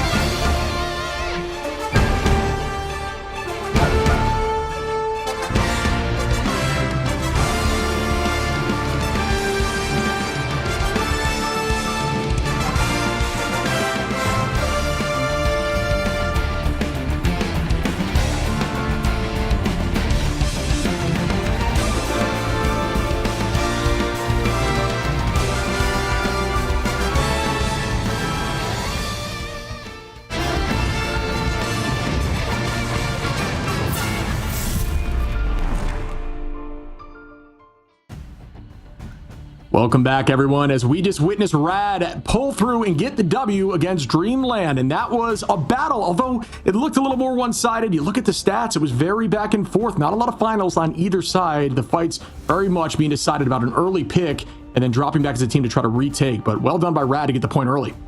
Yep, excellent positioning and strategist play from both squads. But eventually, yeah, Rad able to get the W. And now, we go to another map, and it's going to be Dreamland's pick, man. So, we've seen how good they are on maps like Convergence and Convoy. So, maybe for Dreamland, it was a harder, I think, domination, considering some teams are, definitely better at domination or they're better at Convergence and Convoy. We'll see if it's different here. Yeah, absolutely. I think a map, these teams are both very innovative, right? We talked about that in prior. These teams have weird strategies, unique strategies that they can take to these different maps. So having the map selection could very much be something that decides who takes home that W, obviously on that specific map. But really well played again by Rad. Looking at the stat lines, most finals were 6 here from Bedtime Story, and then you got 7 on Stinkers, and outside of that, everybody in, 3, 4, 5 territory. So everyone doing a pretty good job staying healthy and staying in the fight. Just not enough on the side of Dreamland to push through and get the dub. And I think both of these teams, we have to bear in mind, like Dreamland looked like one of the best teams that was, coming out of those qualifiers. Same thing with Rad. So this is kind of one of those tough matchups for both teams. They have, I'm sure, plenty of experience against each other, but also, yeah, it's just like if you win today, that proves that you are maybe, one of the best teams out of those qualifiers, besides, teams that came out of MRC and qualified via that way, like YFP taking, Sentinels to 3 maps. Both teams in Rad and Dreamland definitely have what it takes to take that next step up to reach those upper echelons, right? We talked about Dreamland as one of those dark horses. Rad Esports in there for sure as well. Yeah, I think a strategy that also worked, if I'm looking back at these bans here, last time making sure they get rid of that Emma, right? And again, going to do the same thing here and maybe get away with having Emma on their side with the lock-in here if they decide to do that once more. It clearly worked for them last time. Nope, they're going to keep that Ultron, which has been a staple of their 2 compositions. Ultron is a threat, a huge threat, especially as you climb Elo and understand a little bit more about how to play around natural cover instead of constantly just being pumped in with heals, you know what I mean? Yeah, and he even got recent buffs, right? So this character at the moment definitely good, and they even almost like baited out a Mantis Protect too, because they tried to, at least with the leaving the ban open when they go for the Emma first. But Adam Warlock makes sense too. We've seen how good that hero is, and Emma ban on the opposite side from Dreamland don't want to deal with the Emma this time around. And for Rad Esports, they're going to ban out the Jeff, so making sure that Dreamland can't play it. Yeah, I think it's tricky. It's tricky to go into an Emma if you're going to run anything like, obviously, that Strange. Emma does a great job of really shutting down those frontline Vanguards like Strange and Mag. Mag obviously has a little more potential to hold on, but, just counters those more front-to-back style Vanguard play. I think Venom can get away with it into Emma, although a lot of the time people think that, Emma's a hard counter for Venom. I think Venom does a decent job pulling out the diamond cooldown and escaping, especially if you're using that dive correctly. So there is some potential there, but why not just remove it? Run a comp, a comp that you like more, feel a little safer, and that is what we're going to see as the change here from Dreamland that they did not do on map 1. Yeah, that's an interesting change considering, this is the problem with doing that is it's what we talked about earlier, over investing in what happened on the previous map. Maybe like they already get rid of Guru on the Emma, now they get rid of Gilbert on the Venom. So, because you prioritize those Vanguards now, you leave yourself open in other departments, right? In terms of the strategist play, you have the Jeff available, you have Mantis banned, sure, but not, you have also the Atom banned, but then besides that, they can still play Invisible Woman, they can still play Luna Snow, they still have the Ultron and the Jeff available, so they really have the pick of the litter with the backline this time around. We'll see if they can take advantage of that matchup as Dreamland were forced to sort of react to that previous game. Yeah, and we will be starting up here. Spider Islands, potentially seeing the triple comp. It looks like we are. Gilbert flexing the Thor. Wonder if that's actually going to be a selection here on the defense. And yeah, I think this is a pretty good Jeff map, like a very good Jeff map, if I'm being honest. So we did see a little bit of a showcasing there. Yeah, it's just always an angle for you to make a big play. After, I wonder if we could get like a Jeff skin where instead of him walking on his little hands, he just walks on like a mechanical spider, but upside down. You know what I'm saying? Like it's like Jeff, like laying down, like where he's like, chilling like on the beach maybe or something like that. And he has like there you go. He has like one of those like chairs that are at a poolside chair, and he's just like lounging. That'd be sick. That's it. Next summer's skin there, the beach skin for Jeff, the summer skin. You know what I mean? We'll talk Jeff in there, right? No, but he already has one. He already has this sandal one, right?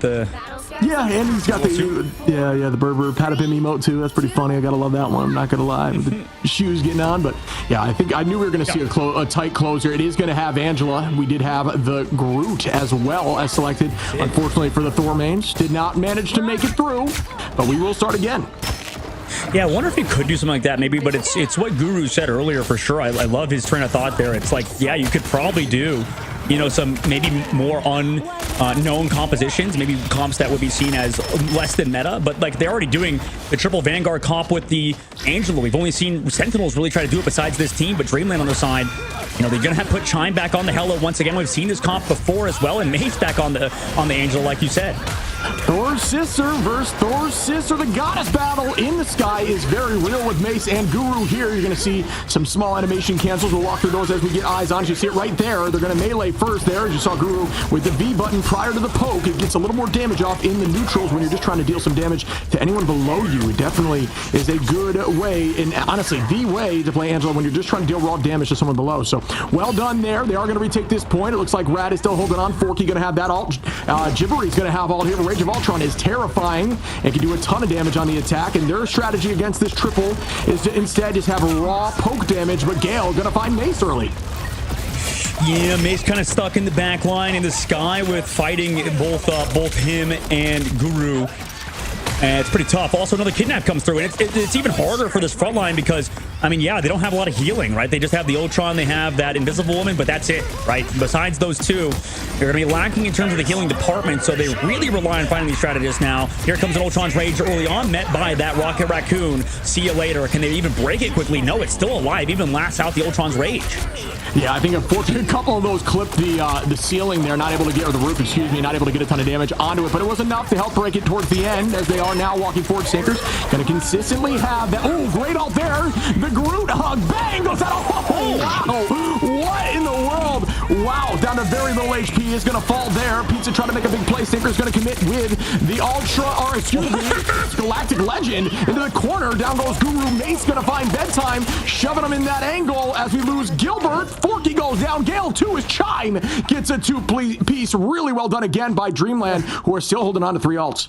Dude, poor Guru. Guru tried to hook that Star-Lord, right? And he did, but then his own friggin' Groot blocked off where that pull would have brought him. So, unfortunate case as Angela. Sometimes it happens like that. You get backstabbed by your own group, but now here they come. Ultimate's available for Dreamland, though. Still, here comes that Hello early. Met also with Mace's ult, but he unfortunately whiffs. Heaven's Retribution out for the first couple times we've seen it in this tournament. Chime gonna get a 2-piece under the back line. Great focus. Making sure that's used as the last 2 throws there, so it comes as a surprise. There's gonna be a res back on Pizza though, but still very valuable picks again. And here we go with Gibbery, just gonna deal a ton of damage onto Gilbert Noodle, who falls post teleport, and that could be some early free space with a minute still left on the clock as they are walking forward now, trying to touch, and they do, as Guru falls here from Gibbery, and they're still keeping this momentum now, and Dreamland is taking this team on and looking incredibly clean as they get point 1. Both, or at least Mace now swaps off of the Angela, going over to the Doctor Strange for this next part of the map, and they put Chuckles over to that Groot, maybe still running that Namor now, or sorry, Stinker's now playing the Namor too. Now they're on to that triple strategist comp for the Streets phase. For Rad Esports, they've not really changed too much besides Bedtime Story, going over to that Phoenix, maybe trying to get off of that poke damage onto the back line, maybe combo as well with this Strangling Prison. But at the moment, Rad trying to maybe prioritize also these off maps, these environmentals that you always talk about, Ship. Yeah, this is a great angle for environmentals. Invis plays very terrifying here on both sides. We might see some sort of play there. And then you also have things like Angie, who can now direct you not only just off map, but directly downwards, making it difficult to use cooldowns. So we are going to keep this pressure on. Here comes Jeff. Will Pizza find some success? Out goes Luna. A ton of focus going down. Goes Pizza immediately from Valentina with some good work. Right back as Chime tries to clean up more. Guru in a dangerous spot, drops back towards the team again as Gale matches that rage right back with the Heaven's Retribution, excuse me. Well, this is why you usually wait to use that Jeff ult. Here comes that Namor whale, and it smacks down into Forky Dog. But starting off with a Jeff ult allows the other team to just hard focus you, right? So usually that's why you see teams start off with Ultron's Rage. Maybe you could force out the other team's Ultron's Rage, but obviously it was pretty apparent where Pizza Demon was going with that ult. Chime just connects on him with the Ultron's Rage and shuts down that entire ult. Yeah, I believe they wanted to, you know, try to commit heavy at the same time. Unfortunately, the timing just did not work out for them. Sinker's doing a good job finding a two-piece in that fight, too, on these off angles. And this is, again, a very much a strength here into Flyers of Namor, who does not have the opportunity to miss when those squids are out dealing raw damage. Guru with a nice poke here on a Mace, looking forward onto Chime now, and a bunch of animation cancels. Going to hold on to that Heaven's Retribution once more, ready to launch it towards the back line with commitment. Mace now holding on with about half HP. Gonna use that E and drop back towards the team. Up we go again. Bedtime gonna find Chime. We come in heavy with another ult that still does find some damage, burns some shields, but is not enough to get a pick. Jibori is gonna find one. Chuckles two. Gonna commit with all. We see Mace holding on to the Eye of Agamotto as we get to the final meters here of point 2. And nice shot from the drone from Gale to keep back his Namor, or his Phoenix alive, who is dealing with the Namor on the right side. Eventually, Bedtime Story wins it. Nice support onto Bedtime Story from him, and the rest of the Rad kind of pushing on forward, doing a great job playing around this Angela, right? A big problem with Angela, quote unquote, is that like the character doesn't do that much damage. Another nice shot from BTS, but you make up for that through, you know, ways with Phoenix, you know, playing this triple comp, really hard playing around your solo duelist in this case, on top of looking and disrupting their Ultron. So great work from Rad Esports playing around this Angela comp well. 23 seconds left to go to Shiv. This is a fantastic hold for Rad Esports at the current moment as they have ultimates up. Yeah, I think this was an incredible switch here from Bedtime Story. Just a ton of damage, hard focus on those squids whenever they're available, making sure the team stays healthy by just dealing damage to the equipment and being ready with Ensong Inferno whenever need be, which gets rid of some of these massive shields like Strange with a massive 800 shield is going to fall quickly and give your team more space. Huge Eye of Agamotto goes up on the back line. Now we go to the invisible boundary. It is met right back with BTS. Ensong Gilbert now. Ooh, it's going to find one on Gibbery, and that was a nice attempt there from Gale. Guru 2 with a pull there on Mace. Bedtime gonna find Chime. Back and forth we go. Rad still up in numbers as BTS finds one. Gale finds two. And that is gonna make that OT tick away. Rad holds before point 2. Wow. I mean, Rad is looking good right now at the current moment. I mean, just excellent team play, playing around their flank angles, shutting down anytime Dreamland would want to set something up. And, you know, the constant harassment in the air from Guru is just crazy. You know, Angela, you know, has been so annoying to deal with for Rad Esports, but also, like you said, with Gilbert Noodle connecting with that Media Ram, that's what you want to see out of your Magneto players, is huge connections like that. And every time Mace would go in with an Eye of Agamotto, it was just met by something that made the target that he tried to Eye of Agamotto CC immune. Like you said, with Bedtime Story, you know, he connected, maybe he thought, until Bedtime Story went in the sky with that Ensong Inferno, which makes you, you know, CC immune while you transfer into that ultimate. So at the current moment, I mean, it was just so much value found in everybody avoiding all these huge ults from Mace. Yeah, agreed. And it's funny now, we're looking at this composition they're showing. This is an off-map city here with Gale now on the Wolverine. We're going to have Pizza still holding on to that Jeff, and you have Guru there looking for off-map. So, again, stats do not tell the story. You saw that hold there, and you see zeros across the board. This is just another thing to take. It's not always told in the stats. Oh, yeah. Yeah. Sorry to cut you off. Like, yeah, you're right. I mean, just to hammer your point home, I mean, yeah, guys, like, if you're in ranked and you blame your Angela player for being, for example, 3 and 4, who cares? Who cares? Guru just won the map, you know? You're not going to get stats on Angela. That's not the point, right? The point is you set up your team with these pulls. You set up your team with these grabs like he's doing right now with Mace and these tanks, now forced into his own team's damage, and they're for sure doing so much damage onto those players with all of that Angela pull. Yeah, and you immediately see Bond go out every single wall. We see shields fall. That kind of value from one pull is massive, as BTS is now just able to reign for free here on the Moon Knight, one of the most disgusting Moon Knights in the game. Very, very strong. Building ult to already 60% and ready to climb more here in a minute. Just going to have eyes heavily there on the Thing. And here goes Guru now in axe form, going to take flight and try to get a pull. Finds two. Heads back towards the team who are alone now as BTS builds that ult, still 97% with ult available. Going to jump up and be ready. Looking now towards the Thing. Again, just goes to show you his aggressive, damaging comps with Storm are very much an answer for the triple Vanguard and Strategist compositions. And a con shoot. Jibbery goes for the res, though. That's the difficulty with playing against this triple Vanguard composition alongside Adam Warlock. In situations like this, counter Groodle comes out now from Sneakers into the backside. Doesn't find anyone, does find one eventually. And Jibbery goes down off the map of all things, but time will bring him back because we have yet another res. Oh, and this could be huge. That is a nice take here early. Off map we go. Bang.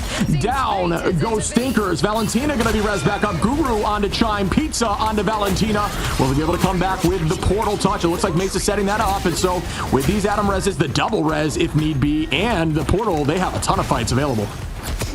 And I mean, they're stalling out at the current moment, right? That's the big thing, is that we're nearly a minute and a half off the clock.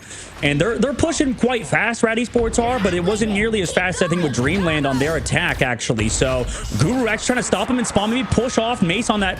Wait, did he get the portal off anyways? Unfortunate miss of an ult by Guru there, yeeted out, but, you know, doesn't connect onto that Doctor Strange in the spawn to cancel the portal. Yeah, it was a good idea. I actually didn't know. Everybody, you learn something new every day. I had no idea it could cancel portal. Maybe it does, or maybe, and if it doesn't, maybe it just locks people in from being able to use the portal. So that's also a strategy as well. But Jeff, I think where it knocks him up, I believe. So then you can cancel it that way, I believe. Okay, if you pull him back in map or something, yeah, that'd like in spawn. I mean, that'd be crazy. But it's very hard. He definitely was like a yeet of a pull, and because of it, Chip, I mean, now they're losing this upcoming fight. It's a minute 40 now on the clock for them. Yeah, it's a tough look, but they are going to keep moving forward again. 1 minute 30. We have seen actually Dreamland push through with about 55 seconds on the first push. Valentina going to find Guru. It's very difficult to use Angela into a strong invis like Valentina, who plays that hero very well. She's very strong on invis. Again, here we go with Gilbert Noodle ready now. Just trying to find an angle here to use this all. Will the Strangling Prison be able to bring the whole team together for a group hug? We'll find out shortly. Going to try to take height and get around that shield. And there it is on height and shield as discussed, with a huge ultimate here from Bedtime, who finds a three-piece. Make it 4 as Gale gets another BTS on the quad. Make it a penta. Why don't you? As BTS, again, that combination is disgusting. Really well played there again by Rad Esports, but still 52 seconds on, and another touch could be coming through. Yeah, and the problem is at the moment for Dreamland is that they're going to get rezzed right into Jeff's mouth, right? So the current moment, if they come back in with ultimates, for example, if Valentina were to build up an invisible boundary, it might get countered here coming up. And here we go. That's a nice early pick there from Gilbert, holding on to Chuckles. I think Dreamland with a big ult there from Mace, but gets eaten immediately by Jeff, who gets everyone with a three-piece and commitment from Pizza. Gonna hold on instead and wait the last second. Oh, wow. I thought they were gonna be able to get 2 back on, but that was awesome. Yeah, Pizza goes down for it, but he's trying to bring him away so they're not close enough for that Adam Warlock res. Just making sure they, you know, go down as far away as possible. So that was clean work out of that Jeff play from Pizza Demon. And yeah, it's tough because, I mean, Valentina also got Valentina got copied by Jibbery, who was on Loki, and they used that invisible boundary in the same case I was talking to you about earlier, man. I mean, Jeff just counters invisible boundaries so well. Everybody is in a giant circle for you to be eaten up by Jeff the Land Shark. And honestly, counter Strange too, as we saw that there. That was a huge Mace ult. It was like a 5-piece, I believe, and still the eat there from Pizza saves everyone and finds a 3-piece after the fact. That is so much value. I literally can't even describe it to you. So well played. I didn't even notice the res was off there, and that was the reason for the push. So again, just a very smart decision by a team that is known for innovating, and that is another big ult here. The Strangling Prison combined. On the 3-piece once more. Why not with a 4-5? Oh my goodness, what a play combination again by Rad Esports, who want this W. And they're pushed away by the neutral of Guru. A lot of ults committed, though, so if a touch comes through, that'd be huge. However, the walls are trying to sanctify this win at the current moment. Pickoffs, too. Rad Esports have done it. 2-0 Dreamland. That was insane. Rad with 2 amazing combination ultimates, very coordinated, just to shove right through point 2 with virtually no time held. Very unfortunate. There was some staggering and a huge ultimate from Group to follow up there by BTS for another quadra. I mean, Penta at the end even following. That is just obscene. So again, Rad, just that team play unmatched. Well done. And Dreamland falling apart. I mean, Rad at the current moment, everybody was talking about Dreamland coming in, or at least from what I heard, you know, Dreamland was that upcoming team. They were the ones to sort of make that next step up. And what we saw yesterday was Dreamland struggling, and then today it was the sort of icing on the cake for Rad, 2-0ing them in, like you mentioned earlier, pretty convincing fashion. It was a 2-0 on the previous map on the domination map type, and then going over to Convoy, another pretty convincing win chip. So this team is looking as as real as ever. And to be honest, I would not want to go against them if I were any team, but that does qualify them as well for the playoffs. Definitely a huge step up for this team. Yeah, another step forward to that grand finals too, right? You want to make it to LAN, and that is an example of how you do that. I mean, just so well coordinated, some huge plays. I mean, there were moments Dreamland looked great. They had some huge pickoffs, and I really liked their defensive strategy. Just on point 2, kind of just crumbled with a huge Groot ult that found a ton of value with a 3-piece into the backline from Gilbert, and at that point it's over. I mean, another combination from BTS, who did it twice, and showing some love there to Pizza with some big Jeff ults. This is the second time now we've seen Jeff come out on top of that Jeff battle with Adam Warlock in the opposition, right? So there is a conversation now, is if Jeff the better choice for triple always, arguably in every time, or is there an excuse to where we will start seeing that come more towards Adam's favor later on down the line? Yeah, it's curious. It's very interesting. I mean, it really is up for debate. I mean, I would probably join the camp of I don't think there's any comp where Jeff is bad. There's only such thing as maybe bad Jeff players. I don't know. Maybe I'm wrong about that one, but we'll find out obviously as the tournament progresses. The biggest thing is that, yeah, I mean, like the fact that they've done it. Solaris also broke their curse, right? But last time, if we recall, so Rad Esports, when they were formerly Solaris, they had a really hard matchup, right? In their group stages ship. They played against Envy first, who was eventually one of the best teams in the world. And then they played against FlyQuest in lower brackets, who eventually ended up winning that group. So stage 1 was really hard. Stage 2, I think maybe the bracket is not as difficult. It's not that they played against bad teams, but that matchup they had earlier on in the last stage was incredibly unlucky. But now after signing up with Rad Esports, this team looks to be a contender. Yeah, I mean, this team looks dominant right now. It's 2 games where they've looked so fluid, and that's really what you want to see.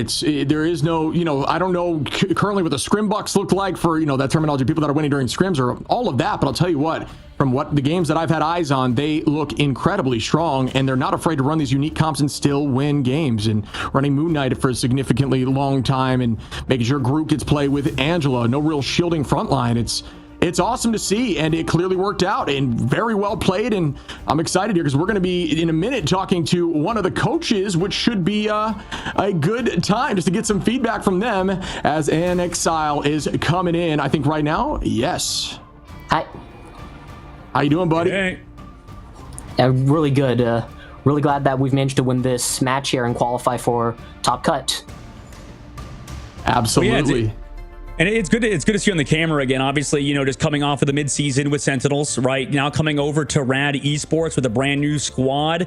I mean, you're having to be on stream a lot too, I know. At least your voice is heard a lot via the through the streamers that decide to record with comms and stuff. What's that been like, the transition from Sentinels now over to Rad Esports, and also to help these guys finally get over that hump and now qualify for the playoffs?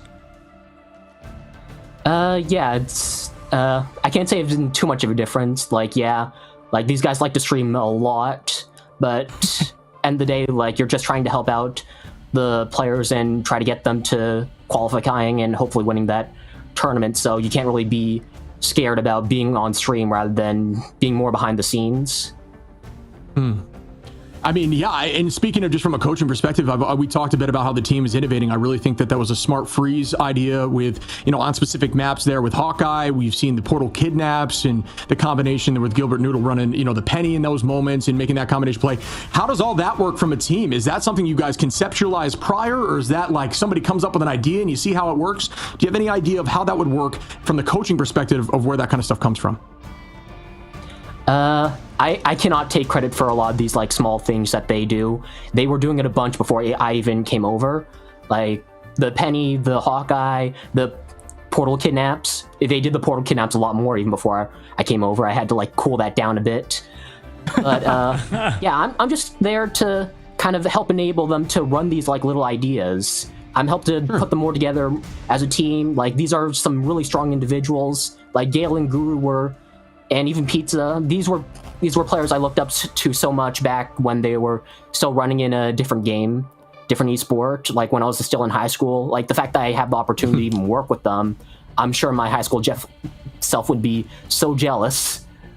But yeah, like I'm just helping them work as a team and just making sure that they have the ability to like run these cute little strategies and still at the end of the day like win these matches in their own style.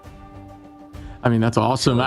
I can see like the excitement. It just because out of curiosity for me, and I'm sorry to cut in here, Dog, is the question around how did you get into this role? I'm sure there's a lot of folks that are looking for a similar idea. It's so cool that you wanted this kind of role to get into like more of a coaching front, seeing these players as you were growing up, and now coaching with them. It has to be surreal. How did all this come about for you? And could you walk through maybe some the idea of how to do that if you're trying to do that as you're growing up?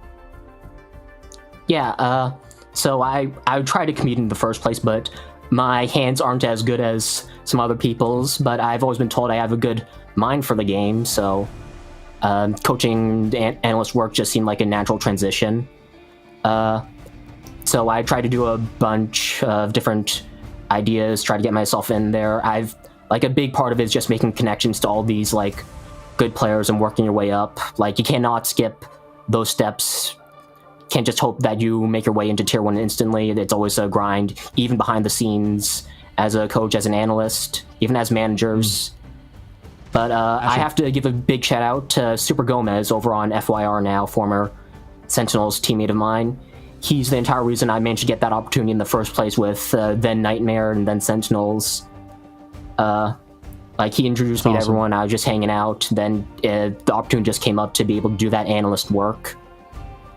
And then here I am now. I mean, it's a great idea. Awesome, man. Yeah, not every team has that. I think that's the big thing, is that because things are somewhat different per team for sure. I like, for example, even the team that you just beat. You were telling me at mid-season that Chuckles was one of those up and coming players. So it's pretty interesting, I think, because you definitely scout a lot of those players. Just to get your take on it, obviously, I know you probably maybe are looking at some up and coming talent and stuff. I mean, just to maybe familiarize our viewers, for example, are there any players not on your team? Obviously, I know you think your team is amazing, but is there any player that maybe hasn't gotten looked at necessarily just yet that can make that next step into Ignite? Because I know there's a lot of people on the outside looking in that are like, damn, I could do that, but I'm not there yet. It's a hard question. Maybe you don't have to answer.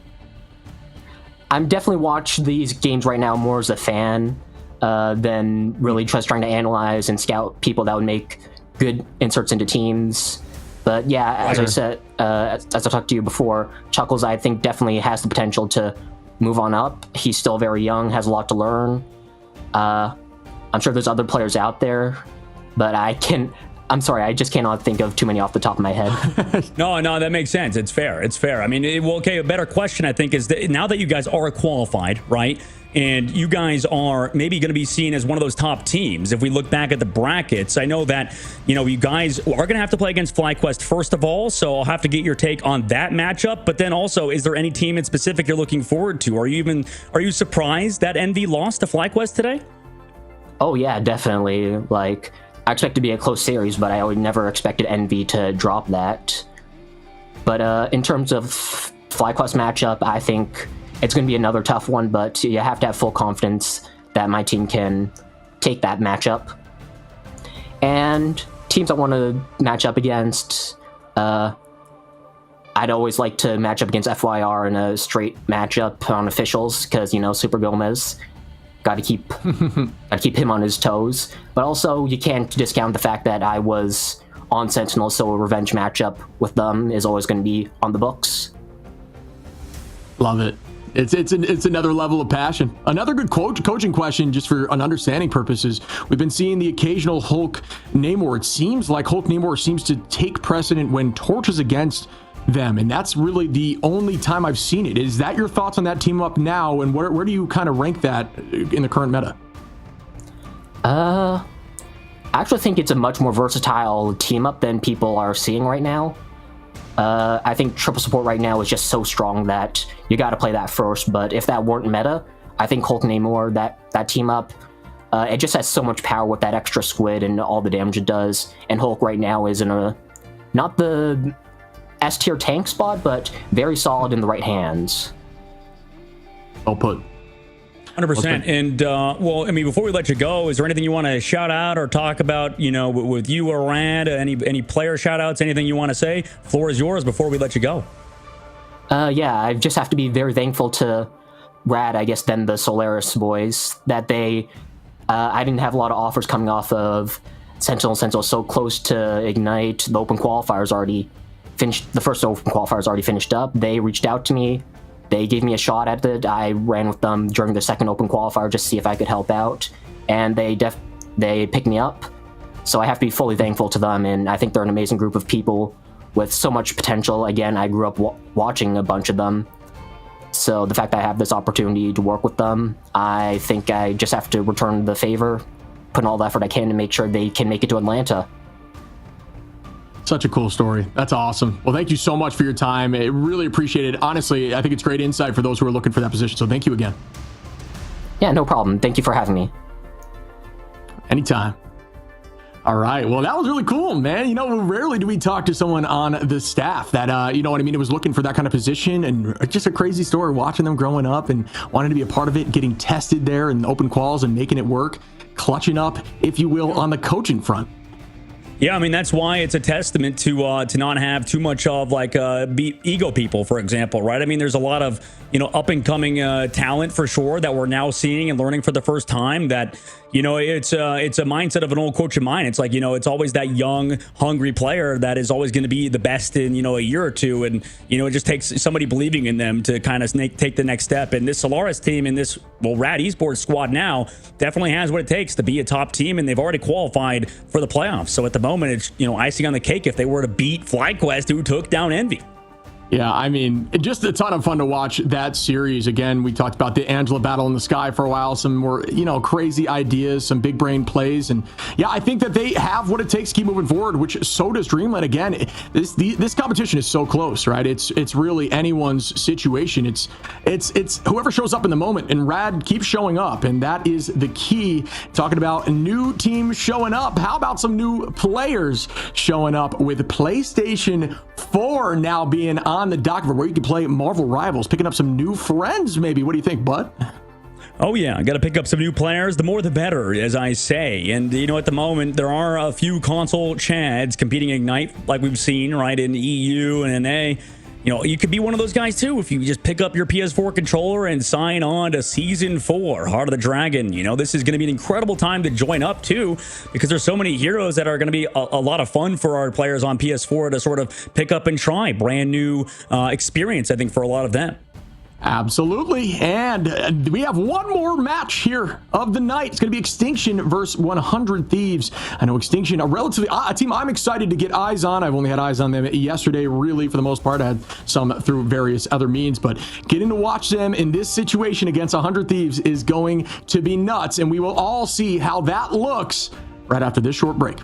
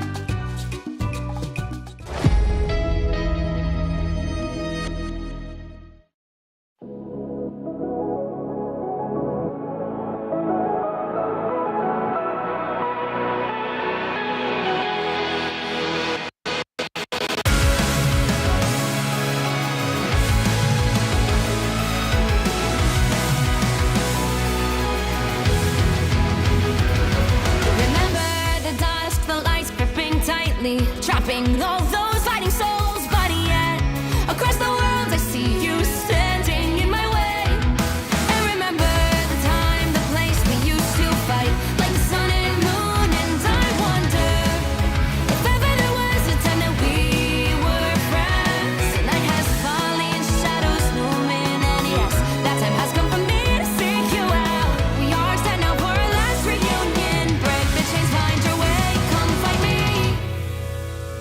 Do you remember who you really are? Show me that you are still the only one for me. I'll be waiting for you. Wake up, open your eyes, raising up your fists and smashing through time walls. Before the rift splinters again, we are rebels till the end. Rise up, open your mind, hold on to your powers. No one can stop us. We are rivals till the end of time. We will clash, no matter where. We will fight, reaching across time and space. 'Cause you are my destiny to the end.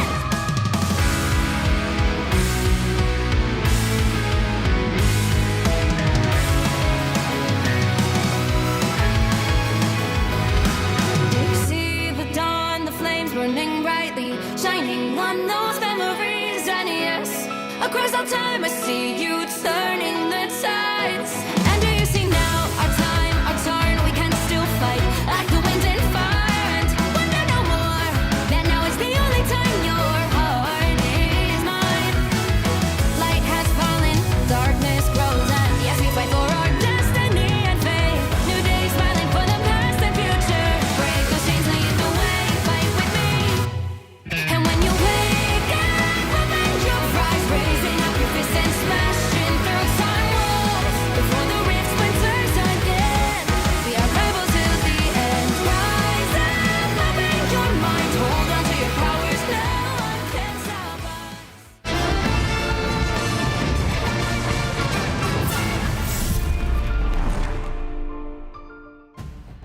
Welcome back as we head to our final series of the night, Extinction versus 100 Thieves. A team of Extinction saying they were always underestimated and did not perform in scrims, but they know they have what it takes, beating, I think they went 2-0 last time. I'm 99% sure, so absolute W against Busy at Work. So really well done there by Extinction, but I'm excited to get eyes on, buddy.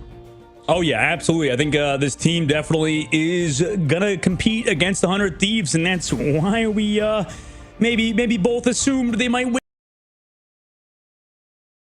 Sentinels, I think yesterday struggled versus YFP, ended up winning. 100 Thieves in the same position, right? They did not exactly have the most convincing win, and that's really what it is, right? That's the only reason why we say that, right? Extinction is really trying to go against some veterans in the scene, right? I mean, as a squad, they are on the up and up, and at the moment, 100 Thieves, still have, arguably for a lot of people, the best duelists in the world in Terra.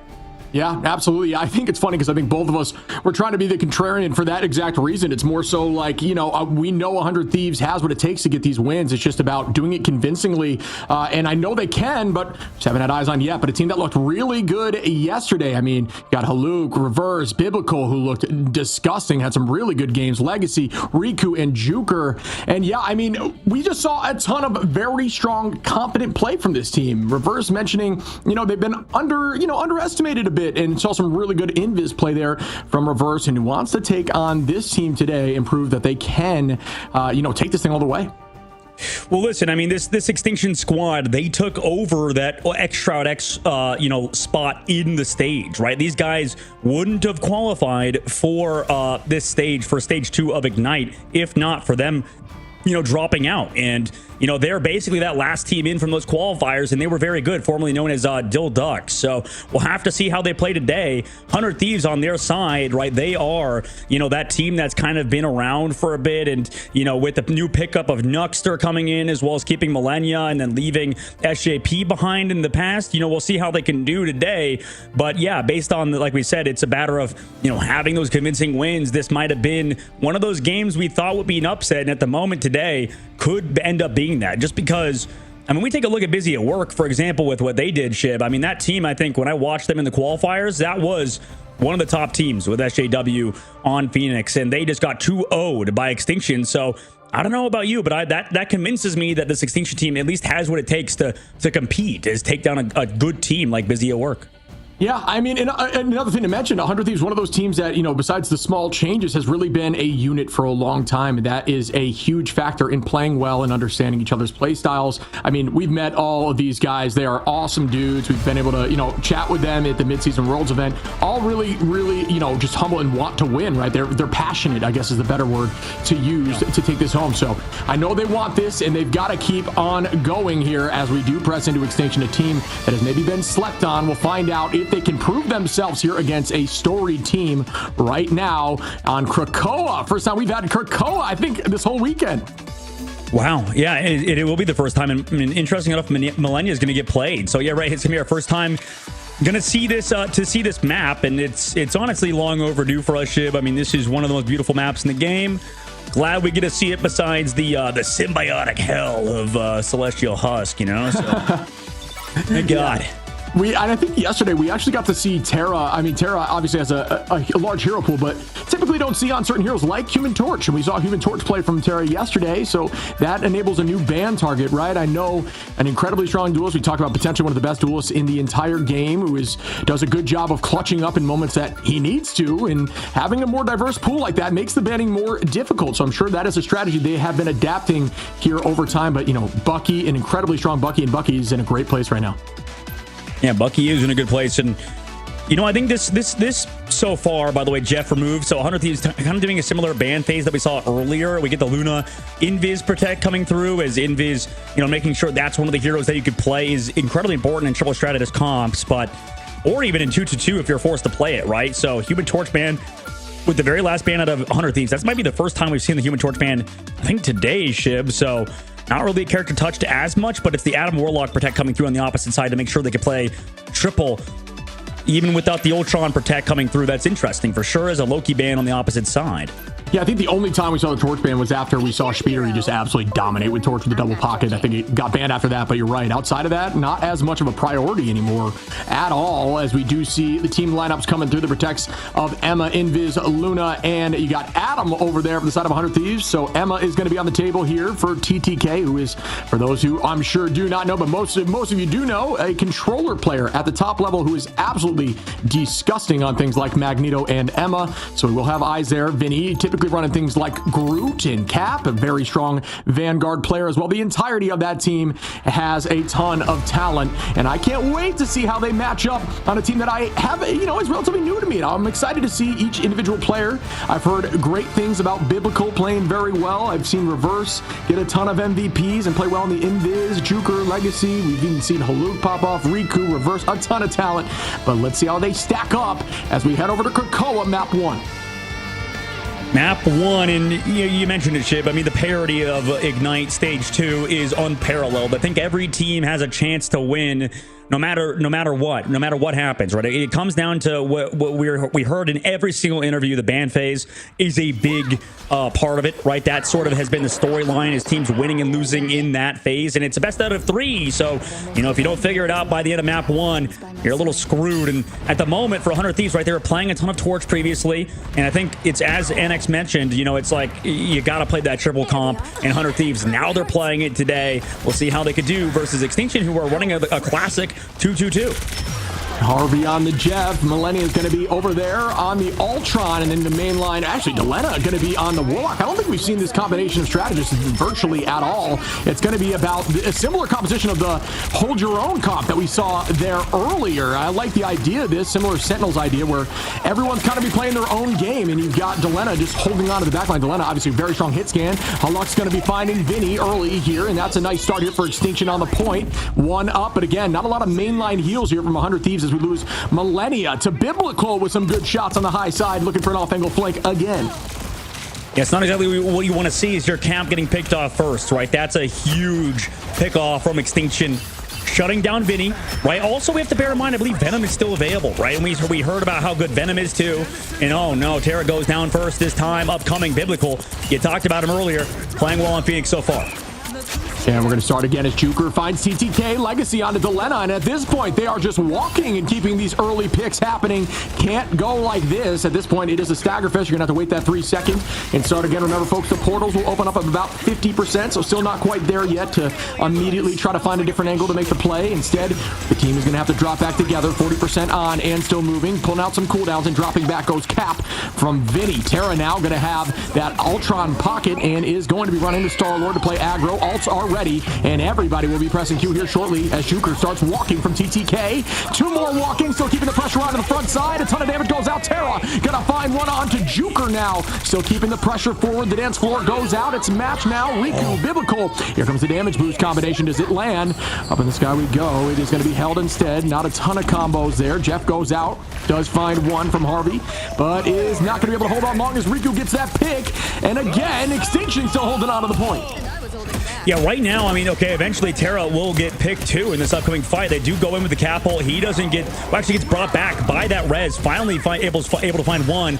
And Juker in that last fight went a little bit too high up in his shift, right? Resulting in him in the sky getting picked even through his Stratus ult. So there's some delay from Haluk. Unfortunately, while he changed forms, you can't contest the points, so he'll be staggered out.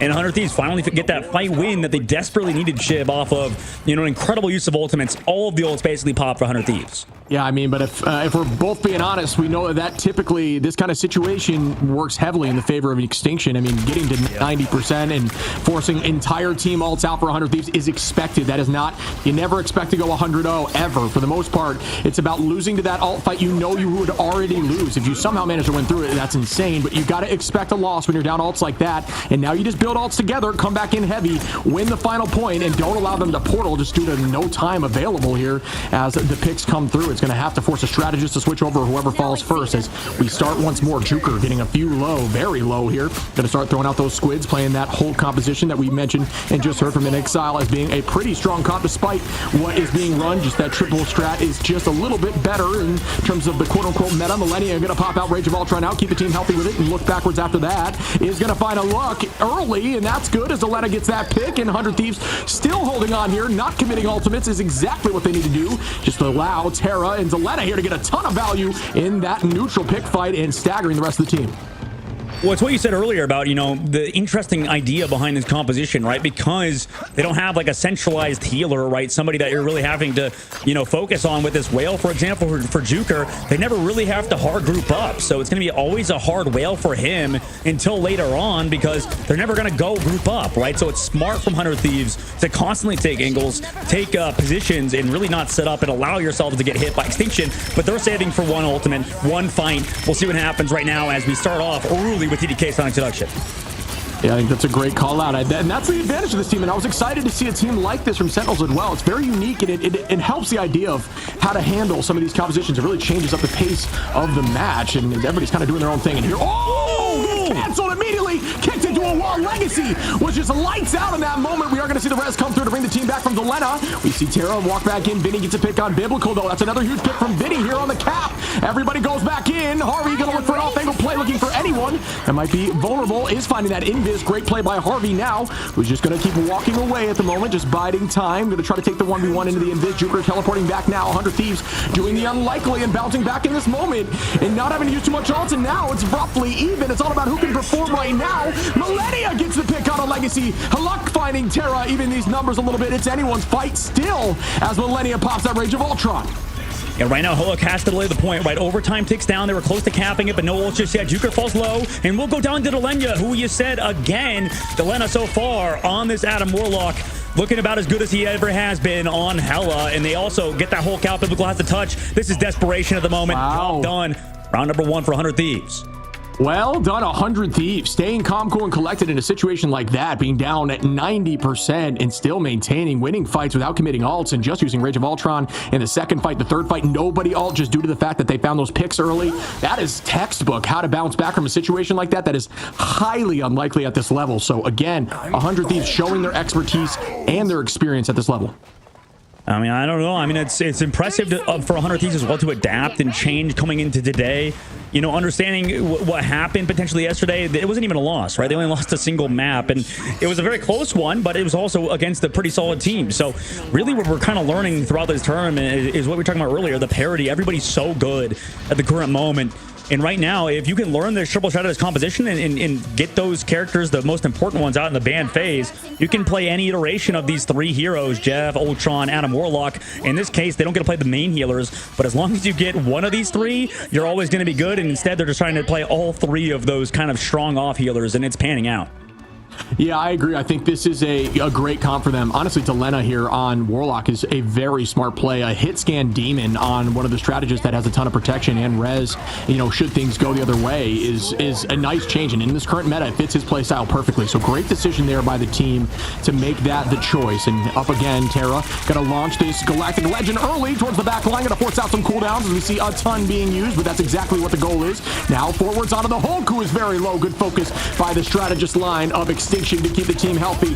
Terra going to keep that focus on. Spin to win with the blaster barrage. Gets tackled out again, but is going to be, not going to be able to walk back in as Legacy gets that KO early on to Terra. Still, nobody has the point so far. Jeff goes out here for Harvey. Does not make that work, but does use that ult to keep the team healed up.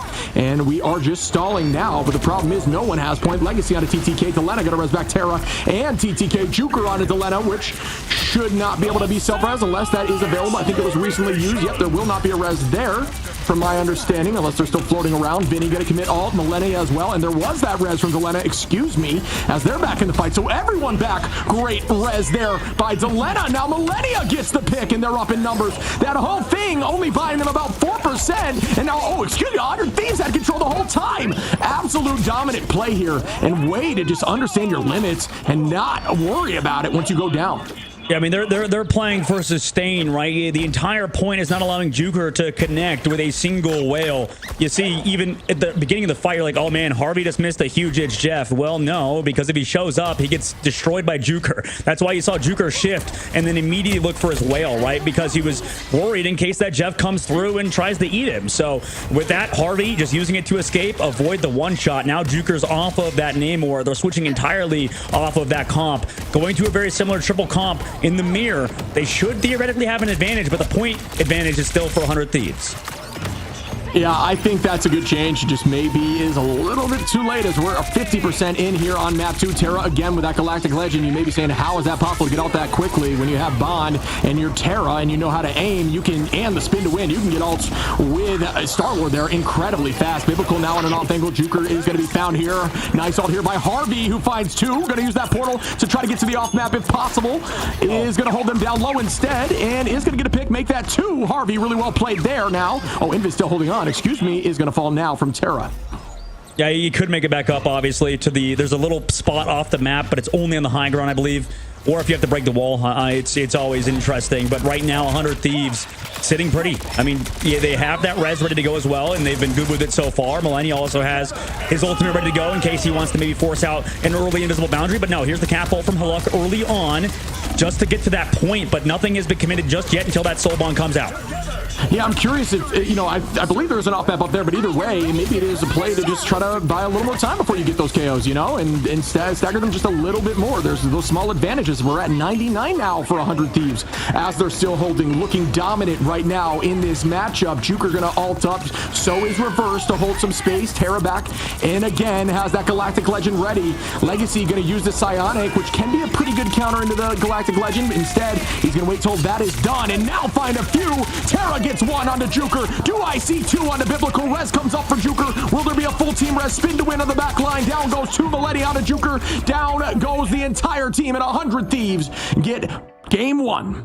Wow. Wow, I mean, maybe we doubted the wrong team coming into today. I mean, 100 Thieves has been one of those squads that always manages to come back, and you can never really count them out, and there you go. You can find out exactly why. Despite how hard their games were previously, you know, this is just a testament to how fast they adapt, right? The big thing is, you know, Terra definitely can maintain his role as one of the best duelists in the game, but that is just one map. We'll see how they can continue moving forward, Ship, but at the current moment, they seem to have the triple comp figured out and played pretty well in that ban phase. Yeah, I mean, it's a very interesting composition. We've seen a lot today of the Star-Lord solo DPS, right? That seems to be the new wave, and I'm curious to, maybe in the interview we'll have that conversation, but it clearly works because it's all about just getting ult as fast as possible, and that being your source of finding this value. Spinning over the enemy team, playing hyper aggro, using the bond or the shield, depending on if you have Magneto, to play aggro and get those ults, allow your Ultron to do the same thing, and then Jeff do the same thing, and all that pressure, all those ultimates consistently really forces the enemy team to make a decision every time of who's got it, who's going to cover it, is there the ability to cover it, and if you can't, you're doomed. And we really saw 100 Thieves use that to the max potential. So really well played. Terra with 15 finals. We had Delena with 10 on the Warlock, 18-3. Harvey 18-1 there on the Jeff. I mean, the whole line looked great. Vinny 18-1, TTK 22-2, Millennia 19-2. Whole team dominant. Really well played. Oh, for sure. And I think right now, I mean, every time that Extinction could find a pick, it seems like it was traded instantly, right? And it never was Terra. It never was their duelist. It never was Delena. Right, in the past when Delena is playing a lot of Psylocke or whatever it may be, sometimes he's just having a hard situation on the backside, like we saw with Peter earlier playing that Psylocke against FlyQuest. It's just the meta is shifting, and it already was kind of here, honestly. It's just it was hidden in front of our eyes almost, right? Nobody really wanting to make that full transition into playing every single, map, pretty much playing triple strategist. Now we're there, right? We're entering a phase of the game where it's pretty much the best comp, right? The best strategist or the best duelist right now. And unfortunately, for the side of Extinction, they can't lose another one, right? This would be brutal if on the next map they go for that ban phase again. The Loki ban, I don't think really makes a ton of sense on Krakoa. That maybe needs to get shifted if they want a shot to win. Now that we go to convoy convergence, though, we've seen how good Loki players can pop off, but at least on domination, that ban, I think, doesn't make as much sense to me personally, maybe focusing more on the main healers. But, I mean, 100 Thieves, they're adapting quite well. That was a 2-0 for them, shit.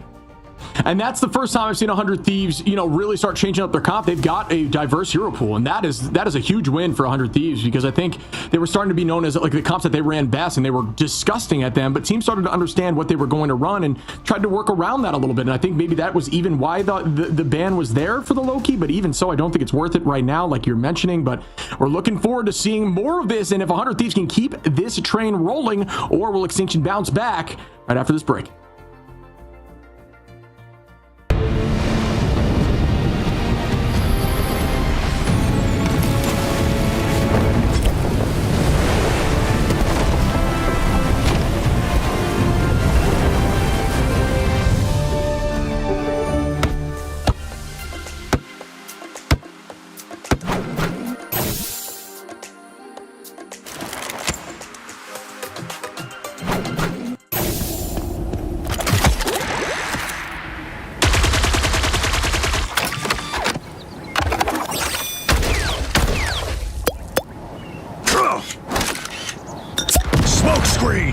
I'm hunkering down.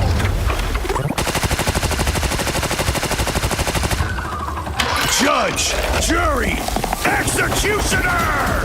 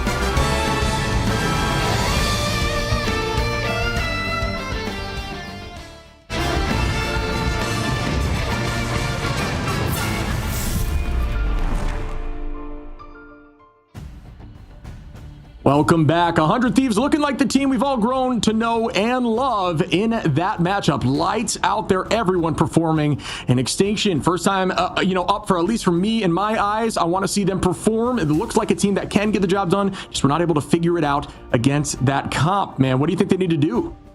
Yeah, map number 2, I think adjusting the ban phase. We always know how good TTK is on Emma Frost. I think that didn't slow down, right? That was a big part. I think some teams are even banning out Emma Frost first. That's fine. Maybe force them to play that Magneto. Maybe look for those one-shots instead of just consistent outplaying on that Emma. I mean, Legacy was doing a lot too, but yeah, that would be a change for me alongside maybe allowing Loki to go through. I know that character has gotten some nerfs recently and could be a potential target to avoid. But at the moment, the biggest thing is that 100 Thieves, I mean, their flexibility has been unmatched, I think, in the series. And, Shib, if they were to win today, we both could look like some big old idiots, going for a prediction onto Extinction, as we're both tied up with, I believe, 2 correct predictions today out of the 4? Yeah, you know what? It's how it is as casters. We just try to keep it entertaining and fun, and sometimes being a contrarian and seeing an underdog story is fun to watch, but it's also fun to see a story team like this absolutely fry and go to town. So that was what map 1 looked like, but still plenty of rivals left as we head over to Hall of Djalia, and this will be chosen here by Extinction as their choice of convergence. All right, both Mantises removed early on. We know how strong that hero can be. Meanwhile, Ultron usually protected, I think, at this phase. Emma Frost, the one that's protected for 100 Thieves, and that makes sense. I think they prioritize that. The Luna Snow ban is interesting because I don't think a lot of teams are necessarily prioritizing that hero. It makes more sense, I think, on Convergence because, it's further away. You're going to be against triple if you're protected on your own. Triple Vanguard, triple Shredder, that is. But yeah, I guess Hall of Djalia as well is not necessarily that map where you can play triple Vanguard, triple Shredder. It's one of the only maps, I believe, that Convergence in general is like that. Usually Convoy is the ones you play the triple Vanguard, triple Shredder comps. But yeah, it's interesting they want to play a little bit more front to back style. Yet again, Invisible Woman banned. Meanwhile, Ultron and Jeff removed already for 100 Thieves. Yeah, and giving TTK that Emma once more. I mean, you see how dominant, again, it goes back to the stat line. Yeah, maybe only 4 finals, but that's not what Emma's doing. Emma's setting up and taking space and owning space and making it terrifying for anyone to walk forward. And that is what TTK was doing while Vinny was messing around with the back line. All the strategists kind of playing their own game and Terra doing the same. So quite a composition. I really do think it's a unique and fun comp to be running, and it's definitely effective, but I think it works as well on this specific mode. I think it isn't horrendous. I do agree with what you're saying. You want it to be more traditional, especially on a convergence instead of convoy. But either way, they could shift up one more duelist and just remove one of the strategists anytime and still have a similar comp and still kind of walk it. And I'm assuming that's what we're going to see here. Yeah, exactly. I mean, they go for the full ban of Shreddist yet again. Yeah, I mean, like we see Harvey also hovering on to that Cloak and Dagger instead of the Jeff this time around. But if they do, decide to play this map with the same bands, right? This is the same exact bands we saw the last map. It would make sense if you have to change it up because you generally want Dilemma on that Adam Warlock, like we've seen. Wait, we're not going to Hell's Heaven, right? So thank God we're not going there because that would be crazy regardless today. We're going to Hall of Djalia, so the thing is, you want Delena on Adam Warlock, right? Like, because that's what you said. That's why you protect it over something like the Jeff. Even though Jeff is arguably better, I think Harvey's flexibility onto, whatever it may be support-wise would make sense. And then you just play around that, right? You can swap to that Cloak and Dagger, like you said, instead of playing the Jeff, maybe a bit more freeform, and that allows you to play that front-to-back style if you need to.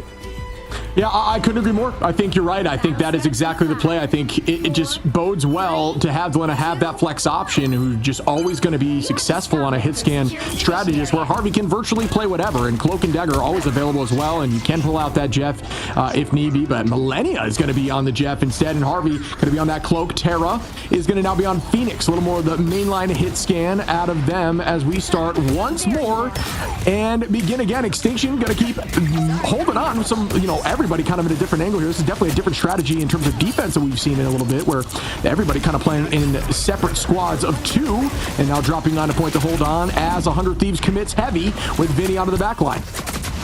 Yeah, I mean, usually in old metas, that, for example, that Namor that we saw would have got a pick there, and now they're flipped on their head. They have Soul Bond to run forward, force out cooldowns. Wow. This is the value of these triple strategist compositions, Chib. It's like Namor, a character that has one of the highest TTKs in the game, literally can't get a unit pick. I don't think we've seen this Namor comp succeed at all today, and this is exactly why. Yeah, and they're just walking again, like we had just mentioned, using a similar comp with a slight change here, just keeping the momentum, having one more focus on the back line with a divey Vanguard, like you see with Vinny here on the Venom, and then more traditional hit scan with Terra. Delena going to be doing that, filling that role as well, while still supporting, and then Millennia just going for crazy plays on Jeff, while Harvey mainline feeds, heals, and gets those ults off cooldown. Like, this is a strong attacking comp, very similar to what we saw in Domination, more unique from the day, but still a great decision here. Extinction trying to find their footing, but like you're saying, I'm not sure about the Hook Namor comp working as well as they'd want it to. Yeah, I mean, we saw, I think, Nemesis come close when they swapped off the Hulk Namor and went to, I believe, was it like Bucky alongside Magneto or Bucky? Yeah, really anything. The fact, the Namor, I think it's just a bit tough at the current moment. Regardless, 2-2-2 is very, very difficult to play. But at the moment, they're willing to play at Extinction R. I mean, they have ultimates available as well as they're poking out Vinny, who is on the Venom instead of the Captain America this time around.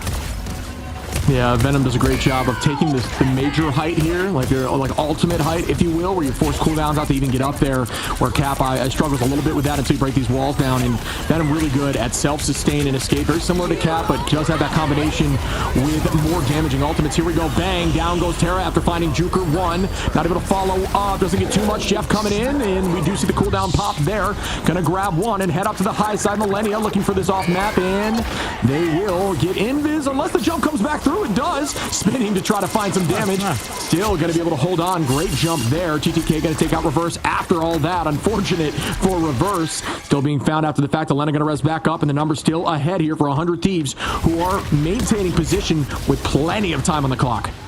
Yeah, I mean, it's impressive that he was able to live, but unfortunately, at the end of the day, they lose Legacy. Now on the objective, Reverse coming in with the invisible boundary. Losing Riku still, though, is awful for them. Biblical has been coming online, though, able to find a pick basically every fight, and finally, they're going to get a fight win. Biblical definitely looking lights out again with a nice pick there onto Harvey. A ton of damage. We saw Biblical popping off yesterday and still can do the same. It's just about this team getting their confidence back right now. It looks like a very much a one-sided match here. 100 Thieves coming back with a slight ult advantage in this next fight. About, it should be roughly even, as Biblical will have ult as well, but we'll see some more impactful Vanguard ultimates like TTK with the res from Delena, as there's no real answer on the strategist line quite yet. Riku will get there, but it will be later on in the fight, so they have to commit heavy now, if possible, with TTK and try to get them walking, the backline walking. Here we go now as Vinny gonna pop in, burns that Hulk shield. The team knows that, and there's the follow-up, exactly as mentioned, towards the backline. Can it happen? The commitment into the strategist begins now, but not able to get too much here. Juker gonna hold on, is waiting for that whale. Damage boost is out and ready here for Riku. Will that be launched? Gonna potentially use it right up here. Yes, there it is. Damage boost comes in, bang, it lands, and it finds Harvey, and that is a huge pick here for Juker, as was designed by their play. Legacy onto Delena, again onto Vinny, and they are popping now. Yeah, I mean, Delena went down with ult, man. Delena was ulting, and he got immediately destroyed by Legacy, so that res removed.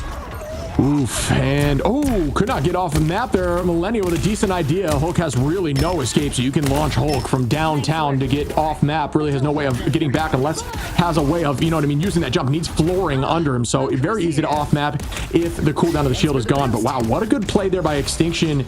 I mean, 100 Thieves still maintained those ults besides Selena, who did have to commit in that moment, and the, Millennia obviously ulted there towards the end, which I'm not 100% sure I am a fan of in that moment. But you have 3 ready here. Haluk will be ready. You'll have Reverse 2 and Legacy, but you need to commit and try to make something happen now before they get all those ults. Vinny, just like that, will do the job. That was insane, and just a ton of damage in a minimal window.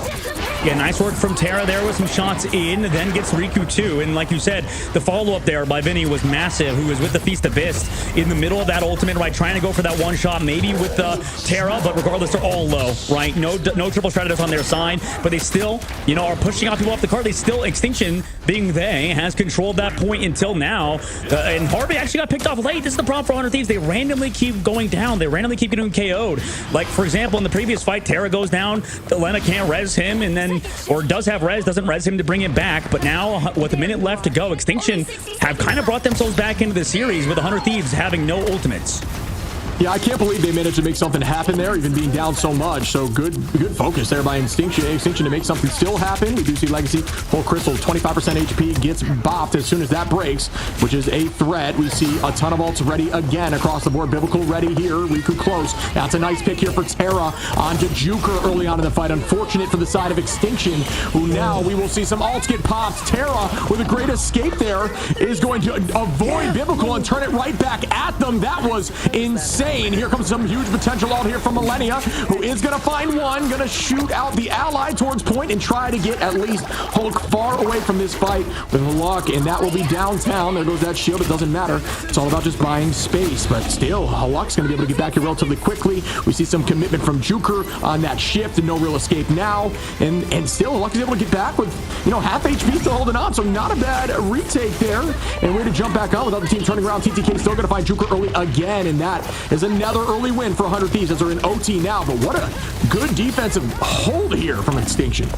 Yeah, it's great indeed, but the red's still up for Delena. Overtime now popped, and they're relying heavily on Biblical to find these picks, right? The Terra versus Biblical was an incredible matchup that we saw. High-level Phoenix gameplay on the backside. Emma Frost closes it out, though, with TTK and that silent introduction.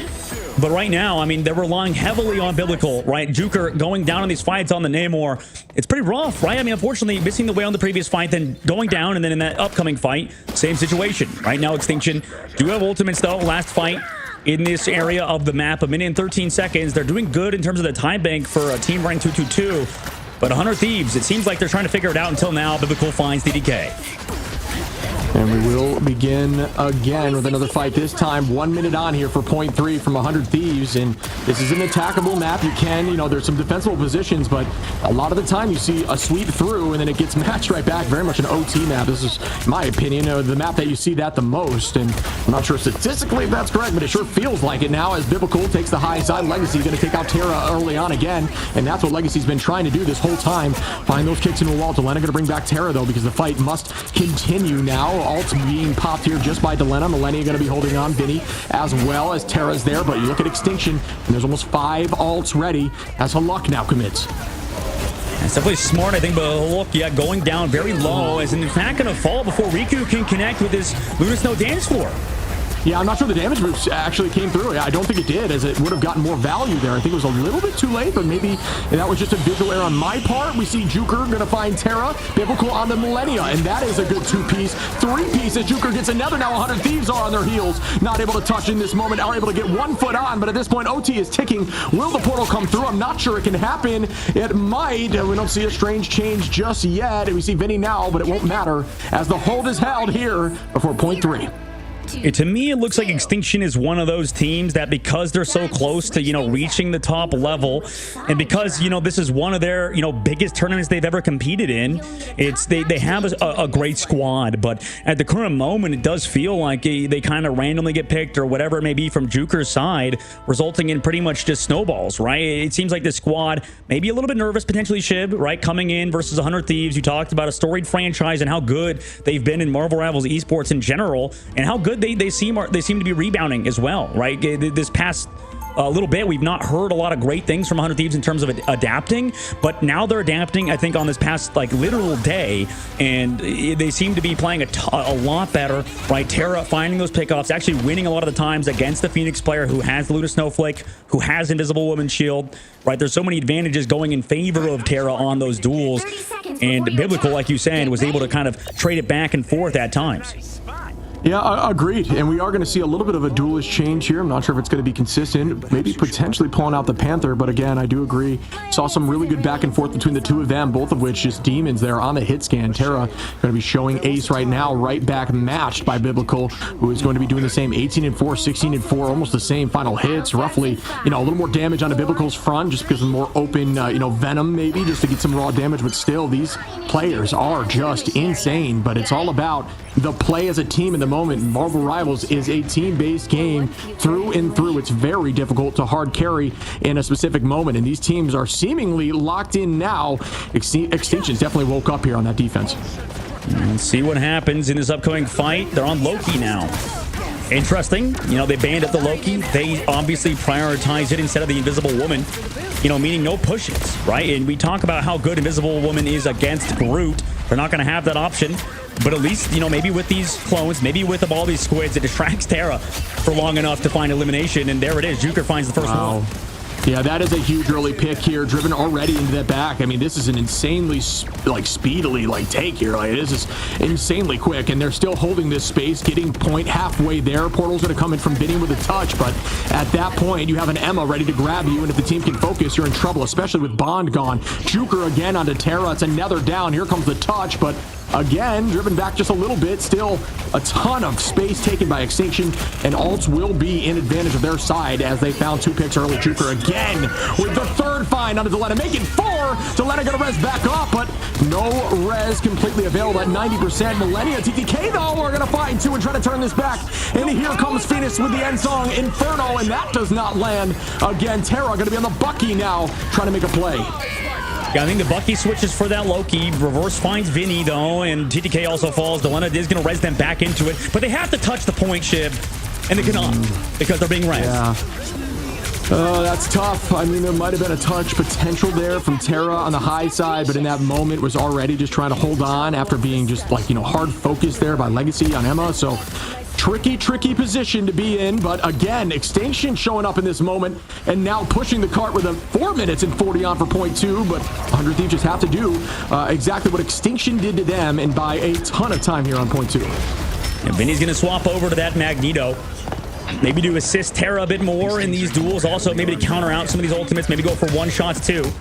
But I think the big thing, Shib, is that that Loki switch is really forcing 100 Thieves to make changes, right? Swapping Vinny over to that Magneto, swapping over to the Bucky. This is at least forcing a different look out of 100 Thieves, which benefits Extinction here. But they have 4 minutes. And also, this is one of the easier fights to hold for 100 Thieves. Yeah, I think Reverse made a big brain play there on that switch. Juker again with an early pick. How many times am I going to say that? That is awesome to see if you're a fan of Extinction, who is now going to find his second here from Haluk. And that is 2. Terra goes up with a reset, looking for clones. Good spin there to focus on a clone. Does get exiled. Still has that reset ready, though. Actually doesn't tick the timer while you're exiled. A little known back. Vinny, you got to find a pick there. Out we go with the Whale. Still holding on. Haluk, though. Make that a 2-piece now. Over here on the Hulk, getting a ton of... Oh, my goodness. Make it 3. Why don't you? 4 here as Harvey falls, and Extinction have the momentum. They are riding the wave like they're surfing, and they are keeping this pressure forward onto the spawn door. It makes sense. Yeah, it's absolute steamroll towards that third phase. And that's really unfortunate for Terra. I mean, he played about as good as he could have for a Bucky player in that situation. Even find a pick, come back through, deal with that. A consistent damage from that Whale, but Biblical on the flank again. Shows up out of nowhere onto Terra. Headshots back and forth. Terra actually hits those shots, though. Forces Biblical off. Yeah, and here we go, folks, once more. Again, this is really down to the wire. They did not get much push here on the side of 100 Thieves, so this hold has to be outstanding and very aggressive. That spawn point that usually gives you a large advantage on 3 is completely taken out here, as it's roughly the same distance to point now from where they are. Terra going to find Juker early, and that is the first time we've seen that trade on this attack where Juker's been dominant on that Namor. Here we go with the Psionic onto the backline. Does find a few. Delena going to use that to heal up, though. Very smart decision there. Delena going to be finding one here on the Bucky, onto Biblical now. And that's another find onto Riku. Vinny onto Legacy, and they are finding their footing. But is it too late? We'll find out in a moment. I mean, they're getting these fight wins, string them together, right, is the most important thing. 1, 2 in a row now. Juker, like you mentioned, was getting the better of basically everybody in 100 Thieves with these pickoffs. It's about slowing that down and kind of going back to how it was on your defense, right? Juker was kind of stuffed. He wasn't able to do much, or rather on your offense, whereas Juker wasn't the sort of focal point of this Extinction offense. Right now, kind of goes back on a Biblical, right, to find those pickoffs early. 100 Thieves, though, on their angle, keeping everybody alive, doing a good job, the Strategist Star. Right now, it's avoiding those eliminations from Biblical and also Juker, like you said, who has gotten pickoffs first multiple times. And notice, folks, if you're climbing ladder, where are they playing? Directly on this right wall. That is that natural cover. They don't need to be peeking and playing out in the open. Why would they? It forces cooldowns out when it's not necessary. Stay on that wall. Make it difficult for them to get poked and to give ultimates to anyone. So very smart play again, but more traditional at this level of play. Just very consistent. Again, early pick there from Terra onto Legacy with a little bit of commitment with them ult. Biblical goes up, though. Tries to damage boost. Hits the side wall. Juker now throws a lot of commitment for them to not fall here. And everyone on 100 Thieves presses Q. That might be a little too much now, as there's plenty of time on. Vinny gonna find one, Terra finds 2, Harvey gets 1, but that was 4 alts. That may have been a little bit of a miscommunication. Could have been, but in this upcoming fight ship, right, the benefit that they have is that, yeah, I mean, we just used also a lot of holds too, right? We use Juker's ult. A big reason why I think it was easy as well for Juker on defense is that this offensive angle is just not good for Namor, right? It's not good for basically all of these heroes that really benefit from, you know, juking back and forth between cover because these are left-handed peaks. I mean, it doesn't seem like Juker's ever in a good spot. Biblical, though, able to find the one spot where you can get those right-handed peaks, finally open up some space for the team with Haluk coming in on that Hulk. Yeah, that is a good call out there with the right hand peak. Oh my goodness, they didn't touch the point. Oh my goodness. Nobody on the point as Extinction just walks this in. Very unlike 100 Thieves to be making that mistake. And we have a 1-1 series, folks. We're going to game 3. Oh my, game 3. Well, I mean, that also was because of the Hulk, right? You commit the Hulk ultimate, and that's why, you know, when people say Hulk is a bad hero and it's, you know, the Namor that pops off in that comp, I kind of disagree. I mean, Hulk is one of the best disruptors in the game. If, you know, Angela's good at getting hooks, it's kind of the same thing in Hulk. Whenever you're in Hulk form or heroic form, and you're your ultimate, you just kind of boop everybody around. It's unfortunate because TDK's team was pushed away from him. TDK was the anchor. Vinny also pushed away. Once TDK goes down, nobody's there to touch the point. So tough map there for 100 Thieves. We're all tied up now, like you mentioned, Shib, 1-1. We're gonna go to a convoy next, so that's going to be interesting considering, I mean, we saw 100 Thieves on convoy eventually close out, but it was a close one for sure, so this should be an interesting map 3.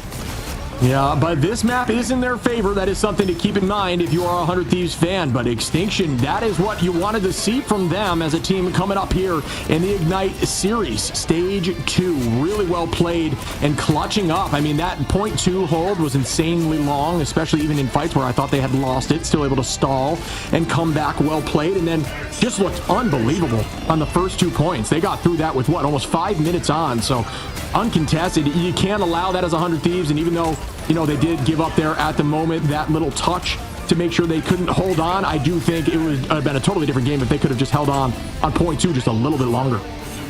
Yeah. I mean, a reason why 100 Thieves kept losing too is because, like, that one swap to the Loki seemed like it changed so many different things. Like, it forced Vinny to swap off of the Venom. It forced, you know, Bucky to come out for Delena, or at one point Terra, then to put him back onto Phoenix. So all of those things, it was a sort of like it was an absolute avalanche of changes that came through from 100 Thieves, and none of them really worked out, Shib. So, I mean, that's kind of goes to show that even making like one shift could potentially alter the entire timeline, because, I mean, 100 Thieves didn't have an answer, man, and they tried desperately to find one with maybe too many swaps.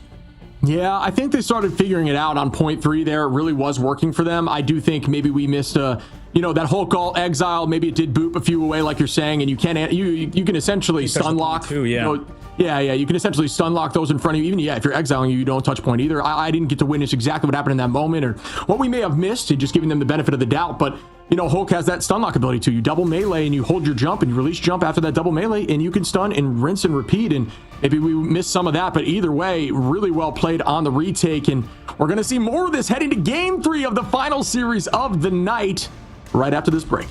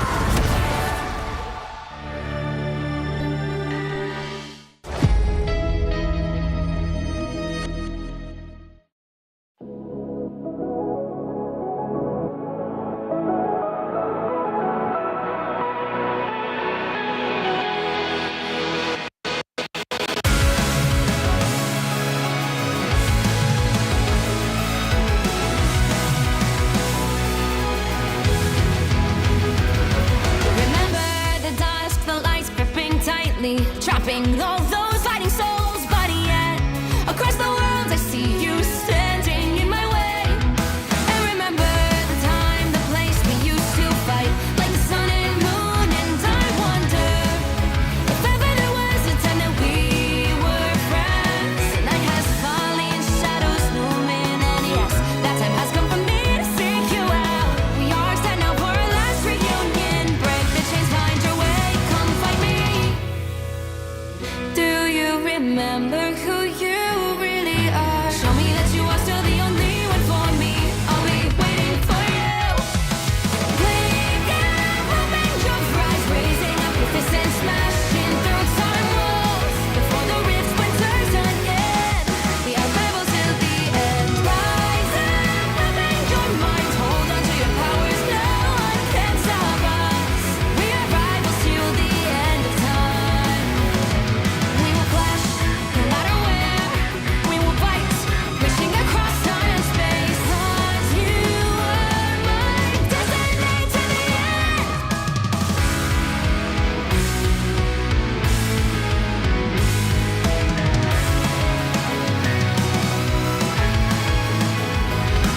Do you see the dawn, the flames burning brightly, shining on those memories?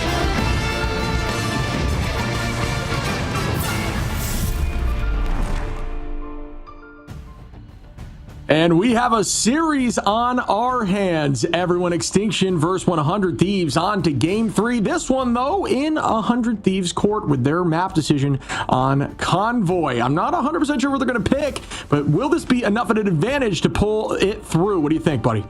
Yeah, maybe. I mean, 100 Thieves, that last map was kind of brutal, right? If we take a look back at that series, map number 1 was dominant. Now going into that one, I mean, having 2 minutes on that last phase is brutal, I think, as a defensive team. So something is not going right in their defenses at the current moment, Shib. That was my takeaway. We'll see if they can patch up those holes on the upcoming map.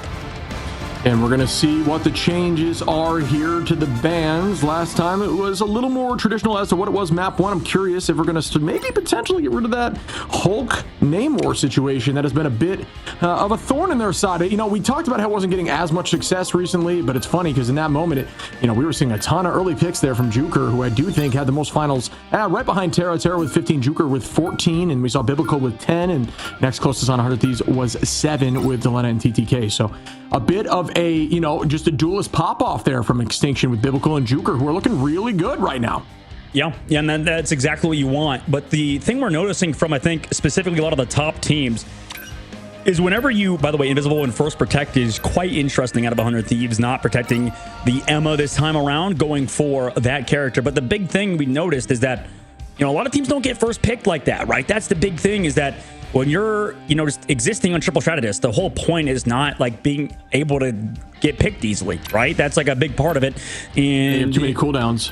Yeah, if you're going down that easily, man, it's a little worrisome. Now it's a little bit more open. I think there's less cover on that defensive first point, but yeah, it's pretty rough to lose that first fight so quickly, especially since you need to at least have 1 or 2 good holds, and to lose that first point so quickly kind of was their demise, I think, in the long run. Yeah, I mean, I'm not sure what the answer is. It might even be like a confidence thing. Map 1, they looked so dominant and confident with a very similar composition. But map 2, I mean, they were playing great for the first point, and as soon as they started losing, it's like they never got it back, right? Like, that momentum shift was never shifted back in their direction. And at this point, if you're a fan of 100 Thieves, you better hope that that shifts once more, because Extinction has not stopped rolling since they started on point 3 of defense. 100 Thieves targeting all of the backline at the moment, and then a Human Torch at the end of it. Like, they ban out Torch on their side because it makes sense. You got Invisible Woman, you got Luna Snow. You banned out Luna Snow last time, so maybe the Torch is not as big of a problem, I think, for Extinction. So maybe that was a bit of a somewhat, I'm not going to say wasted ban, but I don't like it as much, considering I think teams, to make Torch work, I think, without Triple, have relied heavily on having both Invisible Woman and Luna Snow alongside like Ultron and stuff maybe these days. But yeah, it's going to be interesting as the bans and protects come through. 100 Thieves this time do eventually get that Emma Protect. Yeah, I'm surprised still able to get that through the end. I guess they just aren't prioritizing Vanguards at all over there for the most part in terms of who they're banning out. So, yeah, it's just not, I guess it's just not in their, what they're worried about at the moment. We're going to see Vinny looking like a potential run. And I'm going to go, we're on Yggdrasil again. So, yeah, just something a little more divey again, more similar composition to what we saw before and see if it works for them. It found a ton of success map 1. Millennia going to be back on that Jeff, although we did see Harvey on Jeff in the beginning. I think that Invis likely will be going Harvey's way as we start up here on Yggdrasil. Headed to the Yggdrasil path now for our final map in this upper bracket of the group. And tomorrow, when we start off, when we have the Vicky Kitty and the Cozy come on by, that will be the end of the group nearly. Or at least we get to see the lower brackets ship, which is going to be a lot of teams getting sent home. So whoever loses today gets sent to the loser brackets and don't want to be there. Only Extinction with only 9% fan vote. It's quite interesting considering how close, this series thing has been after that last map. And now we're headed to the Digital Path for this final map. Yeah, you and I both had this series going to game 3 in our predictions either way, knowing that these teams can, get the job done in these pressure moments. We wanted to make sure Extinction had what it takes, and it looks like they do there on point 2, or map 2. It sure looked like it, at least. As we start off this hold now, 100 Thieves is not going to be running that triple composition, Extinction is, excuse me, I guess I missed Haluk there. My fault, as they are holding tight. Vinny gonna find a pick there, and Delena and TTK immediately get one each. Juker gonna res back Riku, though, as they're trying to retake the touch. The hold not working as much, but Biblical gets the pick there on Terra, and I might have spoke a little too soon as they're continuing to walk forward. 100 Thieves not doing what we normally see here against Triple with those damage boost storm compositions. Instead, gonna be running what they have been running, and it doesn't matter because it clearly is working as Vinny, TTK, and Harvey get another. And this time, they're just kind of scouting here with Strange, likely going to hold tight once those reses get closer on this ramp. So we'll see here shortly. Yeah, I think, that comp was not played well at all from Extinctions, right? They split up Juker in the backline. We've seen teams before send their thing player to run back and peel for the strategist. This time around, reverse finds TTK first, though, and that should enable them. But here's a huge Jeff ult ready to go for Millennia. And they find one. Millennia's going to get that Strange. Is that going to be worth it? With the cooldown still there? Likely still there. Going to instead bring them into the spawn. Tried to at least. Good idea. Going to keep that focus up and try to burn Strange. Now Legacy is taking the high side. Going to get... good movement there. The cooldown using... a great kick. And smart play there by TTK. Still, though, holding on here. Legacy trying to get that cooldown back, but this might have been just too much time. But a lot of commitment here from 100 Thieves even to find that pick. So was it worth it? It might have been. Biblical goes up with the meteor rem. 95 charge. It does break. I thought that might be able to get off there with a ton of damage, but no, is broken in the sky. Vinny going to find reverse. TTK out of Biblical, and Vinny again, who is just popping off here on another pick. And Alu goes down. So does Juker. And 100 Thieves are walking. I'm curious. They don't seem to need... They're just running more traditional comps into triple, which I honestly haven't seen had success. So I'm curious on their take on that. It's because Extinction is really bad at triple Vanguard. It's just that's what it is. Straight up, they did not play that well at all, right? We've seen earlier fundamentally how to play the comp. Envy and FlyQuest, I think, did it great.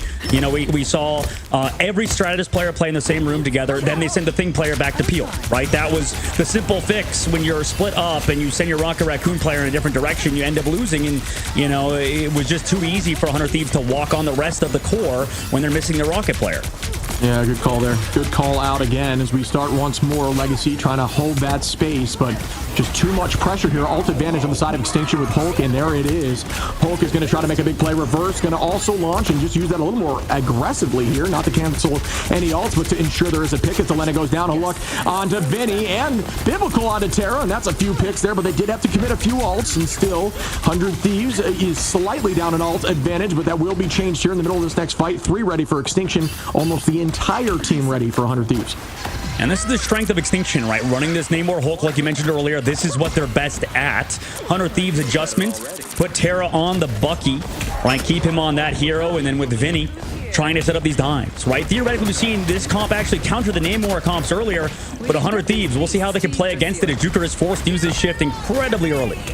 I am ready to And we'll start again as 100 Thieves going to initiate here with TTK. Match right back. Psionic Seduction on both sides, but who gets seduced? Out goes an ult from Millennia and Juker, who's going to find Harvey in ult. Was that ult? But no, Harvey had not ulted yet. Excuse me. Terra with a 2-piece. Delena going to find, and res back Harvey. Excuse me. That's a huge ult from Millennia, who finds 2 and almost 3. Really well done there, as Delena is going to res back the rest of the team, and they keep walking. 2 minutes 30 on here for 100 Thieves. Great set of plays there.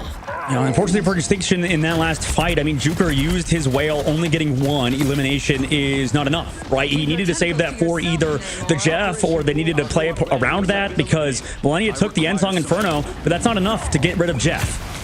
Yeah, you need some sort of boost, or you need to be fully locked in on Jeff in that moment, and Millennia just getting so much value. You can't express it enough. One ult being able to do that is just so huge, even through strategist ults if need be. Is Biblical going to start spinning to win in an immediate 1v1 battle here? Vinny trying to commit heavy. It is very close. 30 HP. Oh my goodness, that was insane. Back and forth, coming back to the team. Full HP now. Terra going to try to take the height, likely on the off-angle side. Millennia building towards that ult, and this is looking more and more in 100 Thieves' favor on this point, as TTK gets another pick here. And if you get driven back into this corner, this is Jeff's specialty. This is exactly where Jeff wants you to be, and that is a huge play again by 100 Thieves, who have done this before, though. They need to clinch up point 3, and Extinction cannot hold them if they want this W. Yeah, they need to play heavily around the Jeff a little bit more, right? Making sure Vinny's life is also uncomfortable is the way forward for Extinction. But for 100 Thieves on their side, right, they just have to keep doing what they're doing, right? Really just forcing out bad whales out of Juker, right? Setting up Terra, and Terra having big crack and impacts. That's the way forward for 100 Thieves to continue on their dominance, and also setting up TTK with these Sonic Seductions early. Every time he seems like he has a big one, and waiting for shields to remove early is him, and he's actually stunned for now, slowed down, but they're totally fine to play this patiently. Yeah, I want to show some love here to Vinny, and I've seen a lot of success here from this Venom from Vinny tonight. I'm not going to lie, just really putting in some solid work on the back line and just committing heavy. I mean, we saw that pick there in the Biblical. That was a crazy battle in and of itself, but a lot of value in these early picks and strategist finds in the neutral. We've seen that multiple times now, so well done, Vinny, again, and we start again as Millennia goes under, looking for a big ult opportunity. Going to use this height to instead get ults without them being able to see where Jeff is, but focus was there, and the double ult, this Biblical was just waiting for that, and the luck was ready as well. That was smart from them to avoid it. Yeah, Terra starts it off. Doesn't get the reset though, Shib. Oh no. No reset at all, and we do see ults pop though in an immediate Harvey going to stop that. We do see another whale that doesn't find too much value. Riku going to bring out the dance floor. Everybody popping ults now. Nothing available. This is a heavily neutral fight until TTK comes in here with the Psionic, which could be massive into this comp with very little shields. Could be massive indeed. Oh my goodness, the focus fire, the healing from Delena was huge. Able to pick down Biblical. Legacy's falling, and this is exactly what 100 Thieves needed. Able to get on through, right? They sure didn't get the Jeff ult off, but you took the Endsong Inferno. You also eventually, like you mentioned, didn't find value to the whale on Extinction side, and with that, I mean, this just should be a spawn camp at this point. 100 Thieves with 2 meters to go. They just dominated that. Yeah, that was fluid. That was beautiful, like you're saying. I mean, everything just kind of worked exactly as they designed, and 4 staggers to the end. There's just nothing they can do about it. Nothing you can do. Really well done, 100 Thieves. And now they move over back and switch sides. Right now they're going to go to defense this time around, or Extinction. You know, for their side, I think it's just tough because you know they were able to counter out that. You know, that Jeff eventually, but the overwhelming damage from both Delena and Terra was too much to deal with. Yeah, I mean, this is what they're playing what they want to play and how they want to play it at this moment. We might see the triple comp here from the side of 100 Thieves. Obviously, Terra showcasing the different Vanguard possibilities. Is going to be running the Vanguard while the rest stay on that strategist line. We're going to see how Extinction elects to attack through that, because that has been just the thought process of various teams have had different strategies, right? We saw earlier Rad with that damage boost, Moon Knight with the Storm. We've seen a more traditional comp like we witnessed a few minutes ago from 100 Thieves. We've seen Punisher combinations with Storm. It's really up for debate, but at this moment, it looks like no real change in composition, and that may be the fault of Extinction at this point, depending on how it looks here. It seems like that comp is their bread and butter, and as I say that, we see the Storm come up. Yeah, that's a good point. I mean, we go, the Storm coming out. going to be similar to the comps we've seen earlier. And like you said, I mean, we saw the with FlyQuest in overtime versus the Triple Vanguard composition cap out, and it was just an absolute grind, a slog, if not one of the most interesting matches of all time. It's got to be one of the most exciting for sure. If you missed that in the VOD, go check it out. But in this fight, Extinction's going to that traditional comp you mentioned earlier with the Moon Knight and the Storm. And we will begin again, folks. Biblical here on that Storm. Damage boosting everyone. Delena going to find a pick onto Legacy. Vinny onto Reverse. Vinny also a very strong Thing. Thing has been, you know, in contention for the meta, kind of been in and out, just more so played on specific maps and very much played on triple comps like this. That damage reduction, 25%, can very much help a Vanguard in the front line who is soaking a ton of damage, while your strategists essentially just get Qs for days. But look now, Juker is on that Moon Knight, ready to launch ult already, and that is the advantage to Moon Knight in these comps. They're playing together. We also bear in mind in that series earlier, we didn't see Groot, I think, on the side of FlyQuest because he was banned out. So much damage coming through, but it's just healed up instantly by FlyQuest or by 100 Thieves. Incoming Invisible Boundary by Harvey. Might be met by that friendly prison in a moment, though, Ship. Yeah, and Juker with a nice ult there on Harvey, or a nice KO there. Terra gonna find Juker, and that's a huge Groot hog. Will it find value? It does. Riku gonna take out Vinny. Ults get popped on the side of Extinction. 100 Thieves with a res comes through from Delena, and it is huge as the team just goes right back to the point, playing hyper aggressive, no reason not to. And there is a huge walk now. Sonic Seduction by TTK. So much back and forth. Riku with a two-piece now. Make it 3 wide, don't ya? As the whole team falls, we will likely see a portal back on that ramp, just like we saw from Extinction. Yeah, more than likely. And I think a big way forward for 100 Thieves there is they could have won that fight if, you know, it just literally Terra hits a single Meteor M, right? That's a lot of the ways forward for a lot of these teams playing triple Vanguard, triple strategist comps is you hit a huge Meteor M, you get the one shot and you end the fight. But in that fight, fortunately, doesn't have it fully charged, doesn't get the connection. And here comes the Hurricane. Perfect timing for that. Legacy going to try to make that a little more easy by forcing the team to walk. Great understanding of position there by Biblical, who's ready for Millennium on a crazy off-angle. Out goes clobbering time. And that doesn't get much value as Legacy still gets the pick on TTK there. Vinny low. Biblical going to take out Terra and Vinny. Nobody falls on the side of Extinction as they are continuing the pace forward. And will this happen again, folks? Will they proceed to start their aggression after being down a fair amount? Switching back to that more traditional triple strategist composition with the Jeff. 4 on cart though, and they get it in a moment. There it is. We go to the second phase of the map and switching off it. Both teams, I think, Shib, honestly, kind of struggle to play that triple strategist, triple Vanguard composition. Not really versing that comp, maybe. Both squads, but right now, we're switching over to more comp that the 100 Thieves have been playing. Extinction, though, 4 minutes in that second phase of the map, and they have to go over to that Bucky now. Yeah, it's tricky. I mean, a lot of the time you run on those triple comps, you want your duelist on something like Groot, and, you know, who can play, or even Strange, who can play a little, or you don't want Strange, because you Strange teleport after, but Magneto, who can play a little more aggro and just all about hitting those shots, and instead you have your Vanguards on something like Thing, just to play a little more of the beefy role and understand how to really cycle those cooldowns, and it's tricky to make those switches and try to have that comp ready, as you see 100 Thieves now turning this right back, only committing Harvey there to win that fight. Riku will be ready with alt next fight, and we saw Reverse and Hulk commit in that moment, I believe. We have to see if Hulk was used after we see this transition here, and it was used. Okay, so yeah, again, 100 Thieves are really not committing too much, and winning that fight is exactly what you need from the defensive side of 100 Thieves. Stay calm, cool, and collected on this hold, and try to buy as much time as possible, knowing how hard it is to push at that very end of point 2. And it's difficult, and now here comes that Sonic Seduction.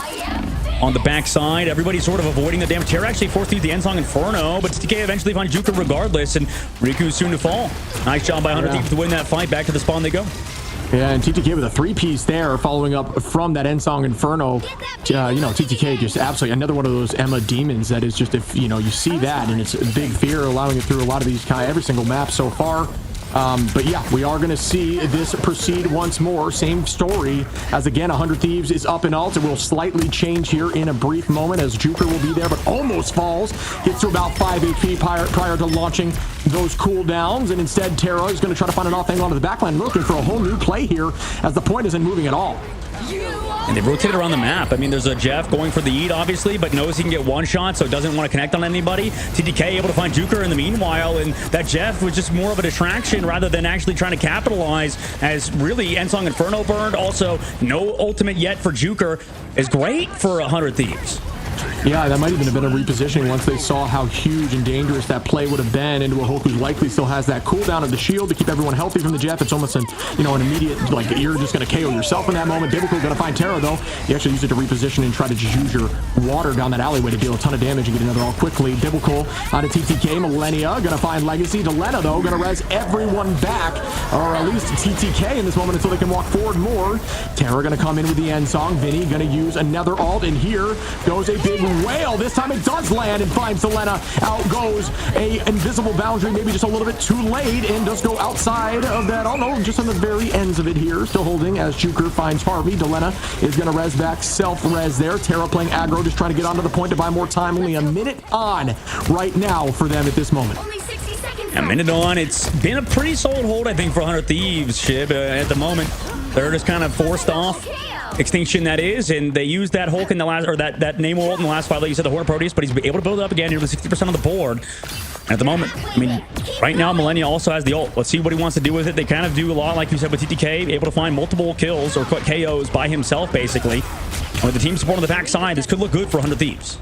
Yeah, we will begin once more TTK. This trance, this could be huge, actually, if you use this to help with your Jeff a little bit and just try to sweep that entire back line prior to them being able to use anything. Biblical ready here with the Endsong Inferno could help cancel Millennia, but it's all about focus now. There's no real shield to protect Millennia. There's no bubble here from a Magneto, for example, as here goes the play from Millennia. Will it be huge? It does find one of each, and matched right back by Biblical as predicted to drop Millennia with some focus. Whale goes out, lands on TTK, who is low. Legacy finds Harvey. Will they keep this momentum right back at him? TTK trying to deal some damage, but Legacy with a two-piece. Biblical now on a TTK. The portal's got to come through quickly, or they are doomed. Vinny not able to come up from that feast, and every Alka's committed here by 100 Thieves. Just no real structure as Extinction is walking through point 2, and it looks like they will get it. They do.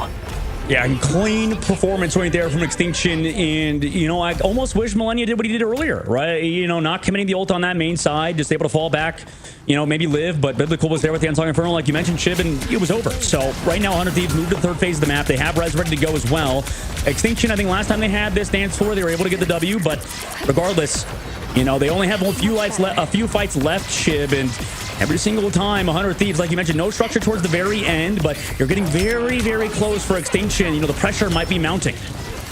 Yeah, it's all about clutching up now. It's the clutch gene. That's all that it is in this moment, as 100 Thieves do have a slight off advantage now that Extinction is fully committed, but it's a dangerous position to be in. Here is the backline is fully walking, but no full commitment. Is a little too far away from Cart. They still got to play Cart. 43 seconds, folks. Remember, 100 Thieves still, no matter what, will have time advantage, but that's not enough of a peace of mind for you to stop making big plays here. Try to go after all with the frame from Hulk was insane by Halak, who just pops off. Now Juker makes the play through Terra. This could be enough now, as Extinction wants this to keep going. Delena with a huge res on a Terra. Harvey falls, will likely be res as well. Delena comes, or brings Harvey back exactly as predicted. The whole team still going to be holding this battle as anyone's game right now. TTK with a huge trance opportunity is able Terra to find one on Juker. Numbers now in their favor, and here comes the Kraken impact on the sky. One, do I see two onto the Hulk now? Is it gonna fall now? Looking towards the strategist. Bang! Terra pops up like Terra does. Make it a quad. Why not show me 5? That is absolutely beautiful as they sweep them all and take home this W. Huge game from 100 Thieves. Makeup game for sure. They've had some really, really tough matchups, but they're able to pull out regardless. 100 Thieves, 2-1 win to Extinction. They are now in the playoff ship past the group stages. Huge work from them to get the W. Huge transition as well to play triple Vanguard, triple strategist. It's just really working out for them at the current moment. TTK on Emma Frost is a big reason why. And the rest of the squad get it done. And it was what a classic way to do it too, Shib, like you mentioned, man. And get to see the Bucky on Terra once more. Yeah, I mean, a great way to go down with a quadra into, I believe, a penta at the very end there, finding 11 finals total. But big love to TTK with 18 in that matchup. Definitely doing some serious work, a well-deserved MVP. We talk about how potentially one of the best Emmas, if not, in the conversation for the best Emma in the game right now. Just dominant force, 39-6, 18 finals, 28k damage, well played. And again, showed some love to Vinny on that off angle. Got to make sure I'm looking back at the back line with those strategists, Harvey, Millennia, and Delena. Delena with a huge res at the end, likely game winning. I just going back to the draft phase, I just can't agree not playing this comp, right? I mean, realistically, at the end of the day, right now, Jeff, Adam Warlock, Ultron, Mantis, whoever you want to call out, if as long as you play like a triple strategist composition, it's going to work out most of the time. I mean, we only saw, I think, one map win for this Namor comp today, if I'm not mistaken. I mean, I could easily be mistaken, Shib, but I think that this comp, it might be dead. You know, it might be on to the new meta, which is this for like any form of triple strategist. Honestly, like it all sort of just works. And if you're not playing it, you're kind of trolling. If I'm going to be real, it's just kind of hard to play against. Yeah, I mean, I was surprised, and this is a question I'm curious, depending on who we get from 100 Thieves, they were running, at one point they had Jeff, Adam, and then they had I think it was Jeff, Adam, and another... An Ultron, yeah. Yeah, Ultron, and that is, to me, like, that's a very difficult, you know, it's a very unique composition. We haven't seen that yet. Usually you see a variation of, you know, one of those three. Running all three of them at the same time as your strategist and finding success is really unique. I'm curious as to the take is when that's the most successful. Again, you're looking at Terra there, just walking the rest of the team at the end, exactly as a storybook finish would show. But again, big love to the Vanguard line, who looked really good on the stat line there.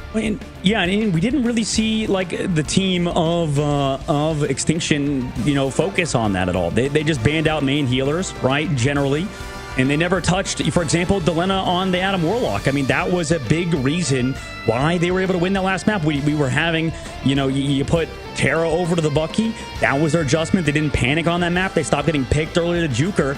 And then it turns out that's enough to win, right? So I don't think Extinction's ban phase was good at all. And I think because of it, 100 Thieves get that last win and are obviously still a great team moving forward. I think it bodes well for them to be able to pick up this comp. But I think the moment that they're forced to play Adam Warlock or not play Adam Warlock, I'd be curious to see how 100 Thieves does, because Delena looked amazing whenever he got to play that hero.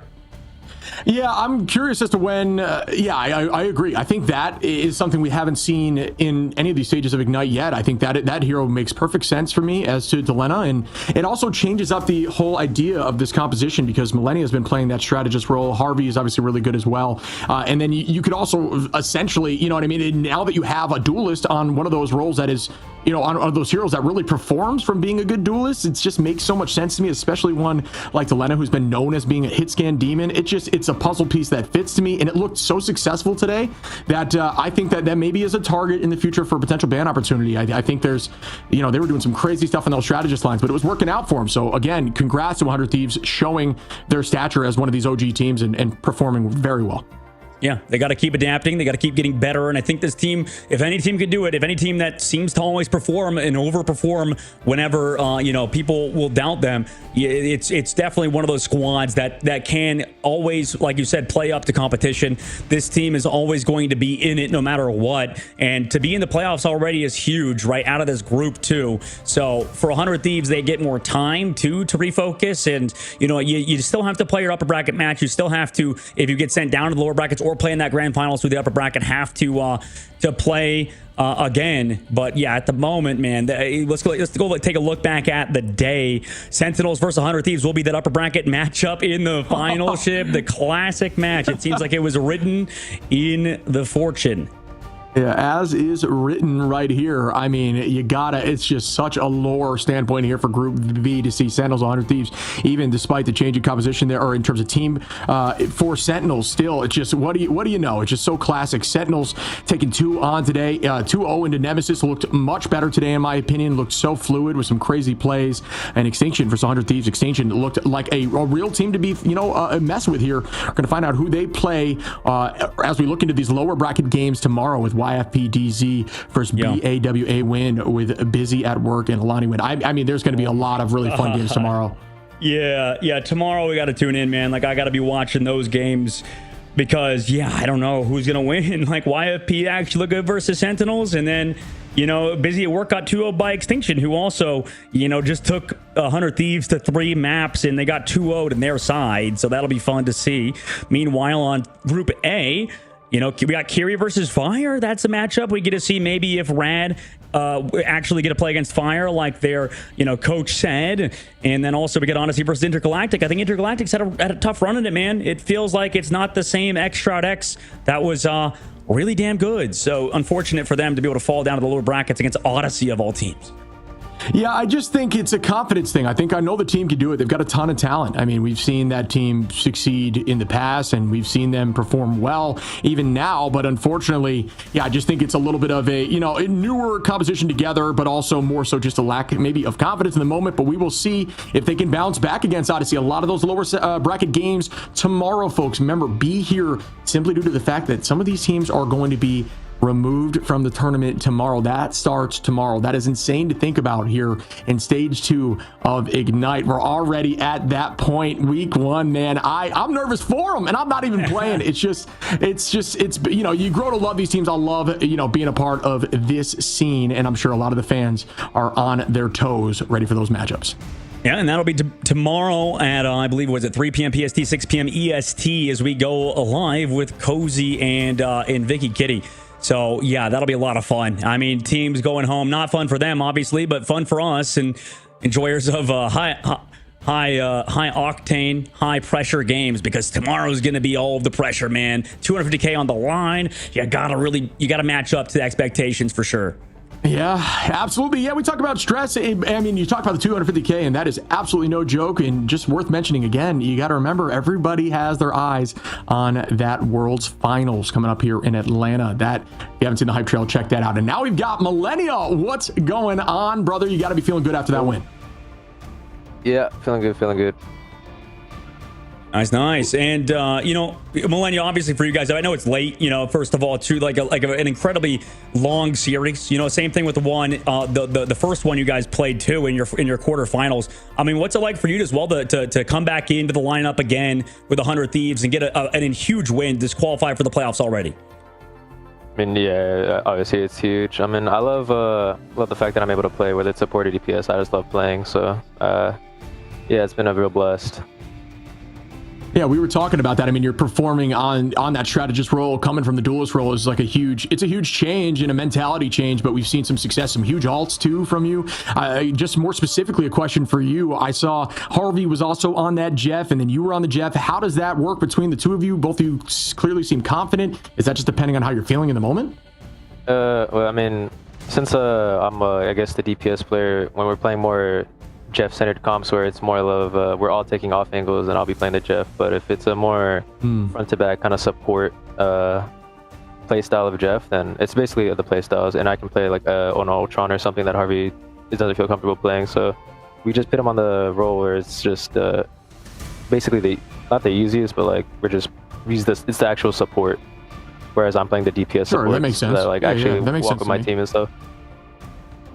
No, that's a good call, because we saw you guys running like a more obscure strategist comp. You had Ultron, Jeff. Yeah, I mean, like that was we've never seen and Warlock a full commitment on maybe those more traditional triple strategist plays that you'd see. Instead, all three were at once, and it found success. So, props to you guys doing that. Yeah. What was the idea behind that? I mean, Reds.